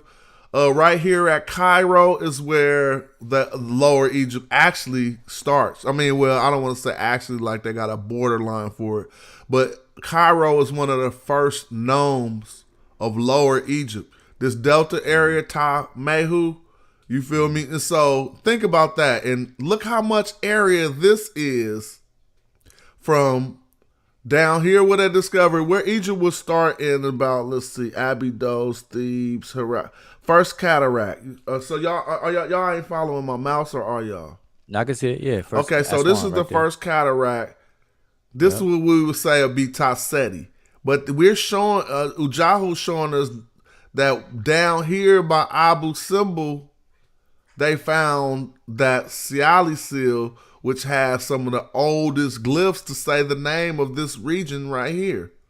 Yeah. But that's Tasseti moved. See, that's the trick. Tasseti is a region of Seti, Ta and then Set, and then it moved up because the border shift at a later period. But that's it. But that whole area was it. But you know what though? Because this is very, very. Look at this Lake Nazir shit. And so really, new. That's I new. know, that's what I'm saying. They really flooded Tasseti. Yeah, there you go. That's what the Nubians, the people who call themselves Nubians today in Egypt, that's their beef. They got displaced. They want access back to their ancestral lands and territory. They got displaced. That whole flooding was strategic. It was twofold. One, it allowed them to control the water and the flow of the Nile, but it also was a very good convenience for them to keep up the charade. They actually put up a natural border now, a physical border to separate the black of Africa versus whatever they're trying to do with Egypt. Right And they there. flooded out all the evidence that we may Yep. could possibly find out later on. Yes. It's just, I'm telling you, They people don't flooded know how out. sinister this is. This Yeah, is They So- only so- moved a couple. They only moved a couple of things Mhm. to Abu a Simbel. higher ground. because it was costly. And instead of them waiting, they just went ahead and invested in the movement of one temple, and then flooded the rest. They like, forget it. We don't care because those blacks, and it was convenient because and by the way, if you go back to I forgot the person that Dr. Stewart mentioned, but the sentiment was like this: now that you got Nubianology is on and popping now, it's developing. People who are jumping into that study, they're looking at it like, wait a minute, y'all mean to tell me this stuff was here all the time? Why didn't y'all document this? That's the push that they're getting. And Egyptologists is like, don't have really anything to say about it. So that's the inner beef that you were talking about, Smash, that interdisciplinary beef. They're like, wait a minute, why is it that we don't know about this already if this was here the whole time? And so they're uncovering that a lot of it was known, but pushed to the side and not studied and not documented. And that's what it is. And then the lake, flooding of the lake and the dismissal attitude of the people and stuff like that is what allowed it to last so long. But now the jig is beginning to be up. And what I'm saying is that we need to thank Diop on our end for initiating this push. Yeah, when I found out they flooded that whole, I'm telling you, I was sick. You know what I'm saying? This just make it that's what make it racial when you start finding out what happened. You know what I'm saying? That's his name. I'm sorry, James. Man. That's the name. Listen, get everything on BB Williams. He's like the expert in this area. In this area. So BB Williams. That's BB just Williams? look him up. Reread that right there. Yeah, I'm about to read that for y'all because look, first of all, when Stuart Tyson Smith was just talking, remember he talked about the death of Laszlo Torok or whatever, and some of the efforts that Torok made. Hold up, you got that cookie. I know this shit gotta get off here. I just gotta accept the cookie. Dang. All right, say. Don't never accept the cookie. Oh, for real? I did that wrong? Yeah, but you did. It's too late now. Go ahead. What happened when you accept the cookie? Man, you done tripped that. But anyway, go ahead. Oh, they gonna know my shit. Well, check this out. Nevertheless, let's look at how this is what I want us to trip off. Finds made during the UNESCO campaign at Terminal A Group before 2900 BC seminary at Cousteau prompted B.B. Williams to suggest that the pharaohs of the Egyptian dynasty Zero, buried at Abydos, were ideologically and cultural heirs and perhaps even descendants of the rulers buried at Cousteau, and thus the final unification of Egypt and pharaonic kingship could look back to Nubian origins. Golly, checkmate. And there you go. The perfect. No, that's what I said. reason Get to BB flood that Williams. area. I got his work, man. Get anything he wrote. You're gonna find he's like pretty much the prominent scholar on Nubian, all things Nubian. I guess we just testing to see if we can argue our stance, because we know this shit already. You know what I'm saying? Like, I just asked myself, what you doing? You know everything you talking about. Like, all this stuff we talking about, we know it. We trying to get other people who are being convinced by a pseudo to understand it. Yeah, I think now it's a matter of just organizing the information, like, and then laying it out, because I will speak for me then. Like, I've been talking about this for a while, but it's been spread out though. It's like it like in a afterthought type conversation or whatever. Like, I don't think that I haven't really intentionally like made this be the topic of discussion and then just go in. Like, it always comes up as a secondary question, or at the tail end of a live stream or something, So I think, now it's time to really. Yeah. I'm looking over here and he pop up. Zion Lex debunks the Q-Star incense burner. How you going to debunk? Look how he looking too. As a sign of pre-pharaonic kingship. See, that's what I'm trying to say. You motherfucking religious motivated brothers is tearing up your own history because what type of God is that? Let's just ask me this. What type of God would want a man? Debunks the Quisto incense. I told you. What type of God will want a man to debunk his own history? That religious stuff, bro. I'm Hey, telling you, but bro. They the religious that enemies of the that day. is what this whole game is to produce. Like those people are children of this game. Like the people that with that sentiment. First of all, Hegelites. I don't even think he's saying that right. This sentence don't even. Do you debunk an instant burner?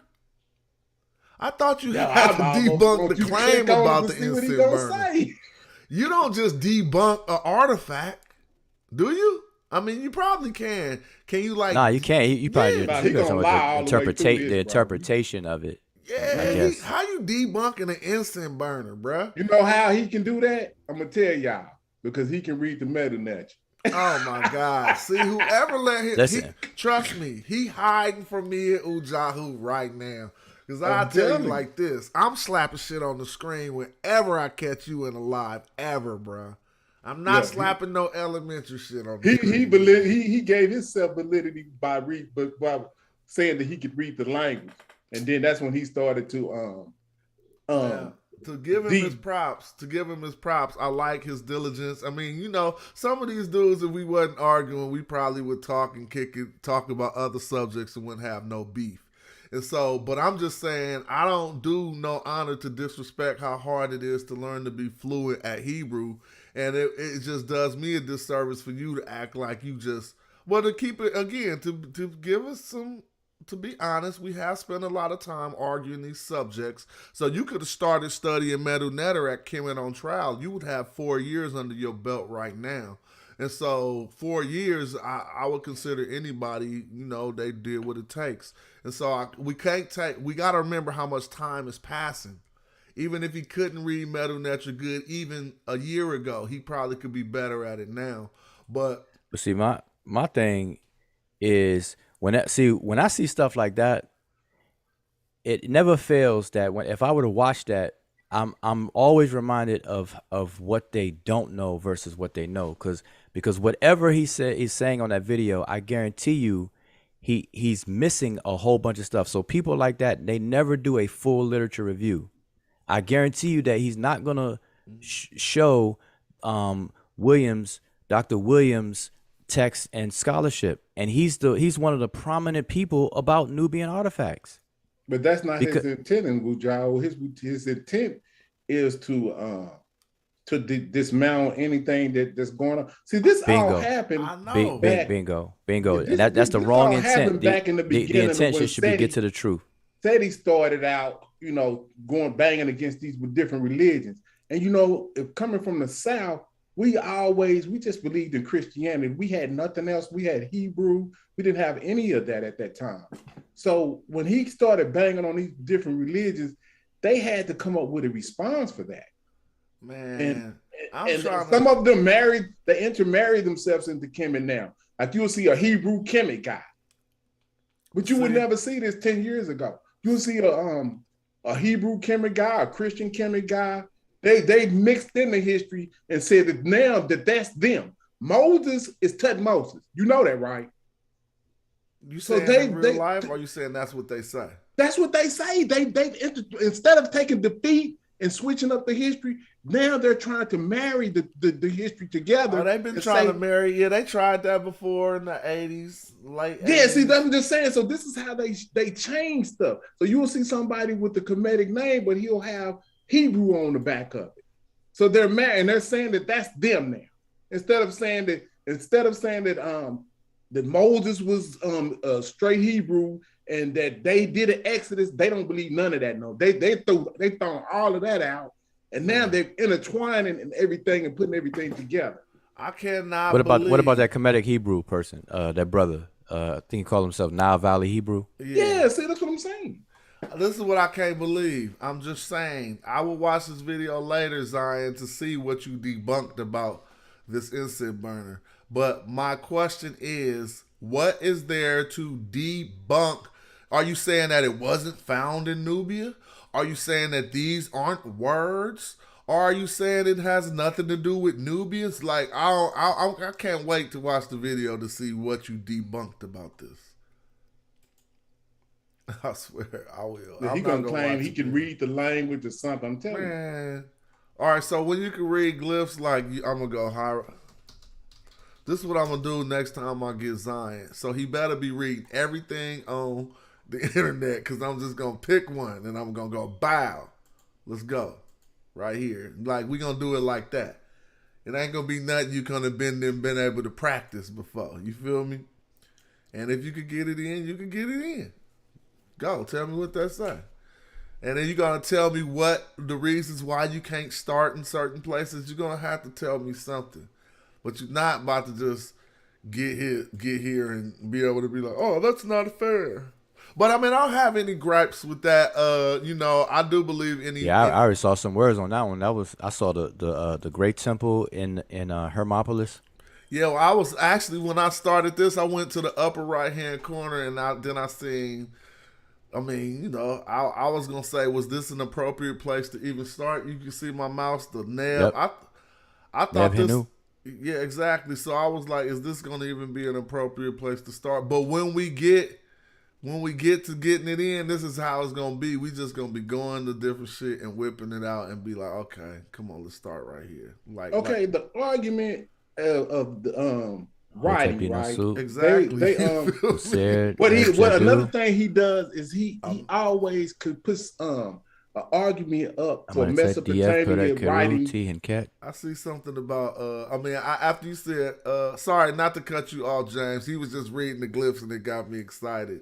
I seen you said Hotep D in the suit, and then was there. So I was thinking, is this Kinti I meant to you or just I meant to you? Yep, there you go. Nah, Kinti I meant to the first glyph is Kinti right there. Mm-hmm. Yep, So Kinti I meant to you. This is what Keru, exactly. Ka, Apet. We got Sheshman Ket, and then we even got a good burial. See the burial, the Kores, your cursor. Where in the you first at row right to now? the left. I'm sorry. Where you at? Keep going to the left. Keep going to the left. Go up right there, right there. Up right there. Mm-hmm. Up right there. Boom. See that? Mm-hmm. That's the bed. Okay. That's that bed, that animal shaped bed that they slept in. See that. Mm-hmm. Yeah. And so again, the way that Ujahu just demonstrated that's when you could be telling people you could read some shit. I mean, because we all could grab our dictionaries and thumb through words and take 10 hours and shit and do some shit. But like we just going through glyphs, and then if you just go pop one up, okay, now we back over here. This is a little different because it's starting with this little X right here, but it ain't nothing that we wouldn't be able to work our way through. I think this X and this thing is they cut off a word. And so the next, we see empatah, suit, net, in whatever this say right here. But you feel me? We wouldn't have no problem doing this and showing people we reading this shit and just popping all over the glyphs doing that. And when you could do that too, Zion, and then you start telling people you read the glyphs. If not, we gonna check game whenever we run up on you in these internet streets. Like what this say. Okay, I wanted to check out an argument that he also makes of Mesopotamia being the precursor to the this writing. How would y'all debunk that, or what evidence do y'all have to show that Nile Valley writing predates Mesopotamian writing? I would like to use something Brother Ujaku just made us look at a few moments ago. This dates back to pre-dynastic Egypt and is far into Nubia. Yet we have the name of the city written in words on the Sea Alley seal. And so I hope everybody was extracting that when we went over it the first time. And I'm going to try to pull it up right here for us again. And this is just some peer review. These are other people, YouTubes, whatever. I'm just trying to search it. Right here on this right here, this bow and this, that say Tasseti. And they're saying that he's hailing Tasseti. So if this was found as far down I think it's the first picture. It's the first picture on the left. If you scroll, that one. All right, great. Yeah, when you say he's hailing like Hitler. Ain't that nothing? That's where Hitler get that shit from? No. Just think about it. I'm just saying, because if you look at the guy's arm, it looks like the Hitler sign. Look at his arm. See if they can make it bigger for me now. His arm looks just like Hitler. See how he's hailing it and how he's got it up. Well, you can say That's that if you want crazy. to, but I'm just trying to stick with this. Look Is at the, it. so the question you asked was Hell about Tassetti. proving that we have a development of our own script, and particularly the script you're talking about, right? The writing system, the Right. hieroglyphs. Mhm. Well, here we have them on the seal that Ujahu showed us from far down by the second cataract, using some of our in proto-dynastic times, using spelling out the name of a nome or a city or probably a state back then, Tassetti right here, and then we even see what looks like, actually when I start to look at this, it's like, dang, that actually looked like a temple corridor, which It looked was like a hallway, like yeah, you like walking it's into supposed to something. represent. Exactly, but when they draw it on modern day Shrek, they don't use this much detail to make it look like you're walking into the temple. But the way they drew it back then, I'm getting the effect, the illusion, like it's a hallway. But it's basically, that's what it is, a door to a temple, correct, Ujahu? With Horus on top of it. Yeah, So- palace. That's the falcon perched on top of the Sarek. So you said That's this the is Heru. early That's the Heru rendition? name. But wait a minute. That's not only that's the first name and oldest name of all the kings of Egypt. And Is not is only in the that, Sarek. That's the Heru name. and guess what else I just seen? Along my theory that I was talking to my partner Jamil about when we started with this, was that I think mythologically the battle of Set and Heru had something to do with the first and second nome of Egypt. And now I see them on here too. I see Tassetti and I see Heru. So I know they're tied together in many different ways, but I don't want to go too far off on a tangent, but I do clearly still see these guys always tied together, whether it's mythologically, geographically, or in motifs like this. Hey, pull up while you're there. Pull up that- visible writing. Would that be Visible? the Just precursor to the type in visible writing. You see how you got Heru above that door or whatever? Is that the precursor to the winged sun disk that we see on all the temples? I took it down, so I might have messed up. Visible, You right? know how they say on the temples they always have Wait, that let me winged just get sun disk the over name. Hold up. I mean, you can keep it talking. I'm gonna find the name for you. Visible, the. Yeah, but I'm asking both of you guys. Like, Yeah. is that the precursor to the winged sun disk that we see over all the temple doors or whatever? But which one was you saying though? I must have got off it too quick. The we looking yeah, at that it one again right now. there, right there at the bottom. See that? You know, they say the winged sun disk is over all the temples when you walk through them, I right? don't see no wing disc representation. Oh, I know. sorry. I'm just I saying, said- is this the precursor to that, to that stylization later on? I don't think I wouldn't say so because I don't see nothing in here that would represent anything close to that. What was you saying, Ujahu? I said visible writing. I meant visible language. Oh, okay, yeah. There's a 2015 book that that we've talked about since 2015 that that lays it all out. Which language, which writing system was first, and it clearly states that the hieroglyphs beat out the Cuneiform. the other one. Yeah. I mean, not cuneiform. So you can actually download it. So if you look for it, you can go to it and get it. Oh, 'Cause okay. they made it free now. It's from the That's dope. Chicago Institute. I'm Hold on, let trying me see. to. I think it's loading up right now. So you It's said from, this is what the scholars consist. So let me read it. Visible Language is an American journal representing visual communication research, founded in 19. Oh, so is this? Am I correct in reading this before? No, Oh, no, okay. that's not Yeah, one. oh, That's not it. it. All right, hold, go back. When you search, no, go to. Okay, you got visible language. Go to. Why isn't yours didn't pop up like mine did? Because I already have it, but it'll come up where you can download. They made it free now on the. Oh, maybe on the, I should look right here. There it go. At the University of Chicago. Yeah, There we go. there you go. Download that so you have it. Yeah, I'm on that myself. Yeah, and everybody in the audience should download it too, because if somebody want to tell you that the writing was started in Mesopotamia, this is a book you want to have. So where did my download go? I don't see it yet. Let me see. Oh no, it's down. It's It's like it's slow. going right there. You see that little It's- blue Oh, line it's a at the big top? book? Yeah, it's open. Oh, there go my nigga Jamil. Excuse me. Yeah, it's going at the top up there, that little blue line. So you got look like about. Oh another yeah, 70. I got 70. But it has all the pictures. It goes through all different writing systems. Has all the pictures in there. and they give the dates. They give a date of 3350 to hieroglyphs at the tomb of UJ in Abydos. You talking about the little square tablets that they found? Yeah, those ivory tags. I already researched this. But I don't know, Reggie. Why when you? I know you might be watching this, brother Reggie. Why when you showed me your presentation for peer review, you was I don't want to say you was acting like. So I was under the impression that with the words that you showed me about Tassetti on the Cialis seal wasn't already scholarship. You see what I mean? Like you was if That's been scholarship on that. I know, but it was proposed as if the Europeans missed this, and we got writing going back to 3200. But I clearly see when I looked up the Cialis seal, they were saying everything you said, brother Reggie. So whenever you get time, come in and explain to the fellow magi about what you brought to the table in regards to the Cialis seal.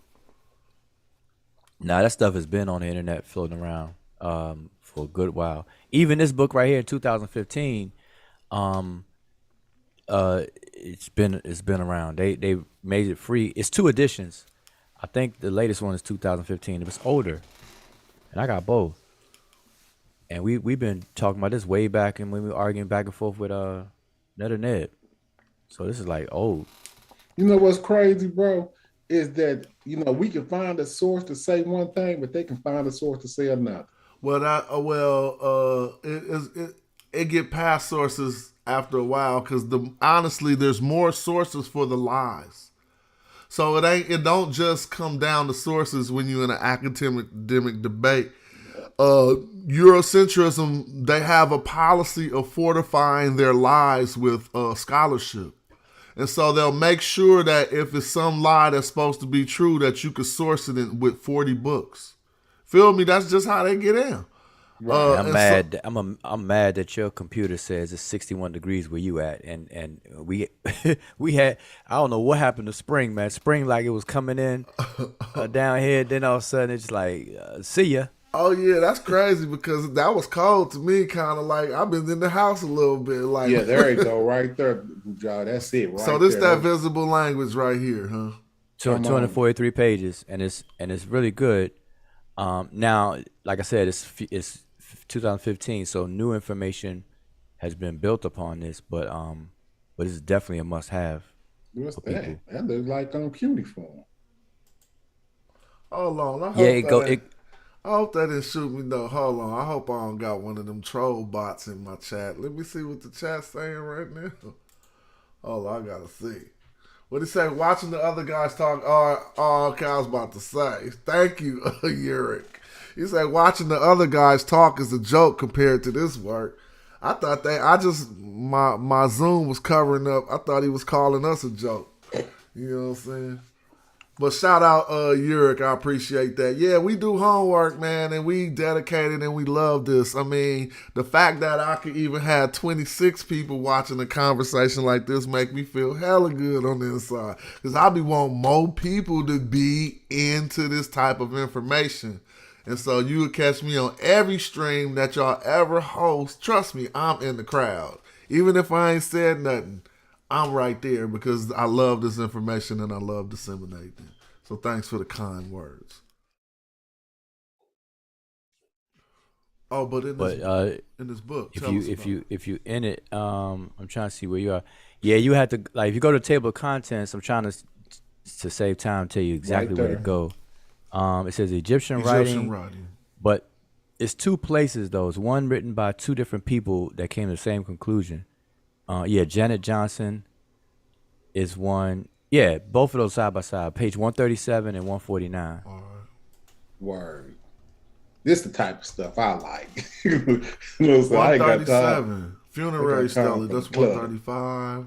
So let's talk. Let's go back on this real quick because again, this is from Terra Netta, right? Yeah, I think this is old school Terra Netta, the nobleman. And I know this is old as hell too, but yeah, down there, they say Terra Netta, so we see the Netta over here. But this is, look at how this was this. Oh, I wish we could argue that this wasn't phenotypically trying to look like Negroid. It's not some point. Sometimes you get to the point to where you make the lips so big and the nose so big that they can't even. It looked like a caricature. You know what I'm saying? To where they like, no one gonna claim this one. But let's get to where you were at. The earliest Egyptian writing by Andreas Stadler, I guess. Let me see. This While is you doing that, I'm 137. gonna pull it up.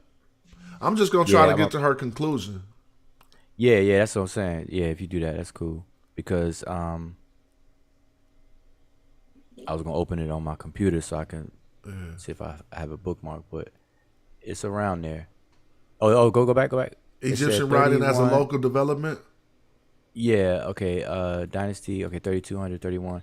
They're gonna tell you that. It say something about Mesopotamian. I'm just gonna read this just for the fun of it. Let's see. Earlier Mesopotamian writing, which yeah, I'm about to go in. Yeah, prior to the proper scientific excavation of the tomb UJ and its publication in 1998, the earliest clear instance of Egyptian writing dated back to the late Dynasty 3231 BC, a few centuries later than in southern Mesopotamia.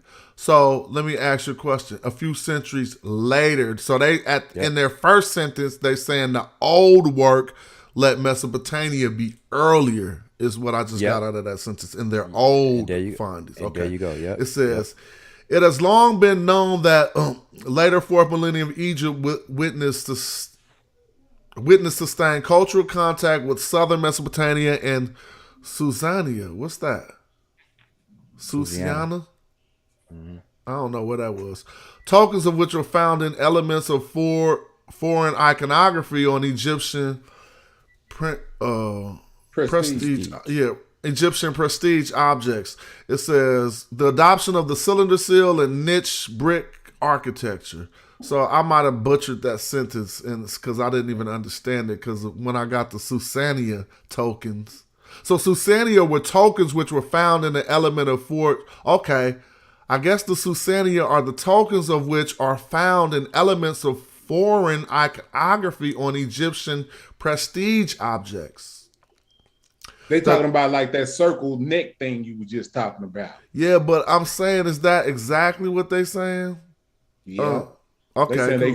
they found those type of those iconographies from. Yeah, I hear you. You're right. Because she says this led to the always controversial hypothesis that the Egyptian writing may have originated as a result of cultural influence from Mesopotamia. So you're 100% right.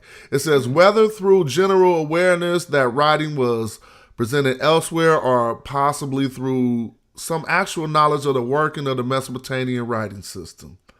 So the distinctively indigenous nature of the Egyptian repertoire of signs was interpreted as a case of cultural adaptations from the foreign technology for local purposes. That's that same bullshit. Like if we got some, right. Keep walking. Okay, I'm gonna keep going. She gonna say that used to be the thought. Yeah. They finna break this. All right, so she said the hypothesis of a Mesopotamian influence on the emergence of Egyptian writings was at times embedded into the broader frame, arguing that the original invention of writing, conceived as a dramatic cultural achievement, would have occurred only once in human history, subsequently to spread everywhere. Elsewhere. See, so that was under the concept of thinking at that time, when they say writing was only invented once in one spot and then spread from everywhere else.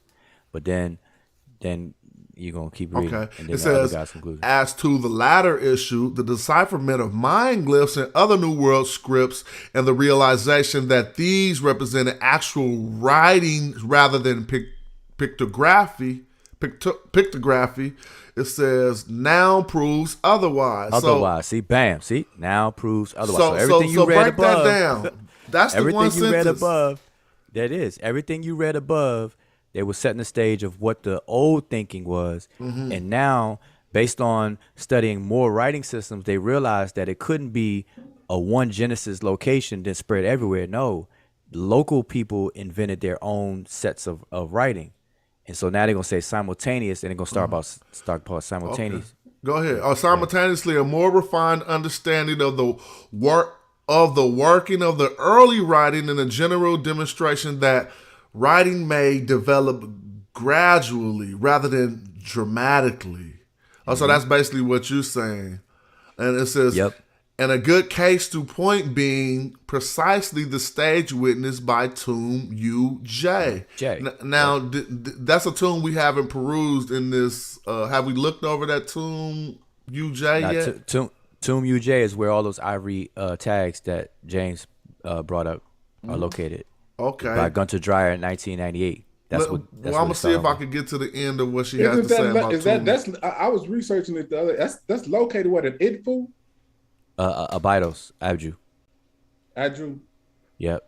But it's on the map. You'll see it today as Abydos. Okay. All right, so I think we can wrap it up in the next couple sentences because they say the discovery of the tomb UJ inscribed material predating late dynasty zero evidence. So our old late dynasty zero evidence has just been predated by a century.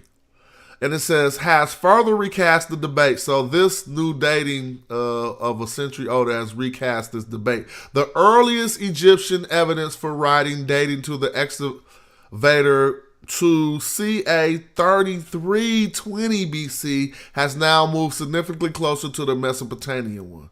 So what did she mean significantly closer? Did it pass it? The crucial point, however, lies elsewhere. As argued above, the Tomb UJ description represents a typologically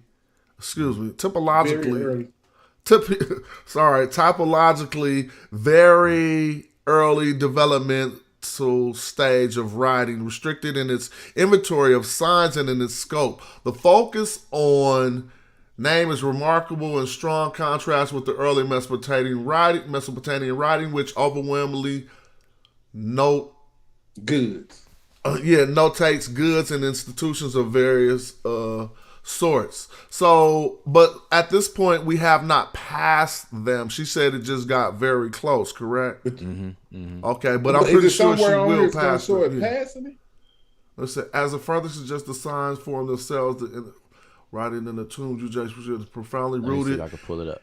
In its emblematic modes of representation, more generally found late 4th millennium Egypt rather than chronological. The importance of the tomb UJ material lies with the window it opens on the various early stages of development. Yeah, she's right, because it does open a big window. Like, okay, we found this one at 3200 BC or whatever, 3320 BC, but this shit didn't develop on this palette right here.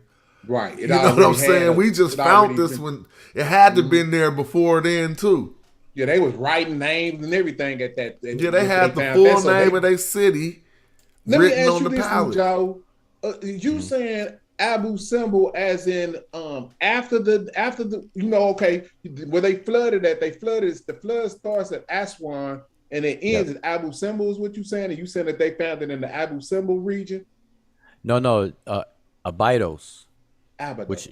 Abydos or Abydos. They pronounce it Abydos. But it's Abju anciently, but it's Abydos. If you look up the map, it's a little bit higher than the first cataract.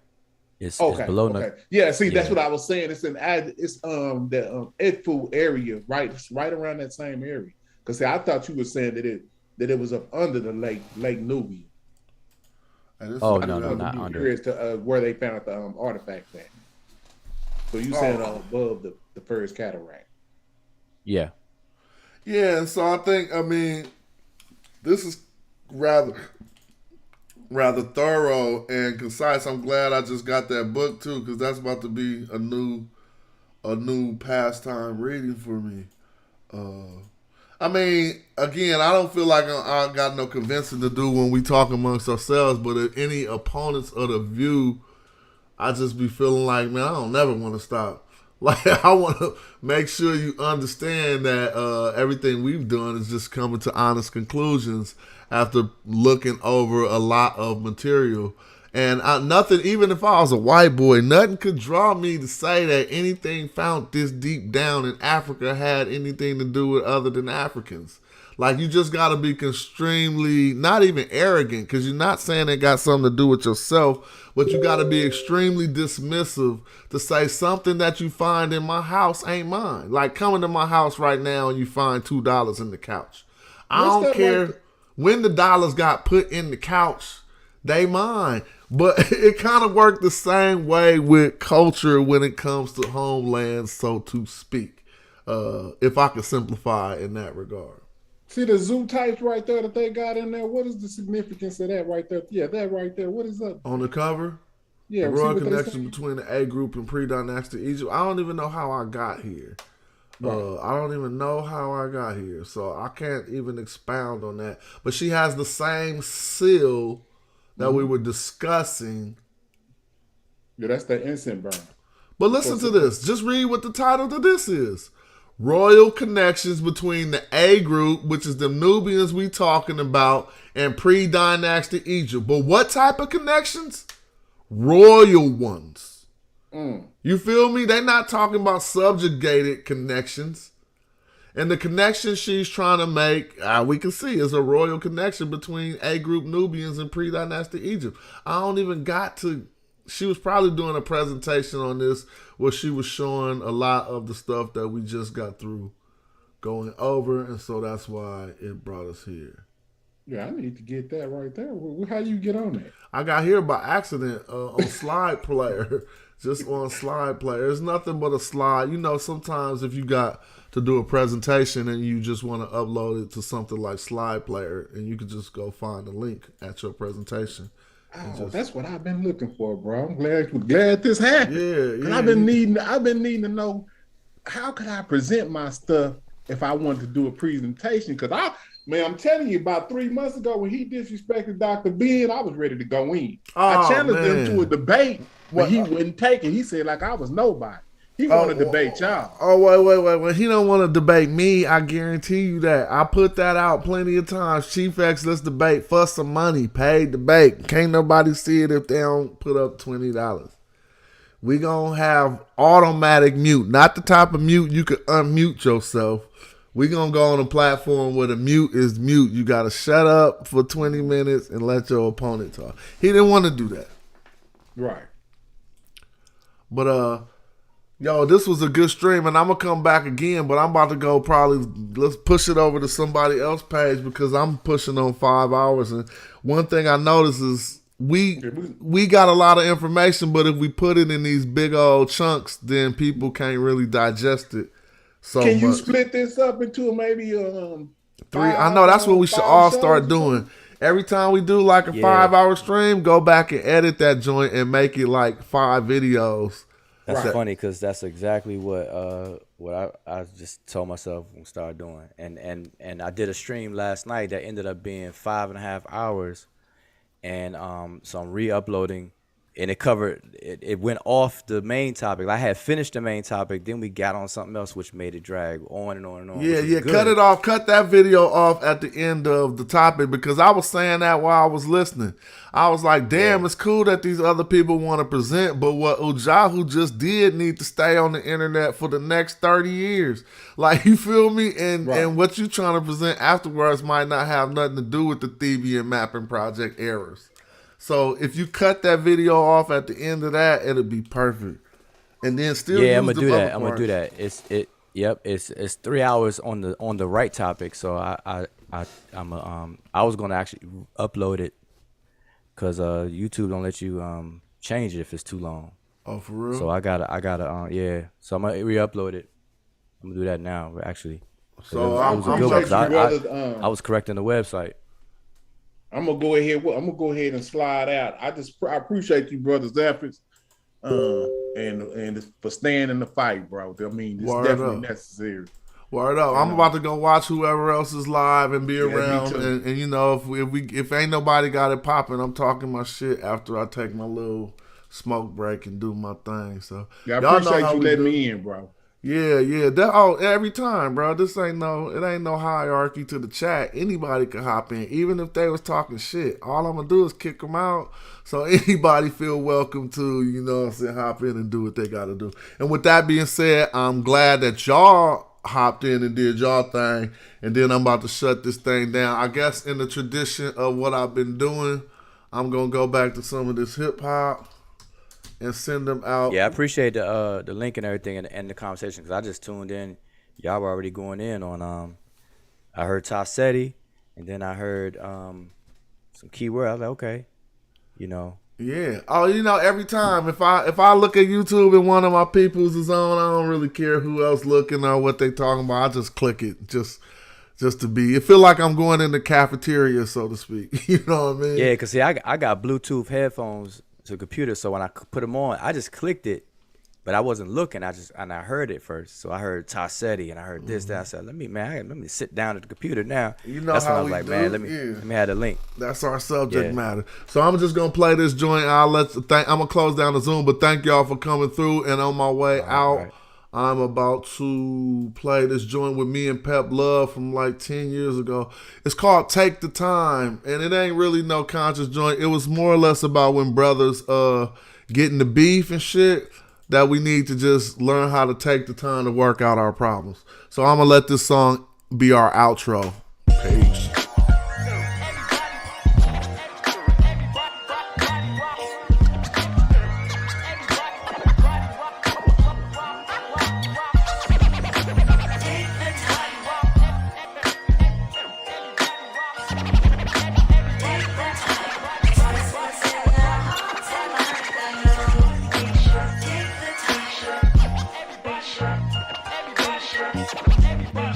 Get money, stop tripping, hijack the show with cats not ripping.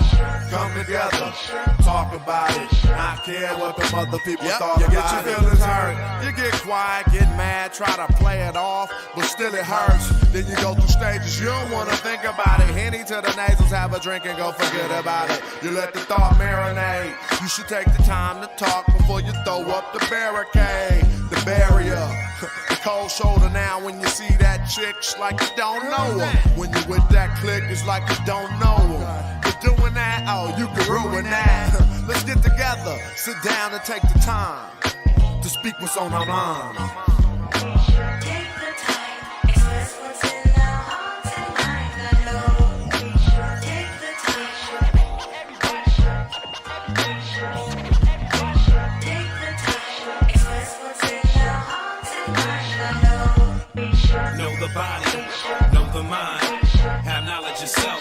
Never eat the swine. Be refined, organized.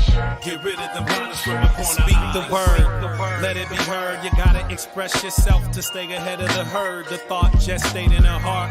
By the time it get in your mind, you better just take your time. I can say assalamu alaikum, a peace, so I can manifest a negative thought whenever I speak, but never hold back. Or let shit fester. Your best to express your heart. Release the pressure so we can get to the better part. Get it off, let it off, but it'll be the reason we fell apart. See, the first word was God. No secret set in the dark. Bring it to light so we can get it settled and start to alter destiny. I bless the beat to express the me that flow oh so finessefully. When I rhyme, what's inside my heart and mind? I how this new school of rap bowling for Columbine. Unconditional love, the definition of love, my intuition glistens. Metaphysical magician, traditional black musician. In a position to reach the distant. And you can listen to each speech, the quality. Beats done melodically. The crew move together like synchronized swimmers aquatically. Logically talk, don't bother me. No brain games, the psych, your psychology. We need to man up, stand up, and speak out the deep doubts for that slick shit seep out. Your mouth, too hard to give apologies. Apologetics, go and do the etymology. She at work, holding her feelings in. Then she get home and take it out on her children. He's so mad he gon' kill somebody. You probably need to talk to him for real. Somebody, oh. Take the time. Take the time. Express what's in our hearts and minds. I know. Take the time.